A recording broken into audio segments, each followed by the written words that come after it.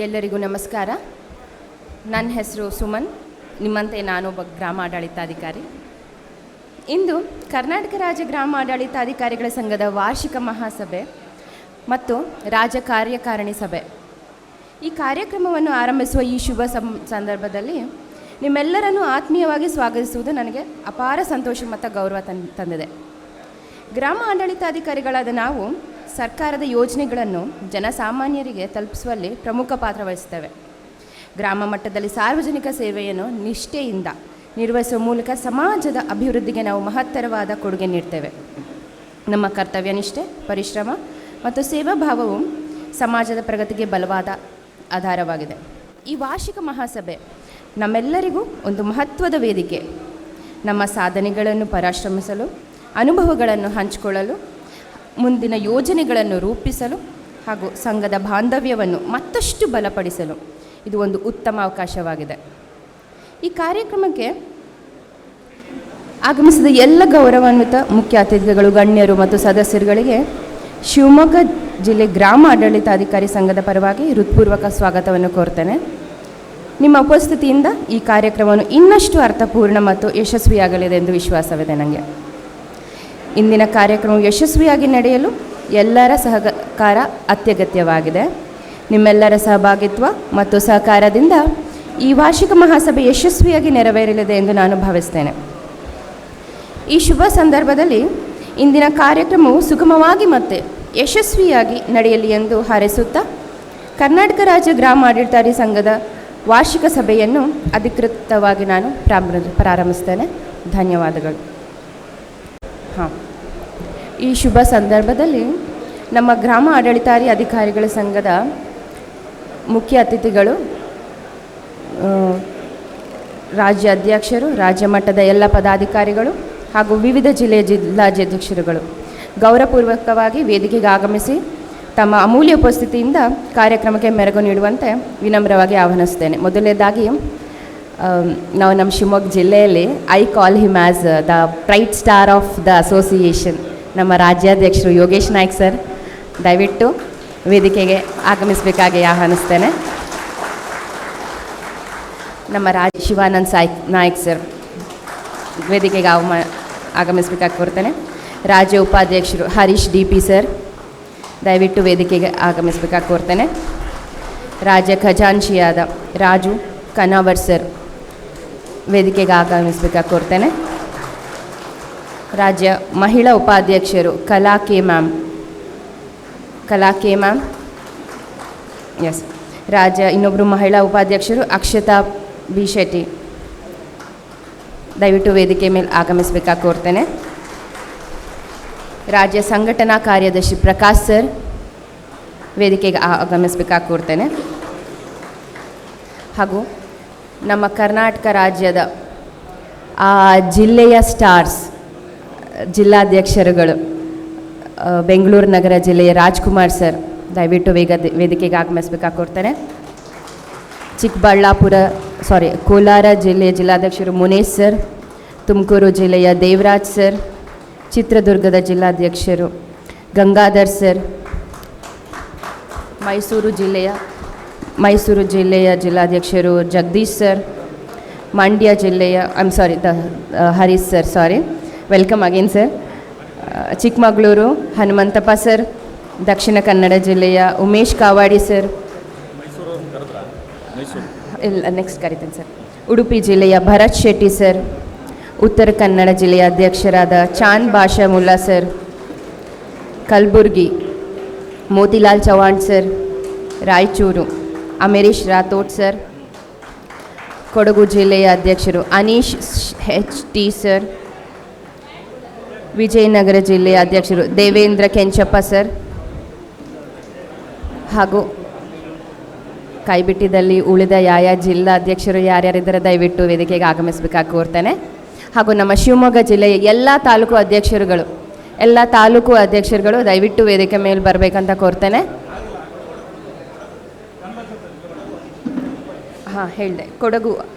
Kodagu Anish HT sir,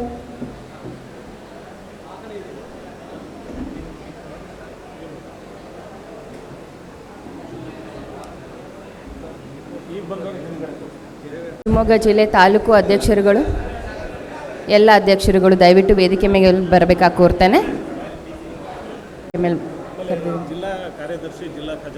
Shivamogga ಜಿಲ್ಲೆ ತಾಲೂಕು ಅಧ್ಯಕ್ಷರು Shivamogga Kaushik sir, Thirthahalli Sudhakar sir, Bhadravati Anil Raj sir, Sagar MG Nayak sir, Soraba Yashwant sir, Shikaripura Harsha sir, Hosanagara Manjunath sir, ಜಿಲ್ಲಾ ಉಪಾಧ್ಯಕ್ಷರು ರವಿಕುಮಾರ್ ಸರ್ ಹಾಗೂ ಜಿಲ್ಲಾ ಖಜಾಂಚಿ ಶ್ರೀಧರ್ ಮೂರ್ತಿ ಸರ್, ದಯವಿಟ್ಟು ವೇದಿಕೆ ಮೇಲೆ ಬರಬೇಕಾಗಿ ಕೋರ್ತೇನೆ.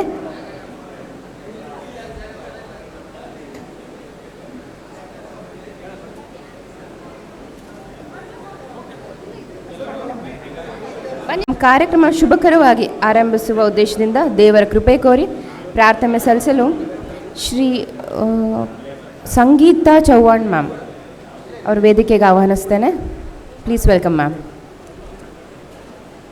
ನೆನೆಯದ ನರ ಜನ್ಮವೇಕೆ ಹರಿಯ ನೆನೆಯದ ನರ ಜನ್ಮವೇಕೆ ಹರಿಯ ಕೊಂಡಾಡದ ನಾಲಿಗೆ ಏಕೆ ಹರಿಯ ಕೊಂಡಾಡದ ನಾಲಿಗೆ ಏಕೆ ಹರಿಯ ನೆನೆಯದ ನರ ಜನ್ಮವೇಕೆ ಹರಿಯ ನೆನೆಯದ ನರ ಜನ್ಮವೇಕೆ ವೇದವನೋದದ ವಿಪ್ರತಾನೇಕೆ ವೇದವನೋದದ ವಿಪ್ರತಾನೇಕೆ ಕಾದಲನರಿಯದ ಕ್ಷತ್ರಿಯನೇಕೆ ಕಾದಲನರಿಯದ ಕ್ಷತ್ರಿಯನೇಕೆ ಕ್ರೋಧವ ಬಿಡದ ಸನ್ಯಾಸಿ ತಾನೇಕೆ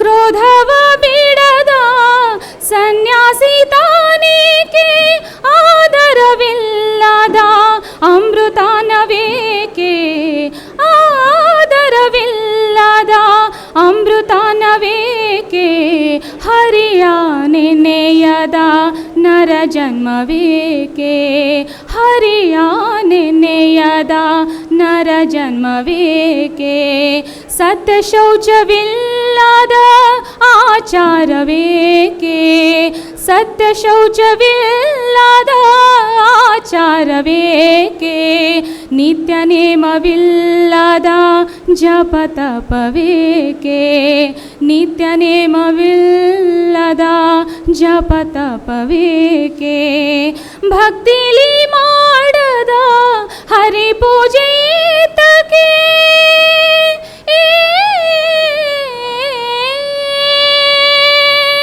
ಭಕ್ತಿಲಿ ಮಾಡದ ಹರಿ ಪೂಜೆ ತಕೆ ಉತ್ತಮರಿಲ್ಲದ ಸಭೆಯು ತಾನೇಕೆ ಉತ್ತಮರಿಲ್ಲದ ಸಭೆಯು ತಾನೇಕೆ ಹರಿಯ ನೆನೆಯದ ನರ ಜನ್ಮವೇಕೆ ಹರಿಯ ನೆನೆಯದ ನರ ಜನ್ಮವೇಕೆ ಮಾತಪಿತರ ಪೊರೆಯದ ಮಕ್ಕಳೇಕೆ ಮಾತಪಿತರ ಪೊರೆಯದ ಮಕ್ಕಳೇಕೆ ತಿಳಿದು ಬುದ್ಧಿ ಹೇಳದ ಗುರು ತಾನೇಕೆ ತಿಳಿದು ಬುದ್ಧಿ ಹೇಳದ ಗುರು ತಾನೇಕೆ ನಳಿನ ನಾಭಾಶ್ರೀ ಪುರಂದರ ವಿಠಲನ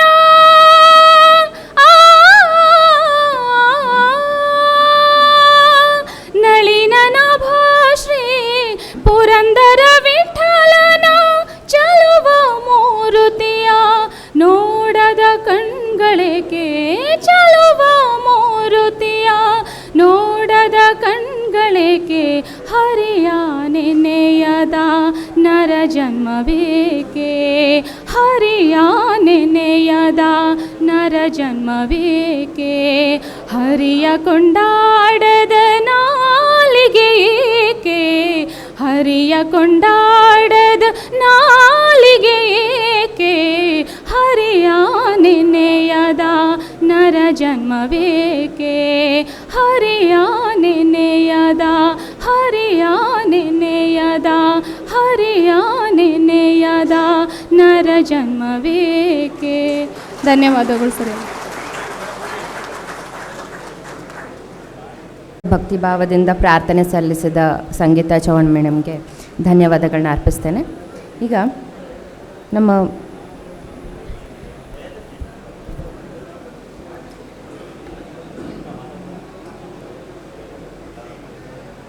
ಇದೀಗ ನಮ್ಮ ಹೆಮ್ಮೆಯ ನಾಡಗೀತೆಯಾದ ಜೈ ಭಾರತ ಜನನಿಯ ತನುಜಾತೆನ ಹಾಡುವ ಮೂಲಕ ಕಾರ್ಯಕ್ರಮವನ್ನು ಪ್ರಾರಂಭಿಸೋಣ. ಎಲ್ಲರೂ ದಯವಿಟ್ಟು ಎದ್ದು ನಿಂತು ಗೌರವಪೂರ್ವಕವಾಗಿ ನಾಡಗೀತೆಯನ್ನು ಹಾಡುವ ಮೂಲಕ ಕಾರ್ಯಕ್ರಮಕ್ಕೆ ಚಾಲನೆ ನೀಡಬೇಕೆಂದು ವಿನಂತಿಸ್ತೇನೆ.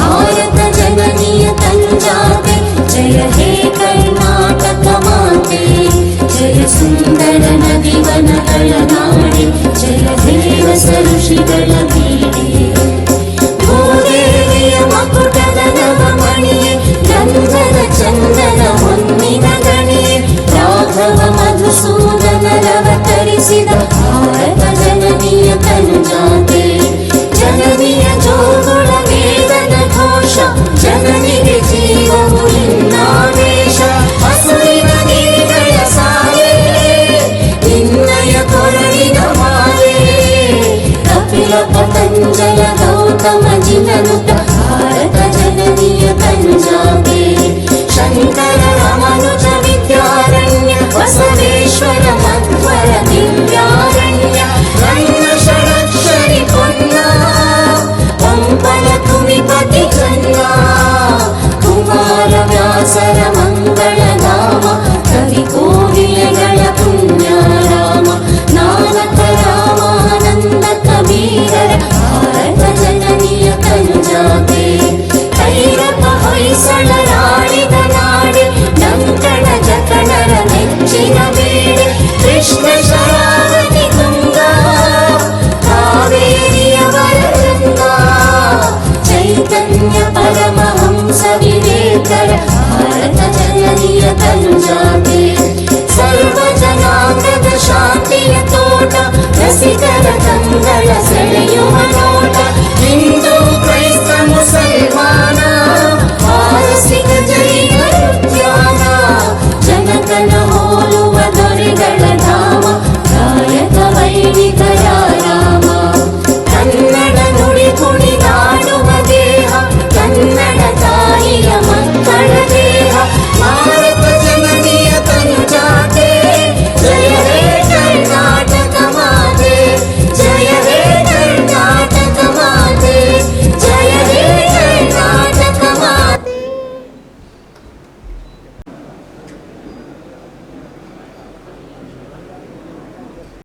ಮತ್ತು ಜಿಲ್ಲಾಧ್ಯಕ್ಷರು ಕರ್ನಾಟಕ ರಾಜ್ಯ ಸರ್ಕಾರಿ ನೌಕರರ ಸಂಘ ಶಿವಮೊಗ್ಗ ಜಿಲ್ಲೆ ಅಧ್ಯಕ್ಷರು ಆರ್ ಮೋಹನ್ ಕುಮಾರ್ ಸರ್ ವೇದಿಕೆ ಮೇಲೆ ಬರ್ತಾ ಇದ್ದಾರೆ. ನಮ್ಮ ಮಹಾಸಭೆಗೆ ಇವರಿಬ್ರದ್ದು ಒಂದು ವೇದಿಕೆ ಮೇಲೆ ಒಂದು ದೊಡ್ಡ it's a big role of them. I can't explain. ಅವ್ರದ್ದು ಪಾತ್ರ ತುಂಬ ಇದೆ. ನಾನು ಅವ್ರನ್ನ ಇಬ್ಬರನ್ನ ಮನಸ್ಪೂರ್ವಕವಾಗಿ ವೇದಿಕೆ ಮೇಲೆ ಆಹ್ವಾನಿಸ್ತೇನೆ. ಎಲ್ಲ ಅತಿಥಿಗಳಿಗೆ ಸ್ವಾಗತ ಕೋರಕ್ಕೆ ಬಸವರಾಜ್ ಸರ್ ಇನ್ನು ವೇದಿಕೆಗೆ ಆಹ್ವಾನಿಸ್ತೇನೆ. ಬಸವರಾಜ್ ಸರ್. ಎಲ್ರಿಗೂ ನಮಸ್ಕಾರ. ಆತ್ಮೀಯ ಸ್ನೇಹಿತರೆ,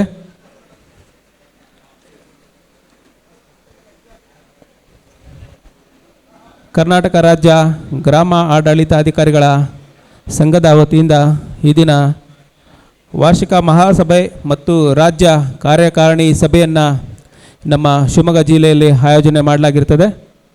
ದಯಮಾಡಿ ಅಲ್ಲೆಲ್ಲ ಹಿಂದುಗಡೆ ಕೂತ್ಕೊಳ್ಳಿ, ಒಳಗಡೆ ಬಂದು ಕೂರ್ರಿ. ಸ್ನೇಹಿತರೆ, ಇಡೀ ರಾಜ್ಯದಲ್ಲಿ ನಮ್ಮ ಶಿವಮೊಗ್ಗ ಜಿಲ್ಲೆಗೆ ಒಂದು ವಿಶೇಷವಾದ ಒಂದು ಸ್ಥಾನಮಾನ ಇದೆ. ಅನೇಕ ಕವಿ, ದಾರ್ಶನಿಕರು, ಚಿಂತಕರನ್ನು ರಾಜ್ಯಕ್ಕೆ, ದೇಶಕ್ಕೆ ನೀಡಿದಂತಹ ಒಂದು ವಿಶೇಷವಾದ ಜಿಲ್ಲೆ ಇದು. ಹಾಗೆಯೇ ಸುಮಾರು 4 ಮುಖ್ಯಮಂತ್ರಿಗಳನ್ನು ಸಹ ಈ ರಾಜ್ಯಕ್ಕೆ ಕೊಡುಗೆಯಾಗಿ ನೀಡಿದಂತಹ ಜಿಲ್ಲೆ ಇದು. ಇನ್ನು ವಿಶೇಷವಾಗಿ ಸಂಘ ಸಂಘಟನೆ ಅಂತಂದರೆ ಈ ಒಂದು ಜಿಲ್ಲೆ ಒಂದು ಹೋರಾಟದ ಜಿಲ್ಲೆ. ಸೊ ಈ ಜಿಲ್ಲೆಯಿಂದ ನಮ್ಮ ಗ್ರಾಮ ಆಡಳಿತಾಧಿಕಾರಿಗಳ ಸಂಘಕ್ಕೆ ಈಗಾಗಲೇ ಯೋಗೀಶ್ ನಾಯ್ಕು ಸೇರಿಕೊಂಡಂತೆ ಒಂದು 3 ಜನ ರಾಜ್ಯಾಧ್ಯಕ್ಷರಾಗಿ ಈ ಜಿಲ್ಲೆಯಿಂದ ರಾಜ್ಯಾಧ್ಯಕ್ಷರಾಗಿರ್ತಾರೆ. ಹಾಗೆಯೇ ನಮ್ಮ ಸರ್ಕಾರಿ ನೌಕರರ ಸಂಘದ ರಾಜ್ಯಾಧ್ಯಕ್ಷರು, ಅವರು ಕೂಡ ನಮ್ಮ ಶಿವಮೊಗ್ಗ ಜಿಲ್ಲೆಯವರಾಗಿರ್ತಾರೆ. ಸೊ ವಿಶೇಷವಾಗಿ ನಮ್ಮ ಜಿಲ್ಲೆ ಹೋರಾಟದ ಮುಂಚೂಣಿಯಲ್ಲಿರತಕ್ಕಂಥ ಜಿಲ್ಲೆ. ಸೊ ಈ ಒಂದು ಜಿಲ್ಲೆಯಿಂದ ಈ ಒಂದು ಕಾರ್ಯಕ್ರಮವನ್ನು ಆಯೋಜನೆ ಮಾಡ್ತಿರೋದು ನಿಜಕ್ಕೂ ಹೆಮ್ಮೆ ಮತ್ತು ಸಂತೋಷದ ವಿಷಯ. ಸೊ ಇವತ್ತಿನ ದಿನ ಈ ಒಂದು ಕಾರ್ಯಕ್ರಮವನ್ನು ನಮ್ಮ ತಾಲೂಕಿನಲ್ಲಿ, ನಮ್ಮ ಜಿಲ್ಲೆಯಲ್ಲಿ ಆಯೋಜನೆ ಮಾಡಿರುವಂಥದ್ದು ಖುಷಿ ತಂದಿರುವಂಥದ್ದು. ಸೊ ಈ ಒಂದು ಕಾರ್ಯಕ್ರಮಕ್ಕೆ ಮೊಟ್ಟ ಮೊದಲನೆಯದಾಗಿ ಸ್ವಾಗತವನ್ನು ನಾನು ಮಾನ್ಯ ರಾಜ್ಯಾಧ್ಯಕ್ಷರು, ಗ್ರಾಮ ಆಡಳಿತಾಧಿಕಾರಿಗಳ ಸಂಘದ ರಾಜ್ಯಾಧ್ಯಕ್ಷರು ಶ್ರೀಯುತ ಯೋಗೀಶ್ ನಾಯ್ಕರವರನ್ನು ಈ ಒಂದು ಕಾರ್ಯಕ್ರಮಕ್ಕೆ ನಾನು ತುಂಬ ಹೃದಯದಿಂದ ಸ್ವಾಗತವನ್ನು ಕೋರ್ತಾ ಇದ್ದೀನಿ. ದಯಮಾಡಿ ಎಲ್ಲರೂ ಚಪ್ಪಾಳೆ ಮೂಲಕ ಈ ಒಂದು ಸ್ವಾಗತವನ್ನು ಕೋರಬೇಕು. ನಮ್ಮ ಯುವ ಒಬ್ಬ ಅಧ್ಯಕ್ಷರು ತುಂಬ ಹೋರಾಟ ಮೂಲಕ ನಮ್ಮ ಒಂದು ಸಂಘವನ್ನು ಮುನ್ನಡೆಸ್ತಾ ಇದ್ದಾರೆ. ಅವರಿಗೆ ನಮ್ಮ ತಾಲೂಕು ಆಡಳಿತ ವತಿ ಮತ್ತು ಜಿಲ್ಲಾ ಸಂಘದ ವತಿಯಿಂದ ಹೃತ್ಪೂರ್ವಕವಾದ ಒಂದು ಸ್ವಾಗತವನ್ನು ಅವರಿಗೆ ಕೋರ್ತಾ ಇದ್ದೀನಿ. ದಯಮಾಡಿ ಎಲ್ಲರೂ ಕೂಡ ಚಪ್ಪಾಳೆಯನ್ನು ಸಲ್ಲಿಸಬೇಕು. ಮುಂದುವರೆದು ಈ ಒಂದು ಕಾರ್ಯಕ್ರಮದ ಉದ್ಘಾಟಕರಾಗಿ ನಮ್ಮ ರಾಜ್ಯ ಸರ್ಕಾರಿ ನೌಕರ ಸಂಘದ ರಾಜ್ಯಾಧ್ಯಕ್ಷರು ಇನ್ನೇನು ಕೆಲವು ಕ್ಷಣದಲ್ಲಿ ಕೂಡ್ಕೊತಾರೆ. ಅವರ ಅನುಪಸ್ಥಿತಿಯಲ್ಲಿ ಈಗ ಸ್ವಾಗತ ಕೋರ್ತಾ ಇದ್ದೀನಿ. ಈಗ ಕೆಲವು ಕ್ಷಣದಲ್ಲಿ ಅವರು ಕೂಡ ಜಾಯಿನ್ ಆಗ್ತಾರೆ. ಹಾಗೆಯೇ ಈ ಒಂದು ಕಾರ್ಯಕ್ರಮದ ಘನ ಉಪಸ್ಥಿತಿಯಲ್ಲಿ ನಮ್ಮ ಶಿವಮೊಗ್ಗ ಜಿಲ್ಲೆಯ ಜಿಲ್ಲಾಧಿಕಾರಿಗಳು ಕೂಡ ಬರಬೇಕಿತ್ತು. ಅನ್ಯ ಕಾರ್ಯದ ನಿಮಿತ್ತ ಅವರು ಈ ಒಂದು ಕಾರ್ಯಕ್ರಮಕ್ಕೆ ತಡವಾಗಿ ಬರೋರಿದ್ದಾರೆ. ಸೊ ಅವ್ರಿಗೂ ಕೂಡ ಅವರ ಅನುಪಸ್ಥಿತಿಯಲ್ಲಿ ಈ ಒಂದು ಕಾರ್ಯಕ್ರಮಕ್ಕೆ ಸ್ವಾಗತವನ್ನು ಮಾನ್ಯ ಜಿಲ್ಲಾಧಿಕಾರಿಗಳಿಗೆ ಕೋರ್ತಾ ಇದ್ದೇನೆ. ಹಾಗೆಯೇ ಈ ಒಂದು ಕಾರ್ಯಕ್ರಮದಲ್ಲಿ ವೇದಿಕೆ ಮೇಲೆ ಆಸೀನರಿರುವ ನಮ್ಮ ಕರ್ನಾಟಕ ರಾಜ್ಯ ಗ್ರಾಮ ಅಧಿಕಾರಿಗಳ ಸಂಘದ ಮಹಾಪ್ರಧಾನ ಕಾರ್ಯದರ್ಶಿ ಶ್ರೀ ಶಿವಾನಂದ್ ನಾಯ್ಕ್ ಅವರು ಕೂಡ ಈ ಒಂದು ವೇದಿಕೆಯಲ್ಲಿದ್ದಾರೆ. ಅವ್ರಿಗೂ ಕೂಡ ಈ ಒಂದು ಕಾರ್ಯಕ್ರಮದ ಪರವಾಗಿ ನಾನು ಹೃತ್ಪೂರ್ವಕವಾದ ಒಂದು ಸ್ವಾಗತವನ್ನು ಕೋರ್ತಾ ಇದ್ದೀನಿ. ಹಾಗೆಯೇ ಈ ಒಂದು ಕಾರ್ಯಕ್ರಮದಲ್ಲಿ ರಾಜ್ಯ ಉಪಾಧ್ಯಕ್ಷರಾಗಿರ್ತಕ್ಕಂಥ ಶ್ರೀಯುತ ಹರೀಶ್ DP ಅವರು ಕೂಡ ಈ ಒಂದು ಕಾರ್ಯಕ್ರಮದಲ್ಲಿ ಇದ್ದಾರೆ. ಅವ್ರಿಗೂ ಕೂಡ ನಮ್ಮ ಜಿಲ್ಲಾ ಸಂಘದ ವತಿಯಿಂದ, ತಾಲೂಕು ಸಂಘದ ವತಿಯಿಂದ ಅವರಿಗೆ ಹೃತ್ಪೂರ್ವಕವಾದ ಸ್ವಾಗತವನ್ನು ಕೋರಬೇಕು ಅಂತ ಕೇಳ್ತಾ ಇದ್ದೀನಿ. ಮುಖ್ಯವಾಗಿ ಈ ಒಂದು ಕಾರ್ಯಕ್ರಮದಲ್ಲಿ ನಮ್ಮ ರಾಜ್ಯ ಖಜಾಂಚಿ ಆಗಿರ್ತಕ್ಕಂಥ ರಾಜು ಕನ್ನವರ್ ಅವರು ಕೂಡ ಈ ಒಂದು ಕಾರ್ಯಕ್ರಮದಲ್ಲಿ ಹಾಸನಿಗಿದ್ದಾರೆ. ಅವ್ರಿಗೂ ಕೂಡ ದಯಮಾಡಿ ಜೋರಾದ ಚಪ್ಪಾಳೆಯನ್ನು ಎಲ್ಲರೂ ಸಲ್ಲಿಸಬೇಕು. ಅವರು ಕೂಡ ಈ ಒಂದು ಕಾರ್ಯಕ್ರಮಕ್ಕೆ ಸ್ವಾಗತವನ್ನು ಕೋರ್ತೀನಿ. ಹಾಗೆ ಇನ್ನೋರ್ವ ಮುಖ್ಯ ಅತಿಥಿಗಳು ಶ್ರೀಯುತ ಮೋಹನ್ ಕುಮಾರ್, ಜಿಲ್ಲಾಧ್ಯಕ್ಷಗಳು, ಕರ್ನಾಟಕ ರಾಜ್ಯ ಸರ್ಕಾರಿ ನೌಕರ ಸಂಘ, ಅವರು ಕೂಡ ಇವನ್ನು ಕೆಲವು ಕ್ಷಣಗಳಲ್ಲಿ ಈ ಒಂದು ಕಾರ್ಯಕ್ರಮಕ್ಕೆ ಆಸೀನರಾಗ್ತಾರೆ. ಅವರು ಕೂಡ ನಾನು ಸ್ವಾಗತ ಕೋರ್ತೀನಿ. ಹಾಗೆಯೇ ಮುಖ್ಯ ಅತಿಥಿಗಳಾಗಿ ಶ್ರೀಯುತ ಅಭಿಷೇಕ್ ವಿ, ಮಾನ್ಯ ಅಪರ ಜಿಲ್ಲಾಧಿಕಾರಿಗಳು ಶಿವಮೊಗ್ಗ, ಇವರು ಕೂಡ ಕಾರ್ಯಕ್ರಮಕ್ಕೆ ತಡವಾಗಿ ಬರೋರಿದ್ದಾರೆ. ಸೊ ಅವರು ಕೂಡ ಅವರ ಅನುಪಸ್ಥಿತಿಯಲ್ಲಿ ಸ್ವಾಗತವನ್ನು ಕೋರ್ತೀನಿ. ಸೊ ಸ್ನೇಹಿತರೆ, ಹಾಗೆ ಈ ಒಂದು ಕಾರ್ಯಕ್ರಮದಲ್ಲಿ ನಮ್ಮ ರಾಜ್ಯದ ವಿವಿಧ ಜಿಲ್ಲೆಗಳಿಂದ ಜಿಲ್ಲಾಧ್ಯಕ್ಷರುಗಳು ಕೂಡ ಈ ಒಂದು ಕಾರ್ಯಕ್ರಮಕ್ಕೆ ಆಗಮಿಸಿದ್ದಾರೆ. ಮೊದಲಿಗರಾಗಿ ಬೆಂಗಳೂರು ನಗರದ ಶ್ರೀಯುತ ರಾಜ್ಕುಮಾರ್, ಒಂದು ನಿಮಿಷ, ಸಾರಿ ಓಕೆ. ಹಾಗೆಯೇ ಈ ಒಂದು ಕಾರ್ಯಕ್ರಮದಲ್ಲಿ ರಾಜ್ಯ ಮಹಿಳಾ ಉಪಾಧ್ಯಕ್ಷರಾಗಿರ್ತಕ್ಕಂಥ ಶ್ರೀ ಕಲಾ, ಇವರು ಇಲ್ಲಿದ್ದಾರೆ. ರಾಜ್ಯ ಮಹಿಳಾ ಉಪಾಧ್ಯಕ್ಷರಾಗಿರ್ತ ಅಕ್ಷತಾ B ಶೆಟ್ಟಿ ಅವರು ಕೂಡ ಈ ಒಂದು ಕಾರ್ಯಕ್ರಮದಲ್ಲಿದ್ದಾರೆ. ಅವ್ರಿಗೂ ಈ ಒಂದು ಕಾರ್ಯಕ್ರಮದ ಪರವಾಗಿ ಹೃತ್ಪೂರ್ವಕವಾದ ಸ್ವಾಗತವನ್ನು ಕೋರ್ತಾ ಇದ್ದೀನಿ. ಹಾಗೆಯೇ ಈ ಒಂದು ಕಾರ್ಯಕ್ರಮದಲ್ಲಿ ರಾಜ್ಯ ಸಂಘಟನಾ ಕಾರ್ಯದರ್ಶಿ ಆಗಿರ್ತಕ್ಕಂಥ ಶ್ರೀಯುತ ಪ್ರಕಾಶ್ ಇದ್ದಾರೆ. ಅವ್ರಿಗೂ ಕೂಡ ಈ ಒಂದು ಕಾರ್ಯಕ್ರಮದ ಪರವಾಗಿ ಸ್ವಾಗತವನ್ನು ಕೋರ್ತಾ ಇದ್ದೀನಿ. ಮುಂದುವರೆದು ಈ ಒಂದು ಕಾರ್ಯಕ್ರಮದಲ್ಲಿ ನಮ್ಮ ರಾಜ್ಯದ ವಿವಿಧ ಜಿಲ್ಲೆಗಳಿಂದ ಜಿಲ್ಲಾಧ್ಯಕ್ಷರುಗಳು ಆಗಮಿಸ್ತಾರೆ. ಅದರಲ್ಲಿ ಬೆಂಗಳೂರು ನಗರದ ರಾಜ್ಕುಮಾರ್ ಸರ್ ಇದ್ದಾರೆ. ಅವ್ರಿಗೂ ನಮ್ಮ ಸಂಘದ ವತಿಯಿಂದ ಹೃತ್ಪೂರ್ವಕ ಸ್ವಾಗತ ಕೋರ್ತಾ ಇದ್ದೀನಿ. ಹಾಗೆಯೇ ಕೋಲಾರ ಜಿಲ್ಲೆಯ ಶ್ರೀ ಮುನೇಶ್ ಇದ್ದಾರೆ. ಸೊ ಅವ್ರಿಗೂ ಕೂಡ ಈ ಒಂದು ಕಾರ್ಯಕ್ರಮದ ಪರವಾಗಿ ಸ್ವಾಗತ ಕೋರ್ತೀನಿ. ಹಾಗೆಯೇ ಚಿತ್ರದುರ್ಗ ಜಿಲ್ಲೆಯ ಗಂಗಾಧರ್ ಇದ್ದಾರೆ. ಅವ್ರಿಗೂ ಕೂಡ ಈ ಒಂದು ಕಾರ್ಯಕ್ರಮಕ್ಕೆ ಸ್ವಾಗತವನ್ನು ಕೋರ್ತಾ ಇದ್ದೀನಿ. ಮೈಸೂರು ಜಿಲ್ಲೆಯ ಜಗದೀಶ್ ಇದ್ದಾರೆ. ಸೊ ಅವ್ರಿಗೂ ಕೂಡ ಈ ಒಂದು ಕಾರ್ಯಕ್ರಮದ ಪರವಾಗಿ ಸ್ವಾಗತವನ್ನು ಕೋರ್ತಾ ಇದ್ದೀನಿ. ಉತ್ತರ ಕನ್ನಡ ಜಿಲ್ಲೆಯ ಉಮೇಶ್ ಕಾವಾಡಿ, ದಕ್ಷಿಣ ಕನ್ನಡ ಜಿಲ್ಲೆಯ ಉಮೇಶ್ ಇದ್ದಾರೆ. ಅವ್ರಿಗೂ ಕೂಡ ಈ ಒಂದು ಕಾರ್ಯಕ್ರಮದ ಪರವಾಗಿ ಸ್ವಾಗತವನ್ನು ಕೋರ್ತಾ ಇದ್ದೀನಿ. ಉಡುಪಿ ಜಿಲ್ಲೆಯ ಶ್ರೀ ಭರತ್ ಶೆಟ್ಟಿ ಅವರು ಇದ್ದಾರೆ. ಅವ್ರಿಗೂ ಕೂಡ ಈ ಒಂದು ಕಾರ್ಯಕ್ರಮಕ್ಕೆ ಸ್ವಾಗತವನ್ನು ಕೋರ್ತಾ ಇದ್ದೀನಿ. ಉತ್ತರ ಕನ್ನಡ ಜಿಲ್ಲೆಯ ಚಾಂದ್ ಬಾಷಾ ಇದ್ದಾರೆ. ಅವ್ರಿಗೂ ಕೂಡ ಈ ಒಂದು ಕಾರ್ಯಕ್ರಮಕ್ಕೆ ಸ್ವಾಗತವನ್ನು ಕೋರ್ತಾ ಇದ್ದೀನಿ. ವಿಜಯನಗರ ಜಿಲ್ಲೆಯ ದೇವೇಂದ್ರಪ್ಪ ಅವರು ಇದ್ದಾರೆ. ಸೊ ಅವ್ರಿಗೂ ಕೂಡ ಈ ಒಂದು ಕಾರ್ಯಕ್ರಮಕ್ಕೆ ಸ್ವಾಗತವನ್ನು ಕೋರ್ತಾ ಇದ್ದೀನಿ.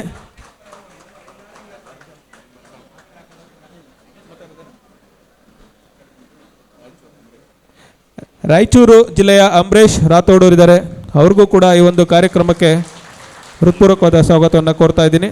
ಕಲಬುರಗಿ ಜಿಲ್ಲೆಯ ಮೋತಿಲಾಲ್ ಚೌಹಾಣ್ ಇದ್ದಾರೆ, ಸೊ ಅವ್ರಿಗೂ ಕೂಡ ಈ ಒಂದು ಕಾರ್ಯಕ್ರಮಕ್ಕೆ ಸ್ವಾಗತವನ್ನು ಕೋರ್ತಾ ಇದ್ದೀನಿ. ಚಿಕ್ಕಮಗಳೂರು ಜಿಲ್ಲೆಯ ಜಿಲ್ಲಾಧ್ಯಕ್ಷರು ಶ್ರೀಯುತ ಹನುಮಂತಪ್ಪ ಅವರು ಇದ್ದಾರೆ, ಅವ್ರಿಗೂ ಕೂಡ ಈ ಒಂದು ಕಾರ್ಯಕ್ರಮಕ್ಕೆ ಸ್ವಾಗತವನ್ನು ಕೋರ್ತೀನಿ. ಕೊಡಗು ಜಿಲ್ಲೆಯ ಅನೀಶ್ HT ಜಿಲ್ಲಾಧ್ಯಕ್ಷರಿದ್ದಾರೆ, ಅವ್ರಿಗೂ ಕೂಡ ಈ ಒಂದು ಕಾರ್ಯಕ್ರಮಕ್ಕೆ ಸ್ವಾಗತವನ್ನು ಕೋರ್ತೀನಿ. ಸೊ ಇನ್ನು ಉಳಿದಂತೆ ಈ ಒಂದು ಕಾರ್ಯಕ್ರಮದಲ್ಲಿ ಇನ್ನೂ ಬಂದಿರೋವಂಥ ಭಾಳಷ್ಟು ಜಿಲ್ಲೆಯರು ಇನ್ನೂ ಬರೋರಿದ್ದಾರೆ. ಸೊ ಅವರ ಎಲ್ಲ ಜಿಲ್ಲಾಧ್ಯಕ್ಷರುಗಳು ಕೂಡ ಇನ್ನೂ ಬರುವಂಥ ಜಿಲ್ಲಾಧ್ಯಕ್ಷರು ಭಾಳ ಜನ ಇದ್ದಾರೆ, ಅವರು ಕೂಡ ಅವರ ಅನುಪಸ್ಥಿತಿಯಲ್ಲಿ ಸ್ವಾಗತವನ್ನು ಕೋರ್ತೀನಿ. ಹಾಗೆಯೇ ಉಳಿದಂತೆ ಓಕೆ ಹಾಗೆಯೇ ಈ ಒಂದು ಕಾರ್ಯಕ್ರಮದಲ್ಲಿ ವಿಶೇಷವಾಗಿ ನಮ್ಮ ಶಿವಮೊಗ್ಗ ಜಿಲ್ಲೆಯ ಈ ಒಂದು ಕಾರ್ಯಕ್ರಮದ ಆಯೋಜನೆಯಲ್ಲಿ ಮುಂಚೂಣಿಯಲ್ಲಿದ್ದು ಈ ಕಾರ್ಯಕ್ರಮದ ಆಯೋಜನೆಯಲ್ಲಿ ಶ್ರಮಿಸಿರ್ತಕ್ಕಂಥ ನಮ್ಮ ಶಿವಮೊಗ್ಗ ಜಿಲ್ಲೆಯ ತಾಲೂಕು ಅಧ್ಯಕ್ಷರಾದ ಶ್ರೀ ಕೌಶಿಕ್ ಇದ್ದಾರೆ, ಅವ್ರಿಗೂ ಕೂಡ ಈ ಒಂದು ಕಾರ್ಯಕ್ರಮಕ್ಕೆ ಸ್ವಾಗತವನ್ನು ಕೋರ್ತಾ ಇದ್ದೀನಿ. ಸೊ ಹಾಗೆಯೇ ತೀರ್ಥಹಳ್ಳಿ ತಾಲೂಕಿನ ಸುಧಾಕರ್ ಇದ್ದಾರೆ, ಅವ್ರಿಗೂ ಕೂಡ ಈ ಒಂದು ಕಾರ್ಯಕ್ರಮಕ್ಕೆ ಸ್ವಾಗತವನ್ನು ಕೋರ್ತಾ ಇದ್ದೀನಿ. ಹಾಗೆ ಭದ್ರಾವತಿ ತಾಲೂಕಿನ ಅನಿಲ್ ರಾಜ್ ತಾಲೂಕು ಅಧ್ಯಕ್ಷರಿದ್ದಾರೆ, ಅವ್ರಿಗೂ ಕೂಡ ಈ ಒಂದು ಕಾರ್ಯಕ್ರಮಕ್ಕೆ ಸ್ವಾಗತವನ್ನು ಕೋರ್ತಾ ಇದ್ದೀನಿ. ಹಾಗೆಯೇ ಸಾಗರ ತಾಲೂಕಿನ MG ನಾಯ್ಕ್ ಸರ್ ಇದ್ದಾರೆ, ಅವ್ರಿಗೂ ಕೂಡ ಈ ಒಂದು ಕಾರ್ಯಕ್ರಮಕ್ಕೆ ಸ್ವಾಗತವನ್ನು ಕೋರ್ತಾ ಇದ್ದೀನಿ. ಹಾಗೆ ಸೊರಬ ತಾಲೂಕಿನ ಯಶವಂತ್ ಇದ್ದಾರೆ, ಸೊ ಅವ್ರಿಗೂ ಕೂಡ ಈ ಒಂದು ಕಾರ್ಯಕ್ರಮಕ್ಕೆ ಸ್ವಾಗತವನ್ನು ಕೋರ್ತಾ ಇದ್ದೀನಿ. ಹಾಗೆ ಶಿಕಾರಿಪುರ ತಾಲೂಕಿನ ಹರ್ಷ ಇದ್ದಾರೆ, ಸೊ ಅವ್ರಿಗೂ ಕೂಡ ಈ ಒಂದು ಕಾರ್ಯಕ್ರಮಕ್ಕೆ ನಾನು ಸ್ವಾಗತ ಕೋರ್ತಾ ಇದ್ದೀನಿ. ಹಾಗೆ ಹೊಸನಗರ ಜಿಲ್ಲೆಯ ತಾಲೂಕು ಅಧ್ಯಕ್ಷಗಳು ಮಂಜುನಾಥ್, ಹಾಗೆ ನಮ್ಮ ಜಿಲ್ಲಾ ಸಂಘದ ಪ್ರಧಾನ ಕಾರ್ಯದರ್ಶಿ ಸಹ ಆಗಿದ್ದಾರೆ, ಅವ್ರಿಗೂ ಕೂಡ ಈ ಒಂದು ಕಾರ್ಯಕ್ರಮಕ್ಕೆ ಸ್ವಾಗತವನ್ನು ಕೋರ್ತಾ ಇದ್ದೀನಿ. ಹಾಗೆಯೇ ಜಿಲ್ಲಾ ಉಪಾಧ್ಯಕ್ಷರು ಆಗಿರ್ತಕ್ಕಂಥ ನಮ್ಮ ಜಿಲ್ಲಾ ಸಂಘದ ಉಪಾಧ್ಯಕ್ಷರು ರವಿಕುಮಾರ್ ಇದ್ದಾರೆ, ಅವ್ರಿಗೂ ಕೂಡ ಈ ಒಂದು ಕಾರ್ಯಕ್ರಮಕ್ಕೆ ಸ್ವಾಗತ ಕೋರ್ತಾ ಇದ್ದೀನಿ. ಜಿಲ್ಲಾ ಖಜಾಂಚಿಯಾದ ನಮ್ಮ ಶ್ರೀಧರ್ ಮೂರ್ತಿ ಇದ್ದಾರೆ, ಸೊ ಅವ್ರಿಗೂ ಕೂಡ ಈ ಒಂದು ಕಾರ್ಯಕ್ರಮಕ್ಕೆ ಸ್ವಾಗತವನ್ನು ಕೋರ್ತಾ ಇದ್ದೀನಿ. ಹಾಗೆಯೇ ಸ್ನೇಹಿತರೆ, ರಾಜ್ಯದ ವಿವಿಧ ಮೂಲೆಗಳಿಂದ ವಿವಿಧ ಭಾಗಗಳಿಂದ ಸೊ ಹಾಗೆಯೇ ಈ ಒಂದು ಕಾರ್ಯಕ್ರಮಕ್ಕೆ ರಾಜ್ಯ ಮಹಿಳಾ ಉಪಾಧ್ಯಕ್ಷರಾಗಿದ್ದ ಶ್ರೀ ಕಲಾ ಅವರು ಇದ್ದಾರೆ, ಸೊ ಅವ್ರಿಗೂ ಕೂಡ ಈ ಕಾರ್ಯಕ್ರಮಕ್ಕೆ ಹೃತ್ಪೂರ್ವಕವಾದ ಸ್ವಾಗತವನ್ನು ಕೋರ್ತಾ ಇದ್ದೀನಿ. ಸೊ ಈಗೊಂದು ಕಾರ್ಯಕ್ರಮದಲ್ಲಿ ನಮ್ಮ ಜಿಲ್ಲಾ ಸಂಘದ ಎಲ್ಲ ಜಿಲ್ಲೆಯ ಜಿಲ್ಲಾ ಸಂಘದ ಪ್ರಧಾನ ಕಾರ್ಯದರ್ಶಿಗಳು, ಖಜಾಂಚಿಗಳು, ಉಪಾಧ್ಯಕ್ಷರುಗಳಿದ್ದೀರಾ, ಅವರೆಲ್ಲರಿಗೂ ಕೂಡ ನಾನು ಸ್ವಾಗತ ಕೋರ್ತೀನಿ.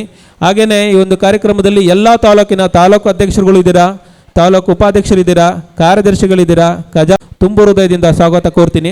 ಹಾಗೆಯೇ ಮುಖ್ಯವಾಗಿ ಇವರನ್ನು ಹೊರತುಪಡಿಸಿ ವಿವಿಧ ಭಾಗಗಳಿಂದ ವಿವಿಧ ಜಿಲ್ಲೆಗಳಿಂದ ಆಗಮಿಸ್ತಕ್ಕಂಥ ನಮ್ಮ ಗ್ರಾಮ ಆಡಳಿತಾಧಿಕಾರಿಗಳ ಮಿತ್ರರಿಗೆ ನಿಮ್ಮೆಲ್ಲರಿಗೂ ಕೂಡ ಶಿವಮೊಗ್ಗ ಜಿಲ್ಲೆಗೆ ಮತ್ತು ಈ ಒಂದು ಕಾರ್ಯಕ್ರಮಕ್ಕೆ ತುಂಬು ಹೃದಯದ ಸ್ವಾಗತವನ್ನು ಕೋರ್ತಾ ಇದ್ದೀನಿ.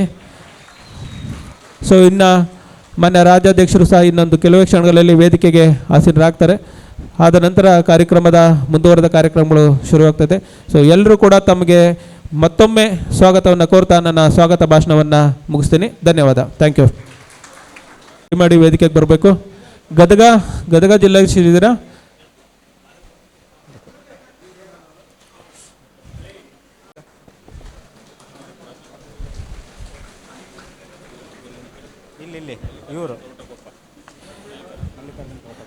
ಬಾಗಲಕೋಟೆಯ ಜಿಲ್ಲಾಧ್ಯಕ್ಷರಾದ ಶ್ರೀ ಮಲ್ಲಿಕಾರ್ಜುನ್ ಕವಟಕೊಪ್ಪಾರ್ ಅವರಿಗೆ ಜಿಲ್ಲಾ ಸಂಘದ ವತಿಯಿಂದ ಸ್ವಾಗತವನ್ನು ಕೋರಬೇಕು ಅಂತ ನಮ್ಮ ಸ್ನೇಹಿತ ಮಿತ್ರರಲ್ಲಿ ಕೋರ್ತೀನಿ. ಓಕೆ. ಎಲ್ಲರಿಗೂ ಸ್ವಾಗತ ಕೋರಿದ ಬಸವರಾಜ್ ಸರಿಗೆ ಧನ್ಯವಾದಗಳು. ಈಗ ದೀಪ ಪ್ರಜ್ವಲನ ಕಾರ್ಯಕ್ರಮನ ನೆರವೇರಿಸಲು ನಮ್ಮ ಅಧ್ಯಕ್ಷರುಗಳು ಹಾಗೂ ಗಣ್ಯಾತಿಗಳನ್ನು ವಿನಮ್ರವಾಗಿ ಕೇಳ್ಕೊತೇನೆ.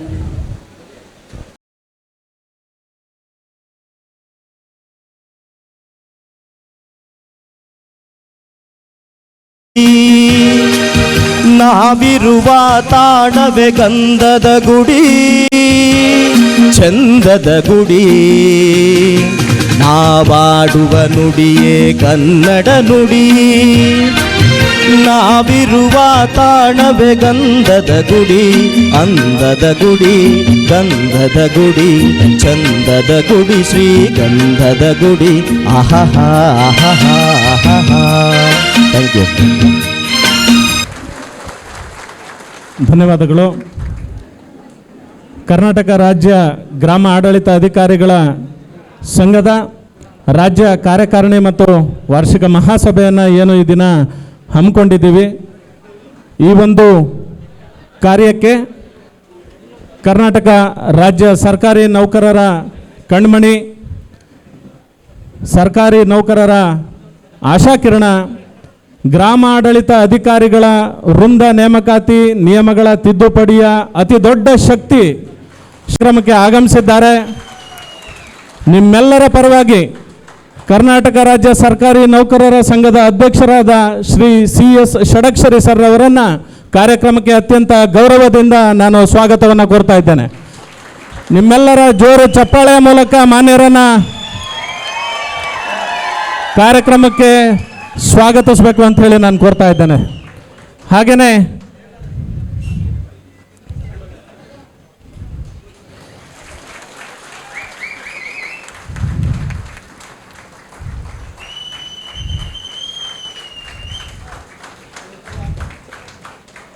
ಕರ್ನಾಟಕ ರಾಜ್ಯ ಸರ್ಕಾರಿ ನೌಕರರ ಸಂಘದ ಶಿವಮೊಗ್ಗ ಜಿಲ್ಲೆಯ ಜಿಲ್ಲಾಧ್ಯಕ್ಷರು ಸನ್ಮಾನ್ಯ ಶ್ರೀ R ಮೋಹನ್ ಕುಮಾರ್ ಸರ್ ಅವರು ಕಾರ್ಯಕ್ರಮಕ್ಕೆ ಆಗಮಿಸಿದ್ದಾರೆ. ನಿಮ್ಮೆಲ್ಲರ ಪರವಾಗಿ, ವೃಂದದ ಪರವಾಗಿ ಅವರಿಗೆ ಕಾರ್ಯಕ್ರಮಕ್ಕೆ ನಾನು ಸ್ವಾಗತವನ್ನು ಕೋರ್ತಾ ಇದ್ದೇನೆ. ದಯಮಾಡಿ ಅವರನ್ನು ಸನ್ಮಾನಿಸಬೇಕು ಅಂತ ಹೇಳಿ ಪದಾಧಿಕಾರಿಗಳಲ್ಲಿ ನಾನು ಕೋರ್ತಾ ಇದ್ದೇನೆ.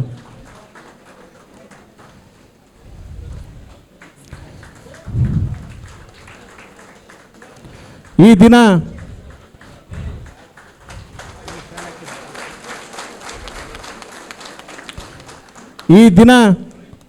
ಇಲ್ಲಿ ಹಮ್ಮಿಕೊಂಡಿರ್ತಕ್ಕಂತಹ ರಾಜ್ಯ ಕಾರ್ಯಕಾರಿಣಿ ಮತ್ತು ವಾರ್ಷಿಕ ಮಹಾಸಭೆಯನ್ನು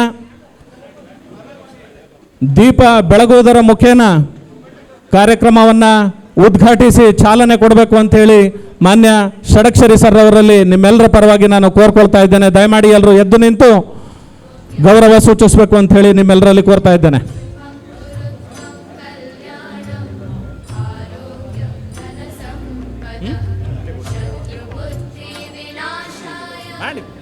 ಮಾಡ್ರಿ ಅಧ್ಯಕ್ಷ ಮಾಡಿ ತೊಂದರೆ ಇಲ್ಲ, ಮಾಡಿ ಇರ್ಲಿ ಬಿಡಿ ಸರ್, ತೊಂದರೆ ಇಲ್ಲ, ಮಾಡೋಣ. ಅವ್ರಿಗೆ ಉದ್ಘಾಟನಾ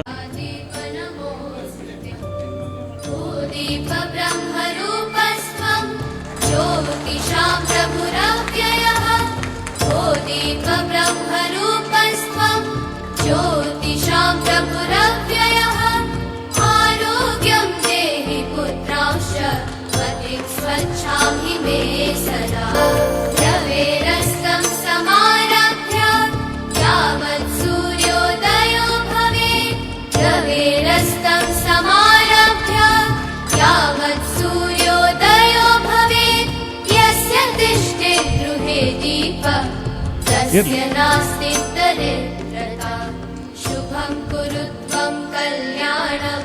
ಧನ್ಯವಾದಗಳು. ದಯಮಾಡಿ ಎಲ್ಲರೂ ಆಸೀನರಾಗಿ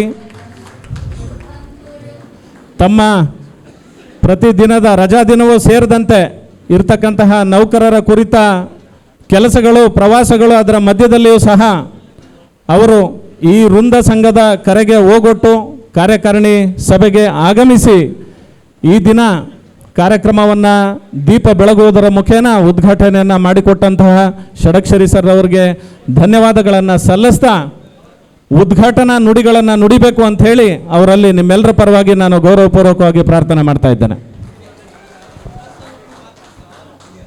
ಈ ಕಾರ್ಯಕ್ರಮಕ್ಕೆ ಇನ್ನ ಮೆರುಗು ಮಾಡಲು ಶಿವಾನಂದ್ ನಾಯ್ಕ್ ಸರ್ ಪ್ರಾಸ್ತಾವಿಕ ನುಡಿನ ಹೇಳಬೇಕಂತ ಕೇಳ್ಕೊತೇನೆ.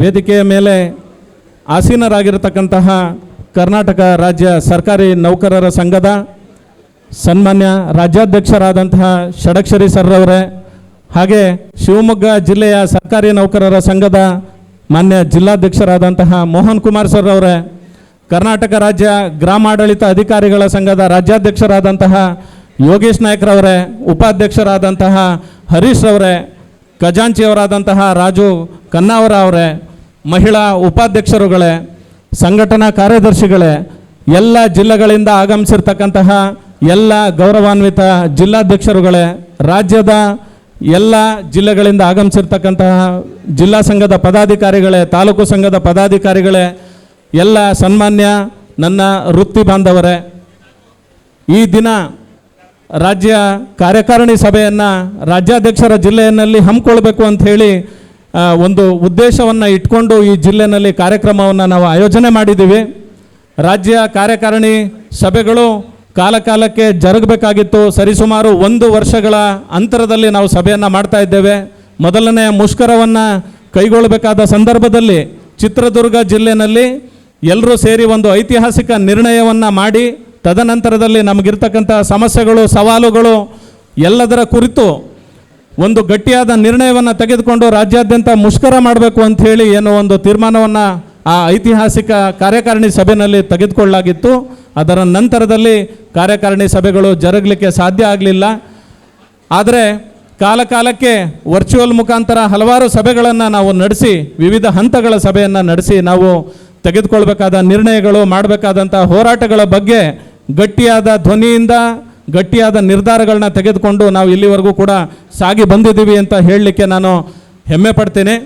ಹಾಗೆ ಈ ರೀತಿಯ ಸಭೆಗಳು, ಸಂಘ ತೆಗೆದುಕೊಳ್ತಕ್ಕಂತಹ ನಿರ್ಧಾರಗಳು, ಮಾಡ್ತಾ ಇರ್ತಕ್ಕಂತಹ ಕೆಲಸ ಕಾರ್ಯಗಳ ಬಗ್ಗೆ ತನ್ನ ಸದಸ್ಯರಿಗೆ ತಿಳುವಳಿಕೆ ಕೊಡೋದಕ್ಕೆ ಮತ್ತು ನಮ್ಮ ಸಂಘದ ಸದಸ್ಯರ ವಿವಿಧ ಹಂತಗಳಲ್ಲಿ ಏನು ಸಮಸ್ಯೆಗಳಿದೆ ಅವುಗಳನ್ನು ತಿಳಿದುಕೊಳ್ಳೋ ನಿಟ್ಟಿನಲ್ಲಿ ಈ ರೀತಿ ಕಾರ್ಯಕಾರಿಣಿ ಸಭೆಗಳನ್ನು ನಾವು ಕಾಲಕಾಲಕ್ಕೆ ಮಾಡಬೇಕಾಗಿರ್ತಕ್ಕಂಥದ್ದು ಅತ್ಯಂತ ಅವಶ್ಯಕ ಅಂಥೇಳಿ ನಾನು ಭಾವಿಸಿ, ಕಳೆದ ಕಾರ್ಯಕಾರಿಣಿ ಸಭೆಯಿಂದ ಈ ಕಾರ್ಯಕಾರಿಣಿ ಶಿವಮೊಗ್ಗದಲ್ಲಿ ಏನು ಆಯೋಜನೆ ಆಗಿದೆ, ಈ ಕಾರ್ಯಕಾರಿಣಿ ಸಭೆಯವರೆಗೂ ನಡೆದಿರ್ತಕ್ಕಂತಹ ಹಲವಾರು ವಿಚಾರಗಳ ಬಗ್ಗೆ ನಾನು ಸಂಕ್ಷಿಪ್ತವಾಗಿ ನನ್ನ ಪ್ರಾಸ್ತಾವಿಕ ಭಾಷಣದಲ್ಲಿ ನಾನು ಬೆಳಕು ಚೆಲ್ಲಲಿಕ್ಕೆ ನಾನು ಇಷ್ಟಪಡ್ತೀನಿ.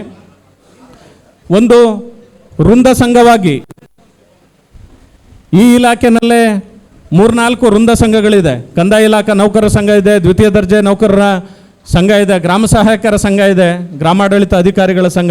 ಇದೇ ಒಂದು ಇಲಾಖೆಯಲ್ಲಿ 3-4 ವೃಂದ ಸಂಘಗಳಿರುವಾಗಲೂ ಸಹ ಯಾವುದಾದ್ರೂ ಒಂದು ವೃಂದ ಸಂಘ ಅತ್ಯಂತ ಕ್ರಿಯಾಶೀಲವಾಗಿ ತನ್ನ ಸದಸ್ಯರ ನೋವು ನಲಿವಿಗೆ ಸ್ಪಂದಿಸ್ತಾ ಇದ್ದರೆ, ಕಾರ್ಯಪ್ರವೃತ್ತರಾಗಿದ್ದರೆ, ಅದು ನೀವೆಲ್ಲರೂ ಭಾಗವಹಿಸಿರ್ತಕ್ಕಂತಹ, ನೀವೆಲ್ಲರೂ ಪ್ರತಿನಿಧಿಸುವಂಥ ಗ್ರಾಮಾಡಳಿತ ಅಧಿಕಾರಿಗಳ ಸಂಘ ಅಂತ ಹೇಳಲಿಕ್ಕೆ ನಾನು ಇಷ್ಟಪಡ್ತೀನಿ. ಸ್ನೇಹಿತರೆ, ಮೊದಲನೇ ಹಂತದ ಮುಷ್ಕರ ಏನು ಚಿತ್ರದುರ್ಗದಲ್ಲಿ ನಾವು ನಿರ್ಣಯವನ್ನು ಕೈಗೊಂಡ್ವಿ, ನಂತರದಲ್ಲಿ ಮೊನ್ನೆ ಷಡಕ್ಷರಿ ಅವರ ಬಳಿನಲ್ಲಿ ನಾವು ಹೋಗಿದ್ವಿ. ನಾವು ಹೀಗೆ ನಮ್ಮ ಸಮಸ್ಯೆಗೆ ಬೇರೆ ದಾರಿ ಕಾಣದೆ ನಾವು ಮುಷ್ಕರಕ್ಕೆ ಹೋಗೋಕ್ಕೆ ತಯಾರಿದ್ದೀವಿ ಸರ್, ದಯಮಾಡಿ ನೀವು ನಮ್ಮನ್ನು ಬೆಂಬಲಿಸಬೇಕು, ನಮ್ಮ ಬೆನ್ನಿಗೆ ನಿಂತ್ಕೊಳ್ಬೇಕು ಅಂತ ಹೇಳಿ ಕೇಳಲಿಕ್ಕೆ ಹೋಗಿದ್ವಿ.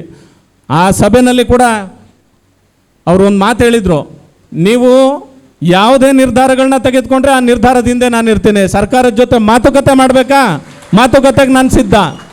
ನೀವು ಬೀದಿಗಿಳಿದು ಹೋರಾಟ ಮಾಡ್ತೀರಾ, ನಾನು ಅದ್ರ ಜೊತೆಗೂ ನಾನು ನಿಮ್ಮ ಜೊತೆ ನಿಲ್ಲಕ್ಕೆ ಸಿದ್ಧ. ನೀವು ಯಾವುದೇ ನಿರ್ಧಾರವನ್ನು ತೆಗೆದುಕೊಂಡ್ರೆ ನಿಮ್ಮ ವೃಂದದ ಜೊತೆಯಲ್ಲಿ ನಾವಿದ್ದೇವೆ ಅಂತಕ್ಕಂತಹ ಮಾತನ್ನು ಕೊಟ್ಟ ನಂತರದಲ್ಲಿ ಅವರ ಮಾತುಗಳೇ ನಮಗೆ ಪ್ರೇರಣೆ ಮತ್ತು ಶಕ್ತಿ.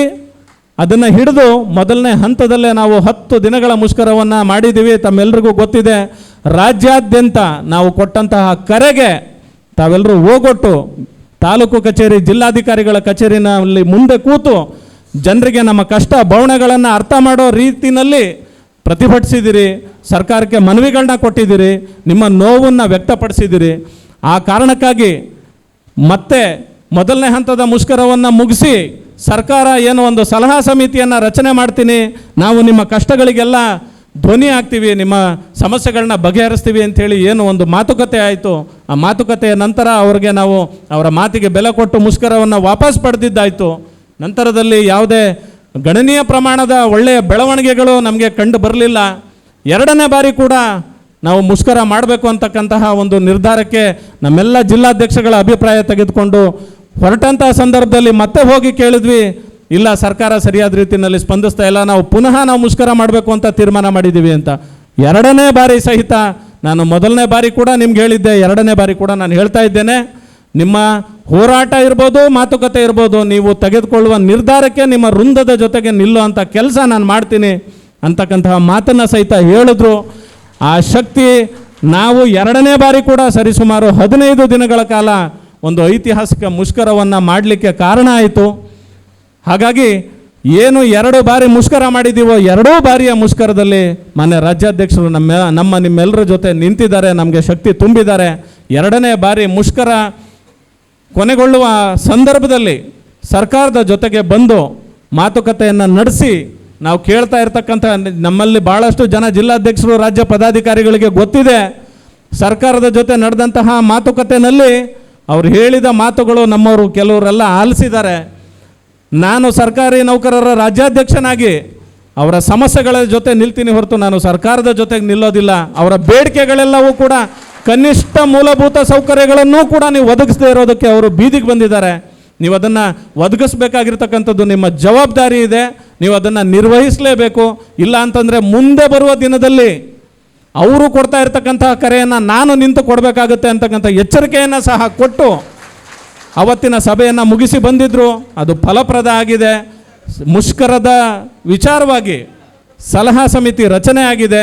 ತಮ್ಮೆಲ್ಲರಿಗೆ ಗೊತ್ತಿರಲಿ, ಸಲಹಾ ಸಮಿತಿಯ ಒಂದು ಸಭೆ ಈಗಾಗಲೇ ನಡೆದಿದೆ. ಅದರಲ್ಲಿ ಮಂಡಿಸಿರ್ತಕ್ಕಂತಹ ಅತಿ ದೊಡ್ಡ ಬೇಡಿಕೆಗಳಲ್ಲಿ ಏನು ಅಂತರ್ಜಿಲ್ಲಾ ವರ್ಗಾವಣೆಗೆ ತಾವೆಲ್ಲರೂ ಕೂಡ ಕೇಳ್ತಾ ಇದ್ರಿ. 2 ಗಂಟೆಗಳ ಕಾಲ ಆ ಸಬ್ಜೆಕ್ಟನ್ನು ಮಾನ್ಯ ಪ್ರಾದೇಶಿಕ ಆಯುಕ್ತರು ಬೆಂಗಳೂರು ವಿಭಾಗ ಚರ್ಚೆ ಮಾಡಿದ್ದಾರೆ. ನಾವು ಕೇಳಿದ್ದೀವಿ, ಅಂತರ್ಜಿಲ್ಲಾ ವರ್ಗಾವಣೆಗೆ ನೀವು 16A ಮರುಸ್ಥಾಪನೆ ಮಾಡೋಕ್ಕಾಗೋದೇ ಇಲ್ಲ ಅಂತಕ್ಕಂಥ ನಿರ್ಧಾರಕ್ಕೆ ತಾವೆಲ್ಲರೂ ಬಂದಿದ್ದೀರಿ. ಹಾಗಾಗಿ ಆ ದಾರಿಯನ್ನು ಬಿಟ್ಟು ಬೇರೆ ದಾರಿಯಲ್ಲಾದರೂ ಕೂಡ ಬೇರೆ ಜಿಲ್ಲೆಗೆ ಹೋಗ್ತಕ್ಕಂಥವ್ರಿಗೆ ಅವಕಾಶ ಮಾಡಿಕೊಡ್ಬೇಕು, ನೀವು ಬೇರೆ ಮಾರ್ಗದ ಬಗ್ಗೆ ಆಲೋಚನೆ ಮಾಡಬೇಕು ಅಂಥೇಳಿ ನಾವೇನು ಮನವಿ ಮಾಡಿದ್ದೇವೆ. ಅದರಲ್ಲಿ ರಾಜ್ಯ ಮಟ್ಟದ ಜ್ಯೇಷ್ಠತೆಯನ್ನು ನಾವು ಕೇಳಿದ್ದೀವಿ. ರಾಜ್ಯ ಮಟ್ಟದ ಜ್ಯೇಷ್ಠತೆಗೆ ಕೊಡುವಂಥ ವಿಚಾರದಲ್ಲಿ ಈ ರಾಜ್ಯಕ್ಕೆ ಹೊಂದ್ಕೊಂಡಿರ್ತಕ್ಕಂತಹ 2 ಜಿಲ್ಲೆಗಳಿಗೆ ಜಿಲ್ಲಾಧಿಕಾರಿಗಳು ನೀವೇ ಖುದ್ದು ಹೋಗಿ ಪರಿಶೀಲನೆ ಮಾಡ್ಕೊಂಡು ಬಂದು ನನಗೆ ಮುಂದಿನ ಸಭೆಯಲ್ಲಿ ವರದಿ ಮಂಡಿಸಬೇಕು ಅಂತಕ್ಕಂಥದ್ದನ್ನು ಹೇಳಿದರು. ಬಳ್ಳಾರಿ ಜಿಲ್ಲೆಯ ಜಿಲ್ಲಾಧಿಕಾರಿಗಳು, ದಕ್ಷಿಣ ಕನ್ನಡ ಜಿಲ್ಲೆಯ ಜಿಲ್ಲಾಧಿಕಾರಿಗಳಿಗೆ ಅವರು ಆದೇಶ ಮಾಡಿದರು. ಅವರಿಬ್ಬರೂ ಜಿಲ್ಲಾಧಿಕಾರಿಗಳು ಕೇರಳ ರಾಜ್ಯಕ್ಕೆ ಒಬ್ಬರು, ಆಂಧ್ರ ಪ್ರದೇಶಕ್ಕೆ ಒಬ್ಬರು ಹೋಗಿ ಅವ್ರು ನೋಡ್ಕೊಂಡು ಬಂದಿದ್ದಾರೆ.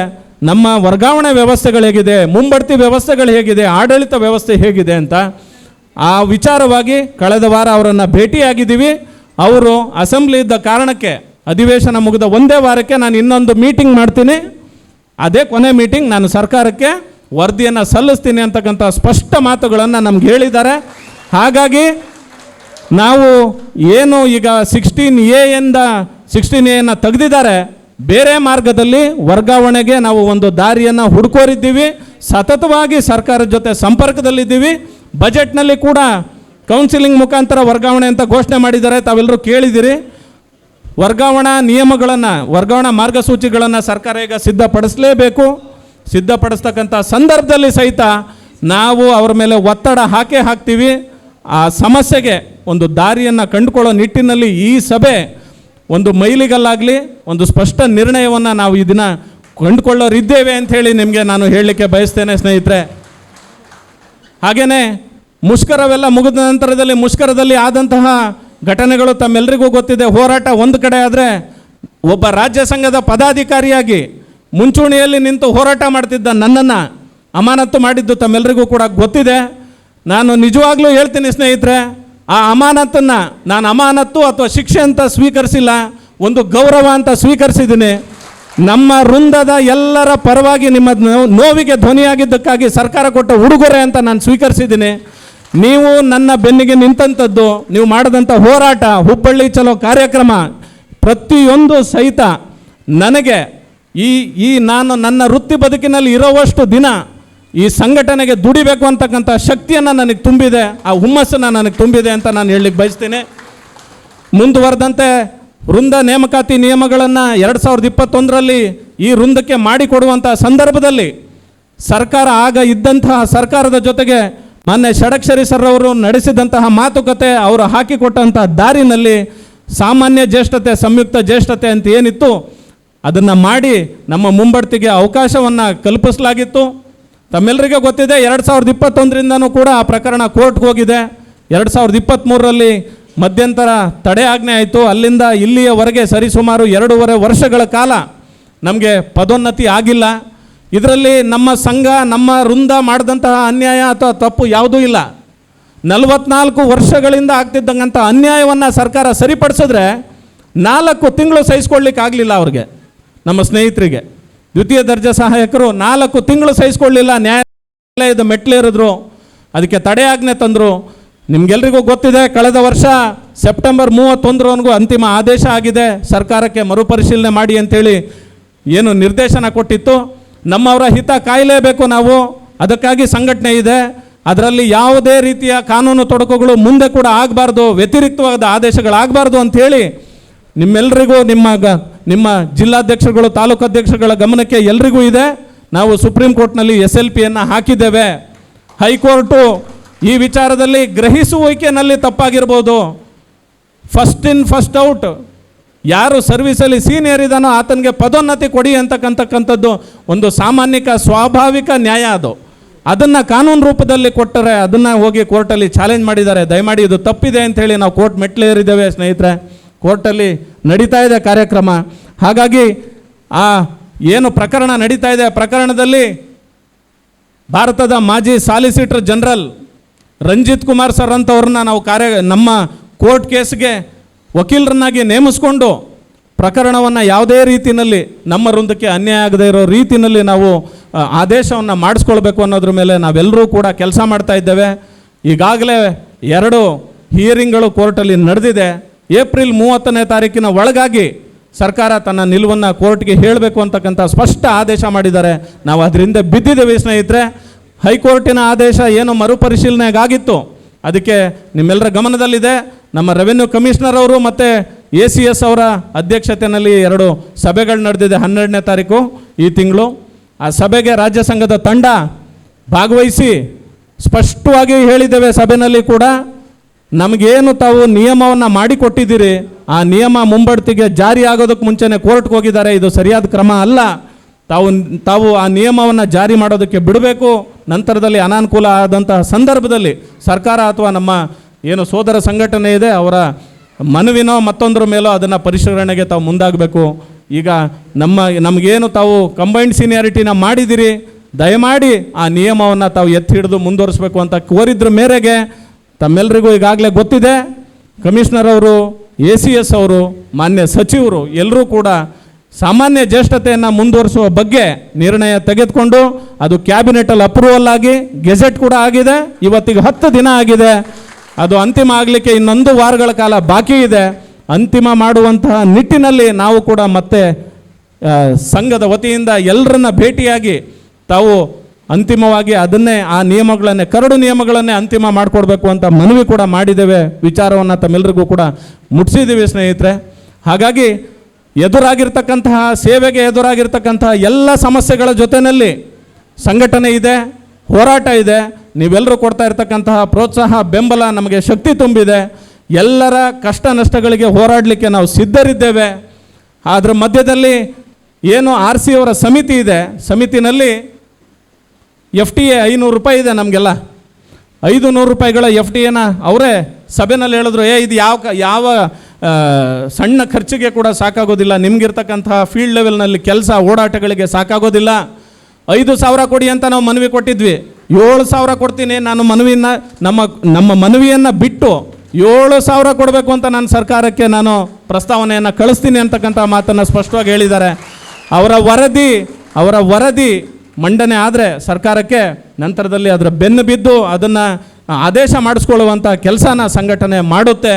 ತಾವೆಲ್ಲರೂ ಕೂಡ ಅದಕ್ಕೆ ಕೊಡ್ತಾ ಇರ್ತಕ್ಕಂತಹ ಪ್ರೋತ್ಸಾಹ, ನಿಮ್ಮ ಬೆಂಬಲ ಅದಕ್ಕೆ ಕಾರಣ ಆಗಿದೆ. ಸಂಘಟನೆಯಲ್ಲಿ ರಾಜ್ಯ ಸಂಘ, ಜಿಲ್ಲಾ ಸಂಘ ಮತ್ತು ತಾಲೂಕು ಸಂಘಗಳು ಏನಿದೆ, ನಾನು ತಮ್ಮೆಲ್ಲರಲ್ಲಿ ಮನವಿ ಮಾಡ್ತಕ್ಕಂಥದ್ದು ನೋಡಿ, ಮುಷ್ಕರ ಮಾಡಿದ್ವಿ, ಸರ್ಕಾರ ಆದೇಶ ಮಾಡಿದೆ ರಜಾ ದಿನ ಕೆಲಸ ಮಾಡಬೇಡಿ, ಚುನಾವಣೆ ಪ್ರಕೃತಿ ವಿಕೋಪ ಇದ್ರೆ ಮಾಡಿ, ಬಾಕಿ ಅಂತ ಕೆಲಸ ಮಾಡಬೇಡಿ ಅಂತ. 6 ಗಂಟೆ ನಂತರದಲ್ಲಿ ಸಭೆಗಳನ್ನ ಮಾಡಬೇಡಿ, ಕ್ಲಿಯರ್ ಕಟ್ಟಾಗಿ ಆದೇಶ ಮಾಡಿದೆ. ಬೇಕಾಬಿಟ್ಟಿಯಾಗಿ ನಿಯೋಜನೆಗಳನ್ನ ಮಾಡಬೇಡಿ, ಅವ್ರಿಗೆ ಶಿಕ್ಷೆ ಕೊಡಬೇಡಿ, ಕ್ಲಿಯರ್ ಕಟ್ಟಾಗಿ ಆದೇಶಗಳು ಮಾಡಿದೆ. ರಾಜ್ಯ ಸಂಘ ರಾಜ್ಯ ಮಟ್ಟದಲ್ಲಿ ಮಾಡ್ತಾ ಇರ್ತಕ್ಕಂಥ ಕೆಲಸನ ತಾವೆಲ್ಲರೂ ತಾಲೂಕು ಮಟ್ಟದಲ್ಲಿ ಕಟ್ಟ ಕಡೆಯ ನಮ್ಮ ಸಂಘದ ಸದಸ್ಯನೂ ಸೇರಿ ಆತನಿಗೂ ಜವಾಬ್ದಾರಿ ಇದೆ. ಅದನ್ನು ಸಂಬಂಧಪಟ್ಟವ್ರ ಗಮನಕ್ಕೆ ತರ್ತಕ್ಕಂಥದ್ದು, ಅದನ್ನು ಮೀರಿ ನಡ್ಕೊಂಡಾಗ ಪ್ರಶ್ನೆ ಮಾಡ್ತಕ್ಕಂಥದ್ದು ಎಲ್ಲ ಮಾಡಿದಾಗ ಅವೆಲ್ಲ ಆದೇಶಗಳು ಅಕ್ಷರಶಃ ಬೇರು ಮಟ್ಟದಲ್ಲಿ ಜಾರಿಗೆ ಬರ್ತವೆ ಸ್ನೇಹಿತರೆ. ತಾಲೂಕು ಸಂಘಗಳು ಅತ್ಯಂತ ಗಟ್ಟಿಯಾಗಿ ಕೆಲಸ ಮಾಡಿದ್ರೆ ರಾಜ್ಯ ಸಂಘಕ್ಕೆ ಮತ್ತಷ್ಟು ಬಲ ಬರುತ್ತೆ. ಜಿಲ್ಲಾ ಸಂಘ ಅತ್ಯಂತ ಕ್ರಿಯಾಶೀಲವಾಗಿ ಕೆಲಸ ಮಾಡಿದ್ರೆ ರಾಜ್ಯ ಸಂಘಕ್ಕೆ ಮತ್ತಷ್ಟು ಬಲ ಬರುತ್ತೆ. ಆ ನಿಟ್ಟಿನಲ್ಲಿ ತಾವೆಲ್ಲರೂ ಕೂಡ ಬೇರು ಮಟ್ಟದಿಂದ ಸಂಘಟನೆಯನ್ನು ಬಲಪಡಿಸಿ ನಮಗೆ ಶಕ್ತಿ ತುಂಬಿ ನಿಮ್ಮೆಲ್ಲ ಕಷ್ಟ ನಷ್ಟಗಳ ಜೊತೆ ನಿಮ್ಮೆಲ್ಲ ಬೇಡಿಕೆಗಳ ಜೊತೆಗೆ ನಾವಿದ್ದೇವೆ. ವೈಯಕ್ತಿಕವಾಗಿ ನಮ್ಮನ್ನು ಟಾರ್ಗೆಟ್ ಮಾಡ್ಬೋದು, ಶಿಕ್ಷೆಗೊಳಪಡಿಸ್ಬೋದು. ಅಂಜುವಂತಹ ಅಳುಕುವಂತಹ ಸಂಘಟನಾಕಾರರು ನಾವಲ್ಲ. ನಿಮ್ಮ ಜಿಲ್ಲೆಗಳಲ್ಲಿ ನಿಮ್ಮ ತಾಲೂಕಿನಲ್ಲಿ ನೀವು ಕೊಡುವಂತಹ ಶಕ್ತಿ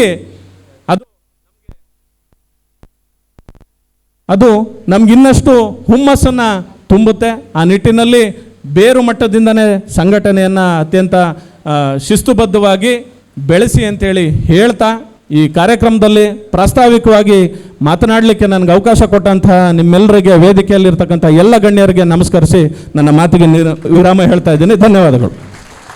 ಪ್ರಾಸ್ತಾವಿಕ ನುಡಿ ಹೇಳಿದಂಥ ನಮ್ಮ Shivanand Nayak sir, really thank you so much sir. ಈಗ ಮುಂದಿಂದಾಗಿ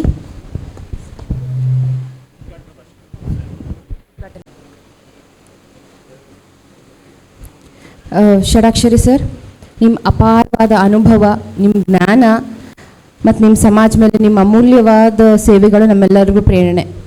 ಸೊ ನಿಮ್ಮ ಮಾತುಗಳು ನಮ್ಮ ಕಾರ್ಯಕ್ಷಮತೆಯನ್ನು ಹೆಚ್ಚಿಸಲು ಮತ್ತು ನಮ್ಮ ಕರ್ತವ್ಯ ನಿಷ್ಠೆಯನ್ನು ಮತ್ತಷ್ಟು ಬಲಪಡಿಸಲು ಮಾರ್ಗದರ್ಶನ ನೀಡ್ತದೆ. ಅದಕ್ಕೋಸ್ಕರ ಈಗ ನಮ್ಮ ಈ ಕಾರ್ಯಕ್ರಮದ ಉದ್ದೇಶ ಮೇಲೆ ಮತ್ತು ನಿಮ್ಮ ಈ ಅಮೂಲ್ಯವಾದ ವಿಚಾರಗಳನ್ನು ಹಂಚ್ಕೊಳ್ಳೋಕ್ಕೆ ನಾವು ತುಂಬ ಅಪೇಕ್ಷೆ ಪಡ್ತೀವಿ ಸರ್. Welcome sir.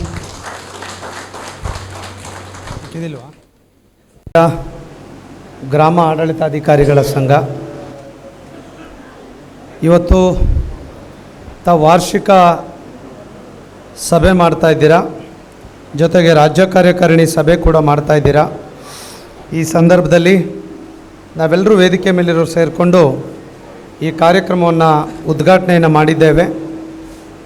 ಅಧ್ಯಕ್ಷತೆಯನ್ನು ವಹಿಸಿರುವಂಥ ಸ್ನೇಹಿತರು, ರಾಜ್ಯಾಧ್ಯಕ್ಷರು ಆಗಿರುವಂಥ ಯೋಗೇಶ್ ನಾಯ್ಕ್ ಅವರೇ, ಈ ಕಾರ್ಯಕ್ರಮದಲ್ಲಿ ಉಪಸ್ಥಿತರಿರುವಂಥ ನಮ್ಮ ಜಿಲ್ಲಾಧ್ಯಕ್ಷರು, ರಾಜ್ಯದ ಹಿರಿಯ ಉಪಾಧ್ಯಕ್ಷರಾದ ಮೋಹನ್ ಕುಮಾರ್ ಅವರೇ, ಹಾಗೆಯೇ ಇದೀಗ ತಾನೇ ಪ್ರಾಸ್ತಾವಿಕ ನುಡಿಗಳನ್ನಾಡಿರುವಂಥ ತಮ್ಮ ಸಂಘದ ಪ್ರಧಾನ ಕಾರ್ಯದರ್ಶಿಗಳಾಗಿರುವಂಥ ಶಿವಾನಂದ್ ನಾಯ್ಕ್ ಅವರೇ, ರಾಜ್ಯದ ಉಪಾಧ್ಯಕ್ಷರಾದ ಹರೀಶ್ ಅವರೇ, ಖಜಾಂಚಿಗಳಾಗಿರುವಂಥ ರಾಜೂರವರೇ, ಹಾಗೆ ವೇದಿಕೆ ಮೇಲೆ ಉಪಸ್ಥಿತರಿರುವಂಥ ಎಲ್ಲ ಜಿಲ್ಲೆಗಳ ಅಧ್ಯಕ್ಷರುಗಳೇ, ಉಪಾಧ್ಯಕ್ಷರುಗಳೇ, ಮಹಿಳಾ ಉಪಾಧ್ಯಕ್ಷರುಗಳೇ, ಮುಂದೆ ಕುಳಿತಿರುವಂಥ ಜಿಲ್ಲೆಗಳಿಂದ ಬಂದಿರುವಂಥ ಎಲ್ಲ ಜಿಲ್ಲೆ ಮತ್ತು ತಾಲೂಕಿನ ಅಧ್ಯಕ್ಷರುಗಳು ಮತ್ತು ಪದಾಧಿಕಾರಿಗಳೇ, ಉಳಿದಂತೆಲ್ಲ ಸ್ನೇಹಿತರೆ, ತಮ್ಮೆಲ್ಲರಿಗೂ ಕೂಡ ರಾಜ್ಯದ ಗ್ರಾಮದ ಆಡಳಿತಾಧಿಕಾರಿಗಳಿಗೆ ಶಿವಮೊಗ್ಗ ಜಿಲ್ಲೆಯಲ್ಲಿ ರಾಜ್ಯ ಕಾರ್ಯಕಾರಿ ಸಮಿತಿಗೆ ನಿಮ್ಮ ರಾಜ್ಯಾಧ್ಯಕ್ಷನಾಗಿ ಪ್ರೀತಿಪೂರ್ವಕವಾಗಿ ಸ್ವಾಗತವನ್ನು ಬಯಸ್ತಾ ಇದ್ದೇನೆ.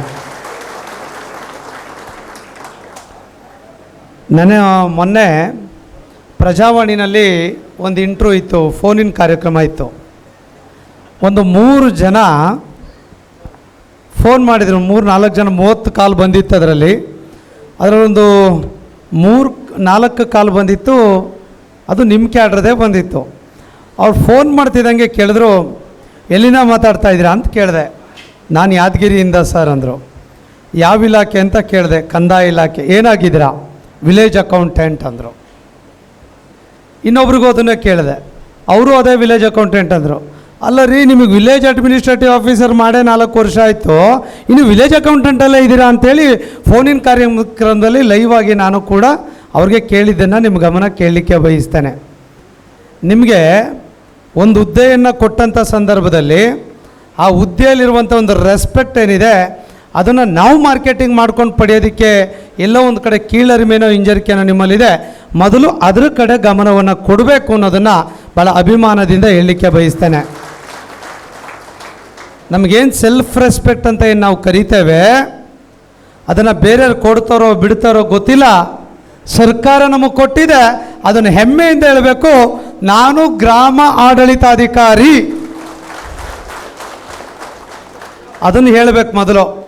ನನಗಿನ್ನೂ ಗೊತ್ತಿಲ್ಲ, ಇನ್ನೂ ಸೀಲ್ಗಳು ಚೇಂಜ್ ಮಾಡಿಸಿದ್ರು ಇಲ್ಲೋ ಗೊತ್ತಿಲ್ಲ, ಅದು ನೋಡಬೇಕು. ನನಗೆಲ್ಲನ ಬಂದರೆ ಮಾತ್ರ ಅವ್ನು ಗಲಾಟೆ ಮಾಡ್ತೀನಿ ಅವ್ರಿಗೆ. ನನಗದು ಇಷ್ಟ ಆಗಲ್ಲ. ಯಾಕೆ ಅಂದರೆ ನನ್ನ ಹುದ್ದೆ ನಾನು ಹೇಳಲೇಬೇಕು. ಆ ಭಾವನೆಗಳನ್ನು ನಾವು ದಯಮಾಡಿ ರೂಢಿಸ್ಕೊಳ್ಳಿ. ನಾನು ಸ್ವಲ್ಪ ಭಾಳ ಜನ ನಮ್ಮ ನರ್ಸಿಂಗ್ ಆಫೀಸರ್ಸ್ ಅವ್ರಿಗೂ ಕೂಡ ನರ್ಸ್ ಅಂತ ಕರಿತಾಯಿದ್ರು. ಸ್ಟಾಫ್ ನರ್ಸ್ ಇದ್ದರು, ಅವ್ರಿಗೆ ನರ್ಸಿಂಗ್ ಆಫೀಸರ್ ಅಂತ ಮಾಡಿಸಿದ್ವಿ. ನಿಮಗಿಂತ ಮುಂಚೆ ಅವ್ರು ಮಾಡಿಸಿದ್ವಿ. ಅವರು ಸರ್ ನಾನು ನರ್ಸು ಏನರಮ್ಮ ನರ್ಸಿಂಗ್ ಆಫೀಸರ್ ಮಾಡಿ ಎಷ್ಟು ವರ್ಷ ಆಯ್ತು, ಏನು ಕತೆ ಅಂತ. ಲೈಕ್ ನಮ್ಮವ್ರಿಗೆ ಇದೊಂಥರ ಇದಾಗಿದೆ. ನೀವು ಸ್ವಲ್ಪ ಸೋಷಿಯಲ್ ಮೀಡಿಯಾದಲ್ಲೂ ಕೂಡ ಅಷ್ಟೇ ಅದನ್ನು ಪ್ರಚಲಿತವಾಗಿ ಜಾರಿಗೆ ತರುವಂಥ ಕೆಲಸವನ್ನು ತಾವು ಮಾಡಬೇಕು. ಯಾಕೆಂದರೆ ಅದ್ರ ಬಗ್ಗೆ ನಾವು ಕೂಡ ತುಂಬ ಹೋರಾಟ ಮಾಡಿಸಿದ್ದೇವೆ. ಇದು ಗ್ರಾಮ ಲೆಕ್ಕಾಧಿಕಾರಿ ಏನು ಲೆಕ್ಕ ಇಡ್ತೀರಾ ನೀವು, ಅದು ಏನು ಅದಕ್ಕಂತರ ಸರಿ ಇರಲಿಲ್ಲ. ಒಂದು ರೆಸ್ಪೆಕ್ಟ್ ಡೆಸಿಗ್ನೇಷನ್ ಇರಬೇಕು. ಅಷ್ಟು ಕೆಲಸ ಮಾಡ್ತೀರಾ. 40-50 ಸರ್ಕಾರದ ಯೋಜನೆಗಳನ್ನು ಇಡೀ ಗ್ರಾಮದಲ್ಲಿ ಯಾರಿಗೆ ಗೊತ್ತಿದೆಯೋ ಗೊತ್ತಿಲ್ಲ, ಅದೆಲ್ಲ ಗೊತ್ತಿದ್ರೆ ನಿಮಗಷ್ಟೇ ಗೊತ್ತಿರೋಕ್ಕೆ ಸಾಧ್ಯ. PDOಗೆ ಪಂಚಾಯತ್ ಅಭಿವೃದ್ಧಿ ಅಧಿಕಾರಿ, ಸೊ ನೀವು ಅವರು ಇಬ್ಬರೇ ಸ್ಥಳೀಯವಾಗಿ ಗ್ರಾಮ ಮಟ್ಟದಲ್ಲಿ ಅತಿ ಹೆಚ್ಚಿನ ಮಾಹಿತಿ ಗೊತ್ತಿರೋದು ನಿಮ್ಮಿಬ್ಬರಿಗೇ. ಸೊ ಹಾಗಾಗಿ ನಿಮಗೆ ಕೂಡ ಸ್ವಲ್ಪ ವಿಳಂಬ ಆದರೂ ಕೂಡ ಆ ಪದನಾಮ ಕೂಡ ಬಂದಿರುವಂಥದ್ದು ಕೂಡ ತುಂಬ ಸಂತೋಷವನ್ನು ತಂದಿದೆ. ಸೊ ನಾನು ಕೂಡ ಈ ಸಂದರ್ಭದಲ್ಲಿ ಅದನ್ನು ಬಳಸ್ಕೊಳ್ಳಿ ಅಂತೇಳಿ ಮತ್ತೊಮ್ಮೆ ಹೇಳಲಿಕ್ಕೆ ಬಯಸ್ತೇನೆ. ಯಾಕೆ ಈ ಮಾತು ಹೇಳ್ತೇನೆ ಅಂದರೆ ಅಲ್ಲಿ ಚರ್ಚೆ ಆಯ್ತು ಅವಾಗ. ಸರ್ ತಾಲೂಕು ದಂಡಾಧಿಕಾರಿ ಅಂತಿದೆ, ADC ಅಂತಿದೆ, ಇವ್ರಿಗೆಲ್ಲ ಏನೇನು ಚೇಂಜ್ ಮಾಡಬೇಕು, ಉಪ ತಹಶೀಲ್ದಾರ್ ಅಂತಿದೆ, ಅಧಿಕಾರಿ ಅಂತ ಬರೋಲ್ಲ, ಏನೇನೋ ಚರ್ಚೆಗಳಾಯಿತು. ಬಟ್ ಆ ಸಂದರ್ಭದಲ್ಲಿ ಅಶೋಕ್ ಅವರು ಸಚಿವರಿದ್ದರು, ಒಳ್ಳೆ ತೀರ್ಮಾನಗಳಾಯ್ತು. ನೀವು ಆ ಸಂದರ್ಭದಲ್ಲಿ ಕೈ ಜೋಡಿಸಿದ್ರಿ. ಅವಾಗಿನ್ನೂ ಭಾಳ ಜನ ಯಂಗ್ಸ್ಟರ್ಸ್ ಇದ್ದೀರ, ಕೆಲಸಕ್ಕಿನ್ನೂ ಅವಾಗವಾಗ ಸೇರಿದ್ರಿ. ನಾವೆಲ್ಲ ಆಫೀಸರ್ ಅಂತ ಹಾಕಿಸ್ಕೊಳ್ಳೋಕ್ಕೆ 26 ವರ್ಷ ಆಯ್ತು ನನ್ನ ಸರ್ವೀಸಲ್ಲಿ. ನೀವು ಕೆಲಸಕ್ಕೆ ಸೇರಿದಂಥ 1-2 ವರ್ಷದಲ್ಲೇ ಅಧಿಕಾರಿ ಅಂತ ಡೆಸಿಗ್ನೇಷನ್ ಬಂತಂದರೆ ಖುಷಿ ಪಡಬೇಕಲ್ಲೇನ್ರಿ. ಸೊ ಹಾಗಾಗಿ ಒಂದು ಅಭಿಮಾನದ ಒಂದು ಸಂಘಟನೆ, ಅದರ ಒಂದು ಬ್ಯಾನರ್ನಲ್ಲೇ ಕೂಡ ಇವತ್ತು ಜನರಲ್ ಬಾಡಿ ಕೂಡ ಮಾಡ್ತಾಯಿದ್ದೀರಾ ಮತ್ತು ಸ್ಟೇಟ್ ಎಕ್ಸಿಕ್ಯೂಟಿವ್ ಕಮಿಟಿ ಕೂಡ ಮಾಡ್ತಾಯಿದ್ದೀರಾ. ಶಿವಾನಂದ ನಾಯ್ಕ ಎಲ್ಲ ಕೂಡ ಪ್ರಸ್ತಾಪ ಮಾಡಿದ್ದಾರೆ. ಸಂಘಟನೆ ಅಂದರೆ ಹೇಗಿರಬೇಕು, ಏನಿರಬೇಕು ಅನ್ನೋದನ್ನು ಹೇಳಿದ್ದಾರೆ. ನೀವು ಹೇಳಿ ಕೇಳಿ ಸ್ವಲ್ಪ ಯಾವಾಗಲೂ ಕೂಡ ಬ್ಯುಸಿಯಾಗಿರೋರು. ಸ್ವಲ್ಪ ಸಂಘಟನೆ ಅಂದರೆ ಸ್ವಲ್ಪ ಕಷ್ಟನೇ ನಿಮ್ಮದು. ಮತ್ತು ಲೀಡ್ರ್ಗಳು ಮಾತ್ರ ಕೆಲಸ ಮಾಡಲೇಬೇಕಾಗ್ತದೆ ಅನಿವಾರ್ಯ. ಈಗ ಯೋಗೇಶ್ ನಾಯ್ಕ ಅಧ್ಯಕ್ಷ ಆಗಿದ್ದಾರೆ ಅಂದರೆ ಏನಾದರೂ ಒಂದು ಕೆಲಸ ಆಗಲಿಲ್ಲ ಅಂದರೆ ಫೋನ್ ಮಾಡ್ತೀರಾ, ಮತ್ತು ಫೋನ್ ಮಾಡೋದ್ರ ಜೊತೆ ಸುಮ್ಮನೆ ಇರೋಲ್ಲ, ವಾಟ್ಸಪ್ನಲ್ಲೂ ಕೂಡ ಹಾಕ್ತೀರಾ. ಏನ್ರಿ ನಮ್ಮ ಅಧ್ಯಕ್ಷರು ಕೆಲಸನೇ ಮಾಡೋದಿಲ್ಲ. ನೀವು ವಾಟ್ಸಪ್ನಲ್ಲಿ ಅವಮಾನ ತಡ್ಕೊಳಕ್ಕಾಗದೇ ಇರುವಂಥ ಕಾರಣಕ್ಕಾಗಿ ಒಂದಿಷ್ಟು ಬದುಕಿದ್ದೀವಿ ಅಂತನಾದರೂ ಚೆನ್ನಾಗಿ ಕೆಲಸ ಮಾಡುವಂಥ ಅವಶ್ಯಕತೆ ಕೂಡ ಇವತ್ತು ಇರುವಂಥದ್ದು. ಅಂದರೆ ವಾಟ್ಸಪ್ ಅಷ್ಟು ನಮ್ಮನ್ನೆಲ್ಲ ಕೂಡ ಎಚ್ಚರಿಸುತ್ತೆ. ನಾವೇನಾದರೂ ಕೂಡ ನಾವು ಕೂಡ ಯಾವುದೋ ಮೊಬೈಲಲ್ಲಿ ರಿಯಾಕ್ಟ್ ಮಾಡಲಿಲ್ಲ ಅಂದರೆ ನೆಕ್ಸ್ಟ್ ಮೀಟಿಂಗಲ್ಲಿ ಏನ್ರಿ ಅಧ್ಯಕ್ಷರೇ ಮೊಬೈಲ್ ನೋಡೋದೇ ಇಲ್ಲ, ನೀವೇನು ರಿಪ್ಲೈನೇ ಮಾಡಲ್ಲ, ನೀವೇನು ಸೊಲ್ಯೂಷನ್ನೇ ಇಲ್ಲ ಅಂತ ಕೂಡ ನಮಗೆ ಕೂಡ ಪ್ರಶ್ನೆ ಮಾಡ್ತಾರೆ. ಸೊ ಹಾಗಾಗಿ ಇವತ್ತು ಆ ಮಾಧ್ಯಮಗಳು ಕೂಡ ನಮ್ಮನ್ನು ಎಚ್ಚರಿಸುವಂಥ ಕೆಲಸವನ್ನು ಮಾಡ್ತಾ ಇದೆ. ಅದೇನೇ ಇರಲಿ, ಇವತ್ತು ಒಂದು ರಾಜ್ಯ ಕಾರ್ಯಕಾರಿ ಸಮಿತಿಯ ಮೂಲಕ ಸಂಘಟನೆಯನ್ನು ಸದೃಢವಾಗಿ ಸಮರ್ಥವಾಗಿ ಕಟ್ಟಬೇಕನ್ನುವಂಥ ಯೋಚನೆಗಳಾಗಿದೆ. ಬಹುಶಃ ನಾನು ನಿಮ್ಗೆ ಹೇಳಲಿಕ್ಕೆ ಬಯಸ್ತೇನೆ, ಸಾಕಷ್ಟು ಸಂಘಟನೆಗೋಸ್ಕರ ಸಮಯವನ್ನು ಕೊಡಿ. ತಾವೆಲ್ಲ ಇಡೀ ರಾಜ್ಯದಲ್ಲಿ 8-9 ಸಾವಿರ ಜನ VAOs ಇದ್ದೀರಾ, ಅದರ ರೆಪ್ರೆಸೆಂಟೇಷನ್ ನೀವು ಇಲ್ಲಿ ಬಂದಿದ್ದೀರಾ. ಎಲ್ಲರೂ ಅಧ್ಯಕ್ಷರುಗಳಾಗಲಿಕ್ಕಾಗಲ್ಲ, ಎಲ್ಲ ಜಿಲ್ಲಾಧ್ಯಕ್ಷರು ತಾಲೂಕು ಅಧ್ಯಕ್ಷರಾಗಲಿಕ್ಕೆ ಆಗೋದಿಲ್ಲ.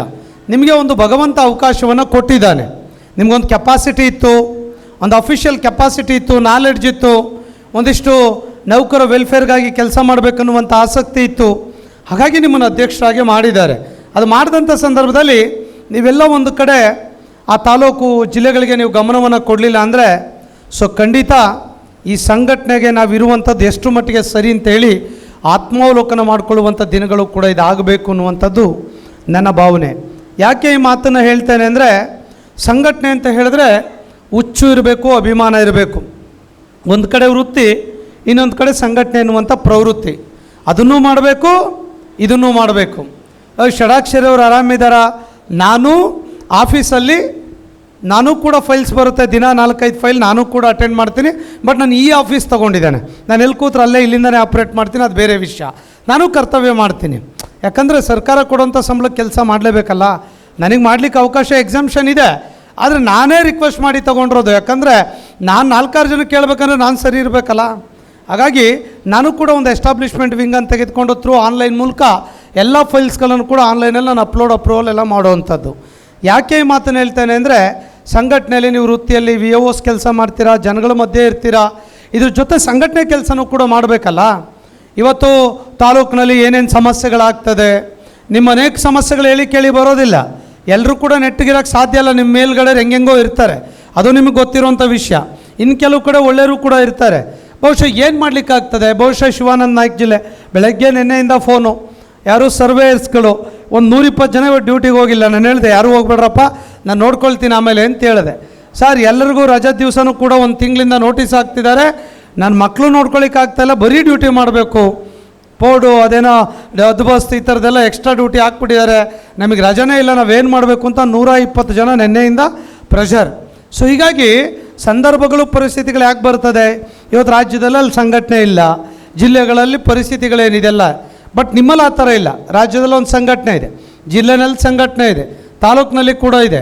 ಅದೆಲ್ಲದಕ್ಕೂ ಮಿಗಿಲಾಗಿ ಇವತ್ತು ವಿಲೇಜ್ ಅಡ್ಮಿನಿಸ್ಟ್ರೇಟಿವ್ ಆಫೀಸರ್ ಹೇಗೆ ಅಂದರೆ ಎಲ್ಲರನ್ನೂ ಕೂಡ ವಿಶ್ವಾಸಕ್ಕೆ ತೆಗೆದುಕೊಂಡು ಹೋಗುವಂಥ ಒಂದು ಶಕ್ತಿ ಇದೆ. ಮತ್ತು ಎಲ್ಲದಕ್ಕೂ ಕೂಡ ಪರಿಹಾರಗಳು ಸಿಗುವಂಥ ವೇದಿಕೆ ಯಾರಲ್ಲಿ ಸಿಗುತ್ತೆ ಅಂದರೆ ಅದು VAOs ಅಲ್ಲಿ ಎನ್ನುವಂಥದ್ದು ನಾವು ಅರ್ಥ ಮಾಡ್ಕೊಳ್ಬೇಕು. ಬಹುಶಃ ತಹಶೀಲ್ದಾರ್ಗಳು ಎಲೆಕ್ಷನ್ ಮಾಡಲಿ, ಬೇರೆ ಯಾವುದೋ ಒಂದು ಸರ್ಕಾರ ಒಂದು ಗೈಡ್ಲೈನ್ಸ್ ಕೊಡಲಿ, ಅದು ಅಲ್ಟಿಮೇಟ್ ಆಗಿ ಅದೇನಾದರೂ ಕೂಡ ಡಿಪೆಂಡ್ ಆಗಿ ಕೆಲಸ ಆಗಬೇಕು, ರಿಸಲ್ಟ್ ಸಿಗಬೇಕು ಅಂದರೆ ಅದು ನಿಮ್ಮಿಂದ ಮಾತ್ರ ಸಾಧ್ಯ. ಫೀಲ್ಡಲ್ಲಿ ನೀವೇ ಕೆಲಸ ಮಾಡುವಂಥವ್ರು ಬೇರೆಯವ್ರ ಕೈಲಿ ಆಗೋದಿಲ್ಲ, ಮತ್ತು ಮಾಹಿತಿ ಕೂಡ ಗೊತ್ತಿರೋದಿಲ್ಲ. ಸೊ ಹಾಗಾಗಿ ನೀವು ಅತ್ಯಂತ ಪ್ರಮುಖವಾಗಿರುವಂಥ ಒಂದು ಜವಾಬ್ದಾರಿಯಲ್ಲಿ ಕೆಲಸ ನಿರ್ವಹಿಸುವಾಗ ಸಂಘಟನೆಯಲ್ಲಿ ಸಮಯಾವಕಾಶ ಕೊಡಿ, ಸಂಘಟನೆ ವಿಚಾರಗಳನ್ನು ಗಮನಿಸಿ, ಸಂಘಟನೆ ನಿರ್ಧಾರಗಳನ್ನು ಕೂಡ ಒಟ್ಟಾಗಿ ಬೆಂಬಲಿಸಿದ್ರೆ ಖಂಡಿತ ಸಂಘಟನೆಗೆ ಕೂಡ ಒಳ್ಳೆಯದಾಗ್ತದೆ. ಈ ಒಂದು ರಾಜ್ಯದ ಒಂದು ಗ್ರಾಮಾಡಳಿತಾಧಿಕಾರಿಗಳ ಸಂಘ ಹಿಂದೆ 2 ಇತ್ತು, ಆಮೇಲೆ ಎಲ್ಲ ಸೇರ್ಕೊಂಡು ಒಂದು ಮಾಡ್ಕೊಂಡಿದ್ದೀರಾ, ಖುಷಿ ಕೂಡ ಇದೆ. ಒಂದೇ ಇರಬೇಕು ಯಾವತ್ತು. ಯಾಕೆ ಅಂದರೆ ಒಂದು ಎತ್ತೇರ್ಗಳಿತು ಕೋಣ ನೀರುಗಳಿತು ಅಂದರೆ ಡಿವೈಡ್ ಆಗಿಬಿಡುತ್ತೆ, ಸ್ಟ್ರೆಂತ್ ಆಗೋದಿಲ್ಲ, ವಿಶ್ವಾಸ ಕೆಟ್ಟೋಗ್ತದೆ. ಆಮೇಲೆ ನೀವು ಅಂದ್ಕೊಂಡಂಗೆ ಸರ್ಕಾರದ ಮುಂದೆ ಏನಾದರೂ ಮಾಡೋಕ್ಕೆ ಹೋದರೆ ಒಬ್ಬ ಬೇಕು ಅನ್ನೋದು, ಒಬ್ಬ ಬೇಡ ಅನ್ನೋದು. ಅಧಿಕಾರಿಗಳಿಗೂ ಇದೇ ಬೇಕಲ್ಲ, ನಿಮ್ಮ ಅಧಿಕಾರಿಗಳಿಗಿಂತ ಸಿಕ್ಬಿಟ್ರೆ ಸಾಕು ಆಟ ಆಡಿಸ್ಬಿಡ್ತಾರೆ. ಸೊ ಹಾಗಾಗಿ ಒಂದು ಸಂಘಟನೆ ಇರುವಂಥದ್ದು ಒಂದು ಒಳ್ಳೆಯ ಬೆಳವಣಿಗೆ. ಈ ಸಂಘಟನೆ ಉತ್ತರೋತ್ತರವಾಗಿ ಇನ್ನೂ ಕೂಡ ಎತ್ತರಕ್ಕೆ ಬೆಳೀಲಿ. ತಾವು ದಯಮಾಡಿ ಆ ದಿಶೆನಲ್ಲೆಲ್ಲ ಕೂಡ ಸಹಕಾರಗಳನ್ನು ತಾವು ಕೊಡಿ. ಅಕೌಂಟಬಿಲಿಟಿ ಇರಲಿ, ಟ್ರಾನ್ಸ್ಪರೆನ್ಸಿ ಇರಲಿ, ಮೆಂಬರ್ಶಿಪ್ ಇರಲಿ, ಡ್ರೈವ್ ಮಾಡಿ ಎಲ್ಲರೂ ಕೂಡ ರಾಜ್ಯ ಸಂಘಕ್ಕೆ ಮೆಂಬರ್ಶಿಪ್ಪನ್ನು ತೆಗೆದುಕೊಳ್ಳಿ. ಮ್ಯಾಕ್ಸಿಮಮ್ ಈಗ ಯೋಗೇಶ್ ಹೇಳ್ತಾ ಇದ್ರು ಎಲ್ಲ ಒಂದಿಷ್ಟು ಯಾವ ರೀತಿಯಾಗಿ ಒಂದು ಮೆಂಬರ್ಶಿಪ್ ಡ್ರೈವ್ ಇರ್ಬೋದು, ಒಂದು ರೆವಿನ್ಯೂ, ಒಂದು ಕಾರ್ಪಸ್ ಫಂಡ್ ಮಾಡೋದು, ಈ ಥರದ್ದೆಲ್ಲ ಕೂಡ ಚರ್ಚೆಗಳನ್ನು ಜನರಲ್ ಬಾಡಿಲಿ ಮಾಡಬೇಕು ಅಂತ ಹೇಳಿದರು. ಖಂಡಿತ ಅದಕ್ಕೆಲ್ಲ ಕೂಡ ಕಾನೂನು ಇತಿಮಿತಿಯಲ್ಲಿ ಏನೇನು ಮಾಡಲಿಕ್ಕೆ ಸಾಧ್ಯತೆ ಇದೆ ಅದೆಲ್ಲದನ್ನು ಕೂಡ ತಾವು ಮಾಡಿ ಎನ್ನುವಂಥ ವಿನಂತಿಯನ್ನು ಈ ಸಂದರ್ಭದಲ್ಲಿ ನಾನು ಹೇಳಲಿಕ್ಕೆ ಬಯಸ್ತೇನೆ. ನಾವು ಯಾಕೆ ಸಂಘಟನೆ ಬಗ್ಗೆ ಮಾತನಾಡ್ತೇನೆ ಅಂದರೆ ಸಂಘಟನೆ ಅಂತ ಹೇಳಿದ್ರೆ ನಮಗೆ ಬದುಕು, ಸಂಘಟನೆ ಅಂತ ಹೇಳಿದ್ರೆ ನಮಗೊಂದಿಷ್ಟು ಖುಷಿ, ಸಂಘಟನೆ ಅಂತ ಹೇಳಿದ್ರೆ ನಮ್ಮ ಜೀವನ ಅಂತೇಳಿ ನಾವೆಲ್ಲ ಅಂದ್ಕೊಂಡಿರೋಂಥವ್ರು. ಆ ಕಾರಣಕ್ಕಾಗಿ ಬಹುಶಃ ನಾನು ನಿನ್ನೆ ಬರಲಿಕ್ಕೆ ಆಗ್ತಾ ಇರಲಿಲ್ಲ. ನಾನು ಇವತ್ತು ಕೂಡ ಬೆಂಗಳೂರಿನಲ್ಲಿ ಒಂದು ಸುಮನ ಟಿವಿದ ಅವಾರ್ಡ್ಸ್ ಪ್ರೋಗ್ರಾಮ್ ಇತ್ತು, ಬಹುಶಃ ನಾನು ಇಲ್ಲಿ ಬರಲಿಕ್ಕಿಲ್ಲ. ರಾತ್ರಿ ನಿನ್ನೆ 9:30ಗೆ ಡೆಲ್ಲಿ ಬಿಟ್ಟು ಅಲ್ಲಿಂದ UPಗೆ ಹೋಗಿ ಮತ್ತೆ ರಾತ್ರಿ ಫ್ಲೈಟ್ ಹತ್ಕೊಂಡು 1 ಗಂಟೆಗೆ ಬ್ಯಾಂಗ್ಳೂರಿಗೆ ಬಂದು ಮತ್ತು ಬೆಳಗ್ಗೆ 6 ಗಂಟೆ ಟ್ರೈನ್ ಹತ್ಕೊಂಡು ಬೀರೂರಿಗೆ ಬಂದು ಬೀರೂರಿಂದ ಕಾರ್ ತೊಗೊಂಡು ಸೊ ಇಲ್ಲಿಗೆ ನಾವು ಕಾರ್ಯಕ್ರಮಕ್ಕೆ ಬಂದಿರೋವಂಥದ್ದು. ಹಾಗಾಗಿ ಸೊ ನಿರಂತರವಾಗಿ ಏನನ್ಸುತ್ತೆ ಅಂದರೆ ನಮ್ಮ ಸಮಸ್ಯೆ ನಮ್ಮದು ಎಲ್ಲದೂ ಕೂಡ ಇದ್ದಿದ್ದೇನೆ, ವೈಯಕ್ತಿಕ ಸಮಸ್ಯೆ, ಕೌಟುಂಬಿಕ ಸಮಸ್ಯೆ ಎಲ್ಲ ಇದ್ದಿದ್ದೆ. ಬಟ್ ಅದನ್ನೆಲ್ಲ ನೀವು ಕೇಳಬೇಕಲ್ಲ. ಈಗ ರಾಜ್ಯಾಧ್ಯಕ್ಷ ಹೆಸರು ಹಾಕಿರ್ತೀರಾ, ಏನು ರೀ ಷಡಾಕ್ಷರಿ ಅವರು ಶಿವಮೊಗ್ಗ ಜಿಲ್ಲೆಯವರೇ ಬರಲಿಲ್ಲ, ಏನು ರೀ ಯೋಗೇಶ್ ನಾಯ್ಕ್ ನಿಮಗೂ ಅವ್ರಿಗೂ ಸರಿ ಇದೆಯೋ ಇಲ್ವೇನ್ರಿ, ಅವ್ರೇನು ಕೈ ಕೊಡ್ತಾರೋ ಇಲ್ಲ ರೀ, ಅವ್ರು ಕೆಲಸ ಮಾಡ್ತಾರೋ ಇಲ್ವೋ, ಸಹಜ ಎಲ್ಲದಕ್ಕೂ ಕೂಡ ಚರ್ಚೆಗಳನ್ನು ಹುಟ್ಟಾಕುವಂಥದ್ದು. ಆದರೆ ಒಂದು ತಿಳ್ಕೊಳ್ಳಿ, ನಮಗೆ ಇನ್ವಿಟೇಷನ್ ಕೊಡಬೇಕು, ಕರಿಬೇಕು, ನೋ ಫಾರ್ಮಾಲಿಟೀಸ್. ಬಹುಶಃ ನಾವು ಇದ್ವಿ ಅಂದರೆ ಅದ್ರಲ್ಲಿ ಏನು ಪ್ರಶ್ನೆ ಇಲ್ಲ, ಬರ್ತೇವೆ ಅಂತ ಹೇಳಿವಿ. ಇವತ್ತು ಬರುವಂಥ ಕೆಲಸಗಳನ್ನು ಕೂಡ ಮಾಡಿರುವಂಥದ್ದು ತಮ್ಮ ಗಮನದಲ್ಲಿ ಇದೆ ಅಂತೇಳಿ ನಾನು ಅಂದ್ಕೊಳ್ತೇನೆ. ಅದ್ರ ಜೊತೆ ಭಾಳಷ್ಟು ವಿಚಾರಗಳನ್ನು ತಾವು ಹಿಂದೆ ಕೂಡ ಸ್ಟ್ರೈಕಿಗೆ ಹೋಗಿದ್ರಿ. ನಾನು ಅದಕ್ಕೆ ಹೇಳೋದು, ಎಲ್ಲ ಸಂದರ್ಭದಲ್ಲೂ ಹೇಳ್ತೇನೆ, ಯಾವುದೇ ಹೋರಾಟಗಳನ್ನು ಮಾಡಬೇಕಾದ್ರೆ ಯೋಚನೆ ಮಾಡಿ ಹೋರಾಟಗಳಿಗೆ ಇಳಿಬೇಕಾಗ್ತದೆ. ಬಹುಶಃ ನಾನು ಬೇಡ ಅಂತ ಹೇಳಿದ್ರೆ ನಿಮ್ಮವ್ರು ಬೇಜಾರಾಗ್ಬೋದು ಅಂತೇಳಿ ನಾನು ಬೇಡ ಅಂತ ಹೇಳಿಲ್ಲ. ನಾನು ಯಾವತ್ತೂ ಹೇಳೋದಿಷ್ಟ, ಸಲಹೆಗಳನ್ನು ಕೊಡ್ತೇವೆ, ಆದರೆ ನಿಮ್ಮ ತೀರ್ಮಾನಕ್ಕೆ ಬಿಡ್ತೇವೆ. ನಿಮ್ಮ ತೀರ್ಮಾನಕ್ಕೆ ಬಂದಾಗ ಅದು ಸರಿನೋ ತಪ್ಪೋ ಗೊತ್ತಿಲ್ಲ, ನಾವು ಸಂಪೂರ್ಣವಾಗಿ ನಿಮ್ಮ ಜೊತೆ ನಿಂತ್ಕೊಳ್ತೇವೆ ಅನ್ನೋದನ್ನು ಅವತ್ತೂ ಹೇಳಿದ್ವಿ, ಇವತ್ತು ಹೇಳ್ತೇವೆ. ಸೊ ಆದರೂ ಸರ್ಕಾರಗಳು ಒಂದಿಷ್ಟು ಕಾರಣಗಳಿಗಾಗಿ, ಯಾವ್ಯಾವ ಕಾರಣಗಳಿಗೆ ನಿಮ್ಮನ್ನು ಬಳಸ್ಕೊಳ್ಳೋದು, ನಿಮ್ಮನ್ನು ಬಿಟ್ಟು ಇನ್ನೊಬ್ಬರ ಮೂಲಕ ಕೆಲಸ ಮಾಡಿಸಿ ನಿಮ್ಮನ್ನು ಬೇರೆ ಥರ ಯೋಚನೆ ಮಾಡುವಂಥ ಒಂದಿಷ್ಟು ಕೆಲಸಗಳಾಗಿದ್ದು ಕೂಡ ಗೊತ್ತಿದೆ. ಅದು ಕಾರಣಗಳೇನು, ರೆವಿನ್ಯೂ ಅಸೋಸಿಯೇಷನ್ ಸ್ಟೇಟಸ್ ಏನು, ಅದರಲ್ಲಿ ಏನಿದೆ, ಅವರು ಬೇರೆದಕ್ಕೆ ಬರ್ತಾರೆ, ಅವರಿಗೆಲ್ಲ ಯಾಕೆ ರಿಸ್ಕ್ ತೊಗೊಳ್ಬೇಕು, ಇದೆಲ್ಲ ಕೂಡ ನಮ್ಮ ಮುಂದಿರುವಂಥ ದೊಡ್ಡ ಚರ್ಚೆಗಳು, ಸವಾಲುಗಳು. ಹಾಗಾಗಿ ಆ ಸಂಘಟನೆಯೂ ಕೂಡ ಒಟ್ಟಾಗಿ ಸೇರಿ ತೀರ್ಮಾನಗಳನ್ನು ತೆಗೆದುಕೊಳ್ಳುವಂಥ ಅವಶ್ಯಕತೆ, ಅನಿವಾರ್ಯತೆ ಕೂಡ ಒತ್ತಿತ್ತು. ಇರಲಿ, ಅದೆಲ್ಲ ಮುಂದಕ್ಕೆ ಹೋಗಿದೆ. ಆದರೆ ನಿಮ್ಮ ವಿಷಯಕ್ಕೆ ಸಂಬಂಧಪಟ್ಟಂತೆ ಅದೆಲ್ಲ ಆಯಿತು, ಚರ್ಚೆಗಳಾಯಿತು, ನಿಮ್ಮ ಗಮನದಲ್ಲಿದೆ. ಅದೆಲ್ಲ ಆದರೂ ಕೂಡ ಸೊ ನಾವು ಕೂಡ ನಂತರದಲ್ಲಿ ಮಾನ್ಯ ಪ್ರಿನ್ಸಿಪಲ್ ಸೆಕ್ರೆಟರಿ ಜೊತೆ ಕೂಡ ಒಂದಿಷ್ಟು ಖಡಕ್ಕಾಗಿ ಮಾತಾಡೋದ್ರ ಮೂಲಕ ಒಂದಿಷ್ಟು ಗಮನ ಸೆಳೆಯೋ ಕೆಲಸ ಮಾಡಿ ಆ ಹೋರಾಟವನ್ನು ಎಂಡ್ ಮಾಡಿದ್ದು ಕೂಡ ತಮ್ಮ ಗಮನದಲ್ಲಿದೆ.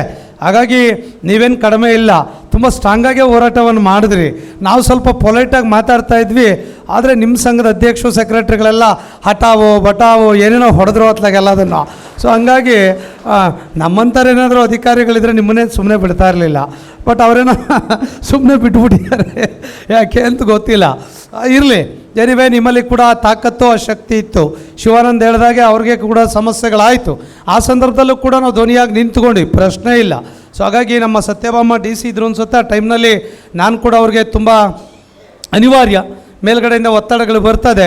ಲೀಡರ್ಸ್ಗಳನ್ನು ಕರ್ಬ್ ಮಾಡಿದ್ರೆ ಆಟೋಮೆಟಿಕಲಿ ಸಂಘಟನೆ ಹೋರಾಟದ ದಿಕ್ಕನ್ನು ತಪ್ಪಿಸ್ಬೋದು ಅನ್ನುವಂಥ ಯೋಚನೆಗಳು ಅದೇನು ಇವತ್ತಿಂದ ಹೊಸದಲ್ಲ, ಎಲ್ಲ ಕಾಲಘಟ್ಟದಲ್ಲೂ ಇರುವಂಥದ್ದು. ಹಾಗಾಗಿ ಇದಕ್ಕೆ ಷಡಾಕ್ಷರಿ ಅವರೇನು ಹೊರತಾಗಿಲ್ಲ. ನಮ್ಮನ್ನು ತಗೊಂಡೋಗಿ ಎಲ್ಲೆಲ್ಗೋ ಹಾಕಿದ್ರು, ಏನೇನೋ ಮಾಡಿದ್ರು, ಅದ್ಯಾವುದಕ್ಕೂ ಕೂಡ ಏನು ಎದುರುಕೊಳ್ಳಿಲ್ಲಲ್ಲ. ಏನಾಗುತ್ತೆ, ಏನೂ ಆಗೋದಿಲ್ಲ. ಅದಾದ ನಂತರ ಚುನಾವಣೆಗಳು ಮಾಡಲಿಕ್ಕೆ ಷಡಾಕ್ಷರಿ ಇದನ್ನೆಲ್ಲ ಕಟ್ಟು ಮಾಡಿದ್ರೆ ಚುನಾವಣೆನೇ ನಿಲ್ಲಕ್ಕೆ ಬರೋದಿಲ್ಲ ಅಂದರು. ಅದು ಮೀರು ಕೂಡ ಚುನಾವಣೆಗೆ ನಿಂತೀವಿ. ಅದ್ರ ಮೀರು ಕೂಡ ಎಂತೆಂಥ ವ್ಯವಸ್ಥೆಗಳ ಕೆಲಸ ಮಾಡ್ತು ನಿಮಗೆ ಗೊತ್ತಿದೆ. ಆ ವ್ಯವಸ್ಥೆಗಳ ನಡುವೆ ನಾವು ಗೆದ್ದು ಬಂದಿದ್ದೀವಿ ಅಂದರೆ ವ್ಯವಸ್ಥೆ ಹೆಂಗಿತ್ತು ಏನಿತ್ತು ಅದನ್ನು ಊಹೆ ಮಾಡ್ಕೊಳ್ಳಿಕ್ಕೆ ನಾನೇನು ಹೇಳಲಿಕ್ಕೆ ಬರೋದಿಲ್ಲ. ಚೀಫ್ ಮಿನಿಸ್ಟರ್ ಕೇಳಿದ್ರು, ಏನು ಅಸೆಂಬ್ಲಿ ಎಲೆಕ್ಷನ್ ಮಾಡ್ದಂಗೆ ಮಾಡಿದ್ರಿ ಅಂತ ಕೇಳಿದ್ರು. ನಾನಲ್ಲ ಸರ್, ಅವ್ರು ಮಾಡಿದ್ದು, ನೀವು ಮಾಡಿಸಿದ್ದು ಅಂತೇಳಿ ನಾನು ಕೂಡ ಹೇಳುವಂಥ ಮಾತನ್ನು ಹೇಳಿದೆ. ಸೊ ಅನಿವಾರ್ಯ ಆಗ್ತದೆ. ನೀವು ಮೀನ್ಸ್ ಅವರ ಒಂದು ಸಿಸ್ಟಮ್ ಇತ್ತು, ಪೊಲಿಟಿಕಲ್ ಸಿಸ್ಟಮ್. ಬಹುಶಃ ಅವ್ರು ಇರಲಿಲ್ಲ, ಅವರನ್ನು ಅವ್ರ ಹೆಸರು ಹೇಳ್ಕೊಂಡು ಮಾಡೋವಂಥವ್ರು ಭಾಳ ಜನ ಇರ್ತಾರಲ್ಲ. ನಮ್ಗೆ ಯಾವುದೇ ಪೊಲಿಟಿಕಲ್ ಗಾಡ್ ಫಾದರ್ಸು ಇರಲಿಲ್ಲ, ಯಾವುದೇ ವ್ಯವಸ್ಥೆಗಳಿಲ್ಲ. ಎನಿವೆ ನಾವು ಮಾಡಿದಂಥ ಒಳ್ಳೆ ಕೆಲಸಗಳನ್ನು ನೌಕರರು ಕೈ ಬಿಡಲಿಕ್ಕೆ ಸಾಧ್ಯ ಇಲ್ಲ ಅನ್ನೋದಕ್ಕೆ ಅದು ಕೂಡ ಕಾರಣ ಆಯಿತು. ಸೊ ಹಾಗಾಗಿ ಆ ಒಂದು ಸಂಘಟನೆ ಮೂಲಕವಾಗಿ ನೀವು ಹೋರಾಟಕ್ಕೆ ಹೋದಾಗ ಮತ್ತೆ ಅವತ್ತು ಹೋಗಿ ಕನ್ವಿನ್ಸ್ ಮಾಡಿ ನಿಮ್ಮ ಸಮಸ್ಯೆಗಳನ್ನು ಬಗೆಹರಿಸ್ತೇವೆ ಅಂತ ಕಟಾರಿ ಅವರು ಕೂಡ ಗಟ್ಟಿಯಾಗಿ ಹೇಳಿದಾಗ ಬಹುಶಃ ನಮ್ಗೆ ಅದೇ ಗೌರವವನ್ನು ಕೂಡ ಇವತ್ತು ಕೂಡ ಅವ್ರು ಕೊಟ್ಟಿದ್ದಾರೆ. ಬಹುಶಃ ನಾವೇನಾದರೂ ಫೋನಲ್ಲಿ ಹೇಳಿದ್ರೆ, ಬಹುಶಃ ಮೊನ್ನೆ ಕೂಡ ಇವ್ರು ಬಂದು ಶಿವಾನಂದ ಇವರೆಲ್ಲ ಬಂದು ಭಾಳ ಸ್ಟ್ರಾಂಗ್, ಇಲ್ಲ ಸರ್ ಹಂಗೆ ಮಾಡ್ಬೇಕು ಹಿಂಗೆ ಮಾಡಬೇಕು ಅಂತೇಳಿ ಸ್ಟ್ರಾಂಗಾಗಿ ಹೇಳಿದ್ರು. ನಾನು ಅವ್ರಿಗೆ ಫೋನ್ ಮಾಡಿದೆ, ಸರ್ ಒಂದು ನಿಮಿಷ ನೀವು ಟೈಮ್ ಕೊಡಬೇಕು, ನಾವು ಮಾತಾಡಬೇಕಿದೆ ಅಂದರೆ. ಇಲ್ಲ ಬಂದ್ಬಿಡಿ ಅಂದರು. ಬಂದರು, ಕೂತ್ಕೊಂಡ್ರು, 1 ಅವರ್ ಡಿಸ್ಕಷನ್ ಆಯಿತು, ಎಲ್ಲ ಚರ್ಚೆಗಳಾಯಿತು. ಈ ಆಂದೋಲನದ ಬಗ್ಗೆ ಏನೇನಾಯಿತು, ಬಹುಶಃ ಇವರ ಪಲ್ಸೇ ಅಲ್ಲಿ ಚೇಂಜ್ ಆಗಿ ಹೋಗ್ಬಿಡ್ತಲ್ಲಿ. ಹೇಳಿ, ನಿಮ್ದು ಏನೇನು ಕೊಡ್ತೀರಾ, ನಿಮ್ಮ ಸಮಸ್ಯೆಗೆ ನಾನು ಧ್ವನಿಯಾಗಿದ್ದೇನೆ, ನೀವೇನೇನು ಕಂಟೆಂಟ್ಸ್ ಕೊಡ್ತೀರಾ, ರಿಫಾರ್ಮ್ ಕೊಡ್ತೀರಾ, ಗೈಡ್ಲೈನ್ಸ್ ಕೊಡ್ತೀರಾ, ಅದನ್ನು ನನ್ನ ರೂಲ್ಸ್ಗಳೆಲ್ಲ ನಾನು ಇನ್ಕಾರ್ಪೊರೇಟ್ ಮಾಡಿ ನಿಮಗೆ ಫೇವರ್ ಆಗೋ ರೀತಿ ಮಾಡಿಕೊಡ್ತೇನೆ ಅನ್ನುವಂಥ ಮಾತನ್ನು ಅವತ್ತು ಪ್ರಿನ್ಸಿಪಲ್ ಸೆಕ್ರೆಟರಿ ಕೂಡ ಹೇಳಿದ್ದು ಕೂಡ ತಮ್ಮ ಗಮನದಲ್ಲಿ ಇದೆ. ಸೊ ಹಾಗಾಗಿ ಅವ್ರ ಉದ್ದೇಶ ಇಷ್ಟೇ, ಸರ್ಕಾರದ್ದು ಒಟ್ಟು ಏನೇನು ಸಮಸ್ಯೆಗಳಿದೆ ಅವೆಲ್ಲ ಬಗೆಹರಿಸಬೇಕು, ಮಾಡಬೇಕು. ಸರ್ಕಾರದ ವಿಚಾರದ ಬಗ್ಗೆ ನಾನು ಕೂಡ ಸಹಮತ ಇದೆ, ನಂದು ವಿರೋಧಗಳಿಲ್ಲ. ಆದರೆ ಕಾನೂನುಗಳ ಬಗ್ಗೆ ಇರ್ಬೋದು, ನಮ್ಮ ರಿಸ್ಕು, ನಮ್ಮ ಸಮಸ್ಯೆಗಳನ್ನು ಕೂಡ ಸರ್ಕಾರ ಕೇಳಬೇಕಲ್ಲ. ಬಹುಶಃ ಅವತ್ತಿನ ದಿನಗಳಲ್ಲಿ ಯಾರೂ ಕೇಳಲಿಕ್ಕೆ ರೆಡಿ ಇರಲಿಲ್ಲ. ಬಹುಶಃ ಕಟಾರಿ ಅವರು ಕೂಡ ನಮ್ಮ ಮಾತಿಗೆ ಬೆಲೆ ಕೊಟ್ಟು ಅದನ್ನೆಲ್ಲ ಕೂಡ ಕೇಳಿ ಸೊ ನಿಮಗೆ ಅನುಕೂಲ ಮಾಡುವಂಥ ವಿಚಾರದಲ್ಲಿ ಕೂಡ ಅವತ್ತು ಒಳ್ಳೆ ನಿರ್ಧಾರವನ್ನು ಕಳೆದ 1.5 ತಿಂಗಳು ಕೂಡ ತೆಗೆದುಕೊಂಡಿದ್ದು ಅನುಕೂಲ ತಂತು. ಮತ್ತು ಎಲ್ಲದನ್ನು ಒಪ್ಕೊಂಡ್ರು. ಅವ್ರು ಹೇಳಿದರು, ಸರ್ ನೀವೇಕಾಏಕಿ ಇದನ್ನು ಮಾಡಿ ಅಂತೀರಾ, ಕೋರ್ಟ್ ಕೇಸು ಇವೆಲ್ಲ ನಾವು ಮಾಡಲಿಕ್ಕೆ ಬರೋಲ್ಲ, ಅಧಿಕೃತವಾಗಿ ಕೊಡೋಲ್ಲ. ಪಾಪ ನಮ್ಮ ಶಿವಾನಂದ ಕ್ಷೇತ್ರದಲ್ಲಿ ಮಂಡ್ಯದಲ್ಲಿ ಯಾರೋ 2 ಜಿಲ್ಲೆಯವರು ಟಾರ್ಗೆಟ್ ಬೇರೆ ಜಾಸ್ತಿ ಮಾಡಿಬಿಟ್ಟಿದ್ರು. ಅವ್ರು ಮಾಡ್ತಾರೆ, ಇವ್ರು ಯಾಕೆ ಮಾಡಲಿಕ್ಕಾಗಲ್ಲ, ಚರ್ಚೆಗಳು. ಸೊ ಹಾಗಾಗಿ ಅವ್ರು ಮಾಡಲ್ಲ ಅಂತ ನೀವು ಮಾಡ್ಲಿಕ್ಕೆ ಬಿಡೋಕ್ಕಾಗ್ತದ? ಸೊ ಇದೆಲ್ಲ ಕೂಡ ಒಂದಿಷ್ಟು ಚರ್ಚೆಗಳಾಯಿತು. ಎನಿವೆ ಅದು ಕೂಡ ಒಂದು ಭೌತಿಕತೆ ಬಗ್ಗೆ ಕೂಡ ಒಂದು ಒಳ್ಳೆಯ ತೀರ್ಮಾನಗಳನ್ನು ಸರ್ಕಾರ ತಗೊಂಡು ಅಲ್ಲಿ ಪ್ರೆಷರ್ ಆಟೋಮೆಟಿಕಲಿ ಕಡಿಮೆ ಆಯಿತು. ಒಂದು ರೂಲ್ಸ್ಗಳು ಬಂದಿದ್ದೆಲ್ಲ ಕೂಡ ನಿಮಗೆ ಕೂಡ ಅನುಕೂಲ ಆಯಿತು. ಮುಂದೆ ಲೋಕಾಯುಕ್ತ ಇರ್ಬೋದು, ಬೇರೆ ಬೇರೆ ಸಿವಿಲ್ ಡಿಸ್ಪ್ಯೂಟ್ಸ್ಗಳು ಬಂದಾಗ ಅದನ್ನು ಮಾಡಲಿಕ್ಕೆ ಕೂಡ ಅನುಕೂಲಗಳಾಯಿತು ಅನ್ನೋದನ್ನು ಗಮನಕ್ಕೆ ತರಲಿಕ್ಕೆ ಬಯಸ್ತೇವೆ.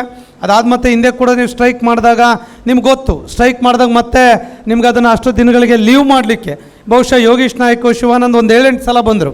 ನಾನು ಬಹುಶಃ 1 ಸಲ ಹೋಗಿದ್ದೆ, ಮತ್ತು 2ನೇ ಸಲ ಹೋದೆ, ಯಾಕೋ ಅವ್ರು ಮಾಡಲಿಲ್ಲ. ಮತ್ತು 3ನೇ ಸಲ ಸ್ವಲ್ಪ ನಮ್ಮ ವರ್ಷನೇ ಜಾಸ್ತಿ ಆಯಿತು. ನಾನು ಹೇಳಿದೆ, ಸರ್ ಮತ್ತೆ ಪದೇ ನಾನಿಲ್ಲಿ ಬಂದು ಕೇಳೋದು ನಿಮಗೂ ಅವಮಾನ, ನನ್ನ ಹುದ್ದೆಗೂ ಅವಮಾನ, ತೊಂದರೆ ಇಲ್ಲ ಸರ್, ನೀವು ಮಾಡದೇ ಇದ್ರೂ ಪರವಾಗಿಲ್ಲ, ಆಗಲ್ಲ ಅಂತ ಹೇಳ್ಬಿಟ್ರೆ ನಾವೇನೋ ಮುಂದಿನ ಯೋಚನೆ ಮಾಡ್ತೇವೆ. ಸೊ ನೀವೇನಾದರೂ ಒಂದು ಡಿಸಿಷನ್ ನಾನು ಹೇಳಿ, ನಾಳೆ ಮಾಡ್ತೀನಿ, ನಾಡಿದ್ದು ಮಾಡ್ತೀನಿ, ಈ ಥರದ್ದೆಲ್ಲ ಆದರೆ ನಮಗೂ ಸರಿ ಅನಿಸಲ್ಲ. ಆಮೇಲೆ ನಿಮ್ಮ ಸ್ಥಾನಕ್ಕೂ ಅದು ಗೌರವ ಅಲ್ಲ, ತುಂಬ ಸುಳ್ಳು ಹೇಳ್ದಂಗೆ ಆಗುತ್ತೆ ಅಂತೇಳಿ ಸ್ವಲ್ಪ ಸ್ಟ್ರಾಂಗಾಗಿ ಹೇಳ್ತಂಗೆ. ಅದಾದ 2-3 ದಿನದಲ್ಲೇ ಪಾಪ ಅವ್ರು ವಾಟ್ಸಪ್ ಮಾಡಿದರು, ಷಡಾಕ್ಷರಿ ನಿಮ್ಮದು ಮಾಡಿಕೊಟ್ಟಿದ್ದೇನೆ ನೋಡಿ ಅನ್ನುವಂಥ ಮಾತನ್ನು ಹೇಳಿದರು. ಸೊ ಹಾಗಾಗಿ ಇಲ್ಲೆಲ್ಲ ಒಂದು ಕಡೆ ಆ ಥರದ ಒಂದು ವಿಚಾರ ಬಂದಾಗ ನಾವು ಕೂಡ ಸಂಘಟನೆ ಒಂದಿಷ್ಟು ಗಟ್ಟಿ ನಿಲುವುಗಳನ್ನು ಕೂಡ ತೆಗೆದುಕೊಳ್ಬೇಕಾಗ್ತದೆ. ಹಾಗಾಗಿ ಆ ಕೆಲಸವನ್ನೆಲ್ಲ ಮಾಡಿದ್ದು ಕೂಡ ತಮ್ಮ ಗಮನದಲ್ಲಿ ಇದೆ ಅಂತೇಳಿ ನಾನು ಭಾವಿಸ್ತೇನೆ. ಇವತ್ತು C&R ಬಗ್ಗೆ ಕೂಡ ಡ್ರಾಫ್ಟ್ ರೂಲನ್ನು ಕಳೆದ ವಾರ ಅನಿಸುತ್ತೆ ತಮಗೀಗಾಗಲೇ ಎಲ್ಲ ಕೆಡ್ರದ್ದು ಕೂಡ ರಿಲೀಸ್ ಮಾಡಿದ್ದಾರೆ. ಸುಲಭ ಅಲ್ಲ. ಕಂದಾಯ ಇಲಾಖೆಯಲ್ಲಿ C&R ಮಾಡಲಿಕ್ಕಾಗಿಲ್ಲ. ಕಮಿಷನ್ ರೇಟಿಂದ ಹಿಡಿದು ಅಪ್ ಟು ಗ್ರಾಮ ಸಹಾಯಕರವರೆಗೆ ಎಷ್ಟು ಹುದ್ದೆ ಇದೆ, ಎಷ್ಟೇನು ಏನೂ ಗೊತ್ತಿಲ್ಲ ನಿಮ್ಮದು. ಇವತ್ತೆಲ್ಲದನ್ನು ಕೂಡ ಕಂಪ್ಯೂಟರೈಸ್ ಮಾಡಿ, ಬಹುಶಃ ಮನುಷ್ಯನ ಬಗ್ಗೆ ನನಗೆ ಅಭಿಮಾನ ಇದೆ. ಇವತ್ತು ನೋಡಿ, ಎಜುಕೇಷನ್ ಡಿಪಾರ್ಟ್ಮೆಂಟ್ 70 ವರ್ಷ ಆಯಿತು, ಹೆಲ್ತ್ ಡಿಪಾರ್ಟ್ಮೆಂಟ್ 52 ವರ್ಷ ಆಯ್ತು, C&R ಆಗಿಲ್ಲ. ನೋಡ್ರಿ, ನಿಮ್ಮಲ್ಲಿ ಆಯಿತು. ಹುಡುಗಾಟ ಅಲ್ಲ ರೀ, ಅಷ್ಟು ಸುಲಭ ಅಲ್ಲ. ಅವ್ರು ಹೋಗಿ ಏನೋ ನಮ್ಮ ರೆಕಾರ್ಡ್ ರೂಮಲ್ಲಿ ಕೂತ್ಕೊಳ್ತಾರ ಮನುಷ್ಯ. ನಮ್ಮ ಆಫೀಸರ್ ರೆಕಾರ್ಡ್ ರೂಮಲ್ಲಿ ನಮ್ಮ ಹುಡುಗರೆಲ್ಲ ಇದ್ದಾರೆ. ಏನು ಸರ್ ಅವರೇ ಒಂದು ಕೂತ್ಕೊಳ್ತಾರೆ ಅಂತ ಅವ್ರಿಗೇನು ಅಭಿಮಾನ? ಅಷ್ಟೊಂದು ಯಾಕೆ ತಲೆ ಕೆಡಿಸ್ಕೊಳ್ಬೇಕು? ಅದೆಲ್ಲದನ್ನು ಕೂಡ ತಲೆ ಕೆಡಿಸ್ಕೊಂಡು ಇವತ್ತು ಈ ಹಂತಕ್ಕೆ ಬಂದು, ಇವತ್ತು ಏನು ಕಾಮನ್ ಸೀನಿಯಾರಿಟಿ ಬಗ್ಗೆ ನಾವು ಹಿಂದೆ ತೀರ್ಮಾನ ಮಾಡಿದ್ವಿ, ಒಳ್ಳೆ ತೀರ್ಮಾನವನ್ನು ಕೂಡ ಇವತ್ತು ಡ್ರಾಫ್ಟ್ ರೂಲ್ ಪ್ರಕಟಿಸಿದೆ. ಅದೇ 100ಕ್ಕೆ 100 ಅಧಿಕೃತವಾಗಿ ಪ್ರಕಟಗೊಳ್ಳುತ್ತೆ, ಯೋಚನೆ ಮಾಡುವಂಥದ್ದು ಬೇಡ. ಅದಾದ ನಂತರ ಅವತ್ತಿನ ಮೀಟಿಂಗಲ್ಲೂ ಹೇಳಿದ್ರು ಅವರು, ಅವತ್ತು PRS ಹೇಳಿದ್ರು, ನೀವೇನು ಕೇಸ್ ಹಾಕಿದ್ರು ವಿಡ್ರಾ ಮಾಡಿ, ಇಮ್ಮಿಡಿಯೇಟ್ ಪ್ರಮೋಷನ್ ಸ್ಟಾರ್ಟ್ ಮಾಡ್ಲಿಕ್ಕೆ ನಾನು ಇನ್ಸ್ಟ್ರಕ್ಷನನ್ನು ಕೊಡ್ತೇನೆ ಅಂತ. ನಾನು ಅದಕ್ಕೆ ಹೇಳಿದೆ, ಸರ್ ಇವ್ರು ವಿಡ್ರಾ ಮಾಡ್ತಿದ್ದಂಗೆ ನೀವು ಮತ್ತು ಉಲ್ಟಾ ಮಾಡಿಬಿಡ್ತೀರಾ ಸರ್, ಅದೆಲ್ಲ ಆಗಲ್ಲ ಅಂತ. ಇಲ್ಲ ಷಡಾಕ್ಷರಿ, ನಮ್ಮೇಲೆ ನಂಬಿಕೆ ಇಲ್ವಾ? ಯು ಡೋಂಟ್ ವರಿ, ನನಗೆ ಪವರ್ ಇದೆ, ಯಾವುದೂ ಇಲ್ಲ, ನಾನೇ ಮಾಡಿಕೊಡ್ತೇನೆ ಎನ್ನುವಂಥ ಮಾತನ್ನು ಕೂಡ ಅವರು ಕೂಡ ಹೇಳಿದರು. ಅದಾದ ನಂತರ ಬೇರೆ ಕ್ಯಾಡ್ರ್ ನೆಕ್ಸ್ಟು ಗ್ರೇಡ್ 2 ತಹಶೀಲ್ದಾರ್ವರೆಗೆ ಕೂಡ ಪ್ರಮೋಷನ್ ಕೊಡೋದಕ್ಕೆ ಕೂಡ ಕಮಿಟಿ ಮಾಡುವಂಥದ್ದು ಅದೆಲ್ಲದೂ ಕೂಡ ಆಯಿತು. ಬಹುಶಃ ನಿಮ್ಮಲ್ಲಿ ಸಂಘಟನೆ ಇದೆ, ಅವ್ರು ಏನೂ ಇಲ್ಲ, ಯಾರೂ ತಲೆ ಕೆಡಿಸ್ಕೊಳ್ಳಲ್ಲ. ಯಾರೋ 3 ತಿಂಗಳಿಗೆ ಹೋಗಿ ಫೋನ್ ಮಾಡ್ತಾರೆ, ಸರ್ ನಮ್ಮ ಪ್ರಮೋಷನ್ ಕೊಟ್ಟಿಲ್ಲ ಗ್ರೇಡ್ 2 ಅಂತ. ಮನೇಲಿ ಮಲ್ಕೊಳ್ಳಪ್ಪ ಅಂತ ಹೇಳ್ತೀನಿ ಅವ್ರಿಗೆ, ಮನೇಲಿ ಮಲ್ಕೋ, ತಂದು ಕೊಡ್ತಾರೆ ಅಂತೇಳಿ. ಒಬ್ರಿಗೂ ಆಸಕ್ತಿ ಇಲ್ಲ. ಯಾಕಪ್ಪ ಹಿಂಗೆ ಅಂದರೆ, ಅಟ್ಲೀಸ್ಟ್ ಒಂದು 10 ಜನ ಬಂದು ನಮ್ಮನ್ನು ಕರ್ಕೊಂಡು ಹೋದರೆ ಇಷ್ಟೊತ್ತಿಗೆ 6 ತಿಂಗಳಾಗೋಗಿತ್ತ ಪ್ರಮೋಷನ್ ಕೊಡಲಿಕ್ಕೆ. ನಾವಾದರೂ ಅಷ್ಟು ಮಾತಾಡಿ ಫೋನ್ ಮಾಡಿ ಅಷ್ಟು ಹೇಳಿದಕ್ಕೆ ಅಷ್ಟೊಂದು ಸ್ಟೇಜ್ಗೆಲ್ಲ ಬಂದು ಸೀನಿಯಾರಿಟಿ ಎಲ್ಲ ಫೈನಲ್ ಮಾಡಿ ರೆಡಿ ಇಟ್ಟಿದ್ದಾರೆ. ಬಹುಶಃ ಅವ್ರಿಗೇನು ಅಂದರೆ, ನಮ್ಮ ಪ್ರೆಷರ್ ಬಂದರೆ ಅನೌನ್ಸ್ ಮಾಡಿ ಪ್ರಮೋಷನ್ DPC ಮಾಡಿ ಪ್ರಮೋಷನ್ ಕೊಡ್ತಾರೆ. ನಮ್ಮ ಪ್ರೆಷರ್ ಅಂದರೆ ನಿಮ್ಮ ಪ್ರೆಷರ್ ನಮಗೆ ಬರಬೇಕು. ಯಾರೋ ಶಿರಸ್ತೇದಾರ್ ಇವರೇನಿದ್ದಾರೆ ಅವ್ರುಗಳೆಲ್ಲ ಬರಬೇಕು, ಅವ್ರು ಕೊಡ್ತಾ ಇಲ್ಲ. ಸೊ ಎನಿವೆ, ಅದು ಕೂಡ ತಮ್ಮ ಗಮನದಲ್ಲಿ ಇದೆ ಅನ್ನೋದನ್ನು ಹೇಳಲಿಕ್ಕೆ ನಾನು ಬಯಸ್ತೇನೆ. ಹಾಗೆ ಏನು ಸಲಹಾ ಸಮಿತಿ ಬಗ್ಗೆ, ಮುಷ್ಕರ ಇನ್ನಿತರ ಡಿಮ್ಯಾಂಡ್ಸ್ಗಳ ಬಗ್ಗೆ ಸಲಹಾ ಸಮಿತಿ ಬಗ್ಗೆ ಕೂಡ ಇದ್ದಾರೆ. ಕಂಪ್ಯೂಟರ್ ಕೊಡಬೇಕು ಅಂತ ಹೇಳಿದ್ವಿ, ಈಗಾಗಲೇ ಸಾವಿರಾರು ಲ್ಯಾಪ್ಟಾಪ್ಸ್ಗಳನ್ನು ನಿಮಗೆ ಕೊಡೋಂಥ ಕೆಲಸ ಮಾತಾಡಿದ್ರು, ಅದನ್ನು ಕೂಡ ಕೊಟ್ಟಿದ್ದಾರೆ. ಅದ್ರ ಜೊತೆ ಮೊನ್ನೆ ನಿಮಗೇನು ಪ್ರೋಟೋಕಾಲ್ ಬಗ್ಗೆ ಕೂಡ ಮಾಡಿದ್ವಿ. ನಾವು ಚೀಫ್ ಸೆಕ್ರೆಟರಿ ಕೊಟ್ಟಿದ್ದೀವಿ, ಮೊನ್ನೆ ಲೆಟ್ರ್ ಬಂದು ಚೀಫ್ ಸೆಕ್ರೆಟರಿಯಿಂದ, ಇದು ರೆವಿನ್ಯೂ ಪ್ರಿನ್ಸಿಪಲ್ ಸೆಕ್ರೆಟರಿ ಅವರ ಡಿಸಿಷನ್ ತಗೊಳ್ಳಿ ಅಂತೇಳಿ DPR ಇಂದ ಈಗಾಗಲೇ ಡೈರೆಕ್ಷನ್ ನಿಮ್ಮ ಪ್ರಿನ್ಸಿಪಲ್ ಸೆಕ್ರೆಟರಿಗೆ ಕೂಡ ಇಶ್ಯೂ ಆಗಿದೆ. ಸೊ ಹಾಗಾಗಿ ಅದು ಕೂಡ ನಿಮಗೇನು ನೋಡಿ, ನಾನು ಬಹುಶಃ ಕೇಳಿ ಯೋಗೇಶ್ ನಾಯ್ಕ ಇದರೆಲ್ಲ ಇದ್ರು, ನಾನು ಸ್ವಲ್ಪ ಓಪನ್ ಆಗೇ ಮಾತಾಡಿದೆ. ಸರ್ ಯಾರೋ ಪ್ರಿನ್ಸಿಪಲ್ ಸೆಕ್ರೆಟರಿ ಬರ್ತಾರೆ, ಯಾರೋ ಕಮಿಷನರು ಬರ್ತಾರೆ, ಯಾರೋ ರಿಟೈರ್ಡ್ ಆಫೀಸರ್ DC ಮೆಸೇಜ್ ಹಾಕಿದ್ರೆ ಅಲ್ಲಿಗೆ ಕಳಿಸ್ತಾರೆ. ಶಿವಮೊಗ್ಗ IBಗೆ ಬಂದರೆ ಅವ್ರಿಗೆ A to Z ಮಾಡಿಕೊಡ್ಬೇಕು ಸರ್. A to Z ಮಾಡಬೇಕು ಅಂದರೆ ಏನು ಮಾಡಬೇಕು? 40-50 ಸಾವಿರ ಖರ್ಚಾಗುತ್ತೆ. IB ಸರಿ ಇಲ್ಲ ಅಂದರೆ ರಾಯಲ್ ಆರ್ಚಿಡ್ ಮಾಡಬೇಕು. ದುಡ್ಡು ಯಾರ್ದು? ವಿಲೇಜ್ ಅಡ್ಮಿನಿಸ್ಟ್ರೇಟಿವ್ ಆಫೀಸರ್ ದುಡ್ಡು. ಸಂಬಳ ಯಾವನ್ ಸರ್? ಸಂಬಳ ಕೊಟ್ಟು ಯಾವನ್ ಮಾಡಬೇಕು? ಹಾಗೆಲ್ಲ ಮಾಡೋದಕ್ಕೆ ಅವಕಾಶ ಇಲ್ಲ. ಇದ್ರ ಬಗ್ಗೆ ನಾನು ನಿಮ್ಮ ಸಹಮತ ಇದೆ. ಇದಕ್ಕೊಂದು ಕಾರ್ಪಸ್ ಫಂಡ್ ಮಾಡೋದು, ಒಂದು ಹೆಡ್ ಆಫ್ ಅಕೌಂಟ್ ಕ್ರಿಯೇಟ್ ಮಾಡೋದು, ಅಥವಾ ಕೆಲವೊಂದು ತೆಗೆದು ಬೇರೆ ಬೇರೆ ಇಲಾಖೆ ಕೊಡ್ಬೋದಾ, ಈ 3 ಕೂಡ ಯೋಚನೆ ಮಾಡ್ತಾನೆ. ಹಿಂದೆ ಹರಿಯಾಣದಲ್ಲಿದ್ದಾಗ ನಾನು ಅದನ್ನು ಮಾಡಿದ್ದೇನೆ ಎನ್ನುವಂಥ ಮಾತನ್ನು ಕೂಡ ಅವ್ರು ಹೇಳಿದ್ರು. ಸೊ ಬಹುಶಃ ಯೋಗೇಶ್ ನಾಯ್ಕ ಅವ್ರಿಗೆ ಹೇಳಲಿಕ್ಕೆ ಬಯಸ್ತೇನೆ, ಇನ್ನೊಂದು ಸಲ ಸೀರಿಯಸ್ ಆಗಿ ಅದನ್ನು ಚೀಫ್ ಸೆಕ್ರೆಟರಿಯಿಂದನೂ ಕೂಡ ಬಂದಿದೆ. ಇದು ರೆವಿನ್ಯೂ ಡಿಪಾರ್ಟ್ಮೆಂಟ್ ಆಗಿರೋದ್ರಿಂದ ತಾವೇ ಸೂಕ್ತ ಕ್ರಮ ಕೈಗೊಳ್ಳಿ ಅಂತ ಲೆಟ್ರ್ ನಮ್ಮ ಆಫೀಸಲ್ಲಿದೆ, ಕಲೆಕ್ಟ್ ಮಾಡ್ಕೊಳ್ಳಿ. ಅದು ಮೊನ್ನೆ ಲಾಸ್ಟ್ ವೀಕ್ ಬಂತು. ಆ ಥರ ಮಾಡಿದ್ರೆ ಅಟ್ಲೀಸ್ಟ್ ಎಷ್ಟೋ ಒಂದು ರಿಸ್ಕ್ ಕಡಿಮೆ ಆಗುತ್ತೆ. ಭಾಳ ಜನ ಅಧಿಕಾರಿಗಳಿಗೆ ಏನಾಗುತ್ತೆ, ಸುಮ್ಮನೆ ಕರೆಯೋದು, ಅನ್ನೆಸೆಸರಿ ಎಕ್ಸ್ಪೆಂಡಿಚರ್ಗಳು ಬರುತ್ತೆ. ಏನು ಮಾಡಬೇಕು ಅವರು? ನಾನು ಹೇಳಿದೆ, ಯಾರ್ದನ್ನು ತಲೆ ಹೊಡಿಬೇಕಾ ಸರ್ ಅಂತ ಕೇಳಿದೆ. ನೋಡಿ, ಎಲ್ಲಿ ಭ್ರಷ್ಟಾಚಾರ ಹೆಂಗೆ ಸ್ಟಾರ್ಟ್ ಆಗುತ್ತೆ ಅಂದರೆ, ಭ್ರಷ್ಟಾಚಾರ ಕಂಟ್ರೋಲ್ ಮಾಡಿ ಅಂದರೆ ಇವರೇ ಸರ್ಕಾರನೇ ಭ್ರಷ್ಟಾಚಾರಕ್ಕೆ ಅವಕಾಶ ಕೊಟ್ಟಂಗೆ. ಬಹುಶಃ ADCನೋ DCನೋ ಇರ್ತಾರೆ, ಏನು ಮಾಡ್ತಾರೆ? ನೋಡಪ್ಪ ಪ್ರೋಟೋಕಾಲ್ ಮಾಡು ಅಂತಾರೆ. ಮಾಡಲೇಬೇಕಲ್ಲ, ದುಡ್ಡು ಯಾರ್ದು? ಅದು ಶಿವಮೊಗ್ಗ ಅಂತ ಜಿಲ್ಲೆ, ಜೋಗ ಗೀಗ ಸೀಸನ್ ಬಂದರೆ ಮುಗಿದೋಯ್ತು, ಎಲ್ಲದೂ ಕೂಡ ಆಗ್ತದೆ. ಅದಕ್ಕೆ ಒಂದು ಪಾಲಿಸಿ ಮಾಡಲಿ, ಆಯಾ ಇಲಾಖೆಯವರು ಅವರವರೇ ಮಾಡಬೇಕು. ಓಕೆ, ರೆವಿನ್ಯೂದು ಬಂದರೆ ಅಷ್ಟೇ ನೀವು ಮಾಡಬೇಕು, ಅದನ್ನು ಒಂದು ಮಾಡಬೇಕದು. ಆ ಕಾನೂನನ್ನು ಕೂಡ ಅವ್ರು ತರಲಿಕ್ಕೆ ಒಪ್ಕೊಂಡಿದ್ದಾರೆ. ಅಥವಾ ಒಂದು ಹೆಡ್ ಆಫ್ ಅಕೌಂಟ್ ಕ್ರಿಯೇಟ್ ಮಾಡಿ ಒಂದು ಮ್ಯಾಕ್ಸಿಮಮ್ ಇಷ್ಟು ಅಮೌಂಟ್ ಕೊಡುವಂಥ ಕೆಲಸ, ಈಗ ಅಮೌಂಟ್ ಕೊಡ್ತಾ ಇಲ್ಲ. ಸೊ ಅದನ್ನು ಕೂಡ ಮಾಡಲಿಕ್ಕೆ ಕೂಡ ಒಂದಿಷ್ಟು ಚರ್ಚೆಗಳು ಕೂಡ ನಮ್ಮ ನಡುವೆ ಅವ್ರ ನಡುವೆ ನಡೆದಿದೆ. ಅದು ಕೂಡ ಆಗಲಿ ಅನ್ನುವಂಥ ವಿನಂತಿಯನ್ನು ಕೂಡ ಈ ಸಂದರ್ಭದಲ್ಲಿ ಹೇಳಲಿಕ್ಕೆ ನಾನು ಬಯಸ್ತೇನೆ. ಸೊ ಹೀಗೆ ಇನ್ನೇನೇನು ಡಿಮ್ಯಾಂಡ್ಸ್ಗಳಿದೆ, ತಮ್ಮ ಸಂಘದ್ದು ಒಂದು ಭವನ ಆಗಬೇಕು, ತಮ್ಮ ಬೈಲಾ ತಿದ್ದುಪಡಿ ಆಗಬೇಕು, ಕಂದಾಯ ಉತ್ಸವ ಆಗಬೇಕು. ಖಂಡಿತ ಸರ್ಕಾರದ ಮಟ್ಟದಲ್ಲಿ ಕಂದಾಯ ಉತ್ಸವ ನಾವು ಮನೆ ಮಾತಾಡಿಲ್ಲ. ನಾನು ಕಟಾರಿಯಾ ಸರ್ಗೆ ರಿಕ್ವೆಸ್ಟ್ ಮಾಡ್ಕೊಳ್ತೇನೆ, ಪ್ರತಿ ವರ್ಷ ಒಂದು ಕಂದಾಯ ಉತ್ಸವವನ್ನು, ಒಂದು ಅದ್ಭುತವಾಗಿರುವಂಥ ಸ್ಪೋರ್ಟ್ಸ್ ಕಲ್ಚರಲ್ ಇವೆಂಟನ್ನು ತಾವು ಮಾಡಲಿಕ್ಕೆ ಕೂಡ ನಾನು ಖಂಡಿತ ಅದಕ್ಕೆ ಪ್ರಾವಿಷನನ್ನು ಕೂಡ ನಾನು ಮಾಡಿಸ್ಕೊಡ್ತೇನೆ. ಯಾಕಂದರೆ ತಾವು ಪ್ರೆಷರಲ್ಲಿ ಇರ್ತೀರಾ, ಒಂದಿಷ್ಟು ನಿಮ್ಮಲ್ಲಿ ಕೂಡ ಕ್ರಿಯೇಟಿವಿಟಿ ಇರ್ತದೆ, ಒಂದು ಪ್ಲಾಟ್ಫಾರ್ಮ್ ಕೊಟ್ಟರೆ ಅನುಕೂಲ ಆಗ್ತದೆ. ಆ ದಿಶೆಯಲ್ಲಿ ಕೂಡ ನಾನು ಕೂಡ ಅವರ ಗಮನ ಸೆಳೀತೇನೆ. ನಾನು ಇಷ್ಟು ಹೇಳಲಿಕ್ಕೆ ಬಯಸ್ತೇನೆ, ಈ ಒಂದು ಕೆಮಿಸ್ಟ್ರಿ ಚೆನ್ನಾಗಿದೆ. ಯಾರು ರಾಜೇಂದ್ರ ಕುಮಾರ್ ಕಟಾರಿ ಅವ್ರ ಜೊತೆ ಅವ್ರ ಕಾಲದಲ್ಲಿ ಅರ್ಥ ಕೂಡ ಆಗಿದೆ. ಮತ್ತು ಅವ್ರು ಬದಲಾಗೋದ್ರೊಳಗೆ ಮತ್ತು ಇನ್ನೊಬ್ಬರು ಬಂದು ಅದೇನೇನೋ ಮಾಡೋ ಬದಲು ಅವ್ರ ಕಾಲದಲ್ಲೇ ಏನೇನು ಅನುಕೂಲಗಳು ಬೇಕು, ಇನ್ನೂ ಎಷ್ಟು ಸಲ ಬೇಕಾದರೂ ಕೂಡ ನಿಮ್ಮ ಪರವಾಗಿ ನಾನು ಅವ್ರ ಜೊತೆ ಬರ್ತೇನೆ, ಮೀಟಿಂಗ್ ಕೂಡ ಮಾಡ್ತೇನೆ. ಆ ಕೆಲಸವನ್ನು ಬೇಗ ಬೇಗ ಮಾಡ್ಕೊಳ್ಳಿ. ಅವ್ರಿಗೊಂದು ಆಸೆ ಇದೆ, ಒಳ್ಳೆ ಕೆಲಸ ಮಾಡಬೇಕು, ಒಳ್ಳೆ ಹೆಸರು ಮಾಡಬೇಕು ಅಂತೇಳಿ. ನಾವು ಹಿಂದೆಲ್ಲ ಅವ್ರ ಜೊತೆ ಜಗಳ ಮಾಡಿದಾರೇನೆ, ಬಟ್ ಕೆಲವು ವಿಷಯಗಳ ಬಗ್ಗೆ ನಾವು ಕೂಡ ಒಂದಿಷ್ಟು ಕಾಂಪ್ರಮೈಸ್ ಆಗಬೇಕಾಗ್ತದೆ. ಆ ಕಾಂಪ್ರಮೈಸ್ ಆಗೋ ಕೆಲಸದ ಮೂಲಕ ನಾವು ಕೂಡ ಅವ್ರಿಗೆ ಸಹಕಾರವನ್ನು ಕೊಡ್ತೇವೆ. ನೀವು ಕೂಡ ಕೊಡಿ. ಏನೇನು ಸಮಸ್ಯೆಗಳಿದೆ 1 2 3 4 ಆಗಿ ಬಗೆಹರಿಸೋಣ. ಮಿನಿಸ್ಟ್ರು ಕೂಡ ನಿಮ್ಮ ವಿಚಾರದಲ್ಲಿ ಇದೆ. ಇವತ್ತು ನೋಡಿ, ರೆವಿನ್ಯೂ ಆದರೆ ಒಂದಿಷ್ಟು ನಿಮಗೆ ಅನುಕೂಲ.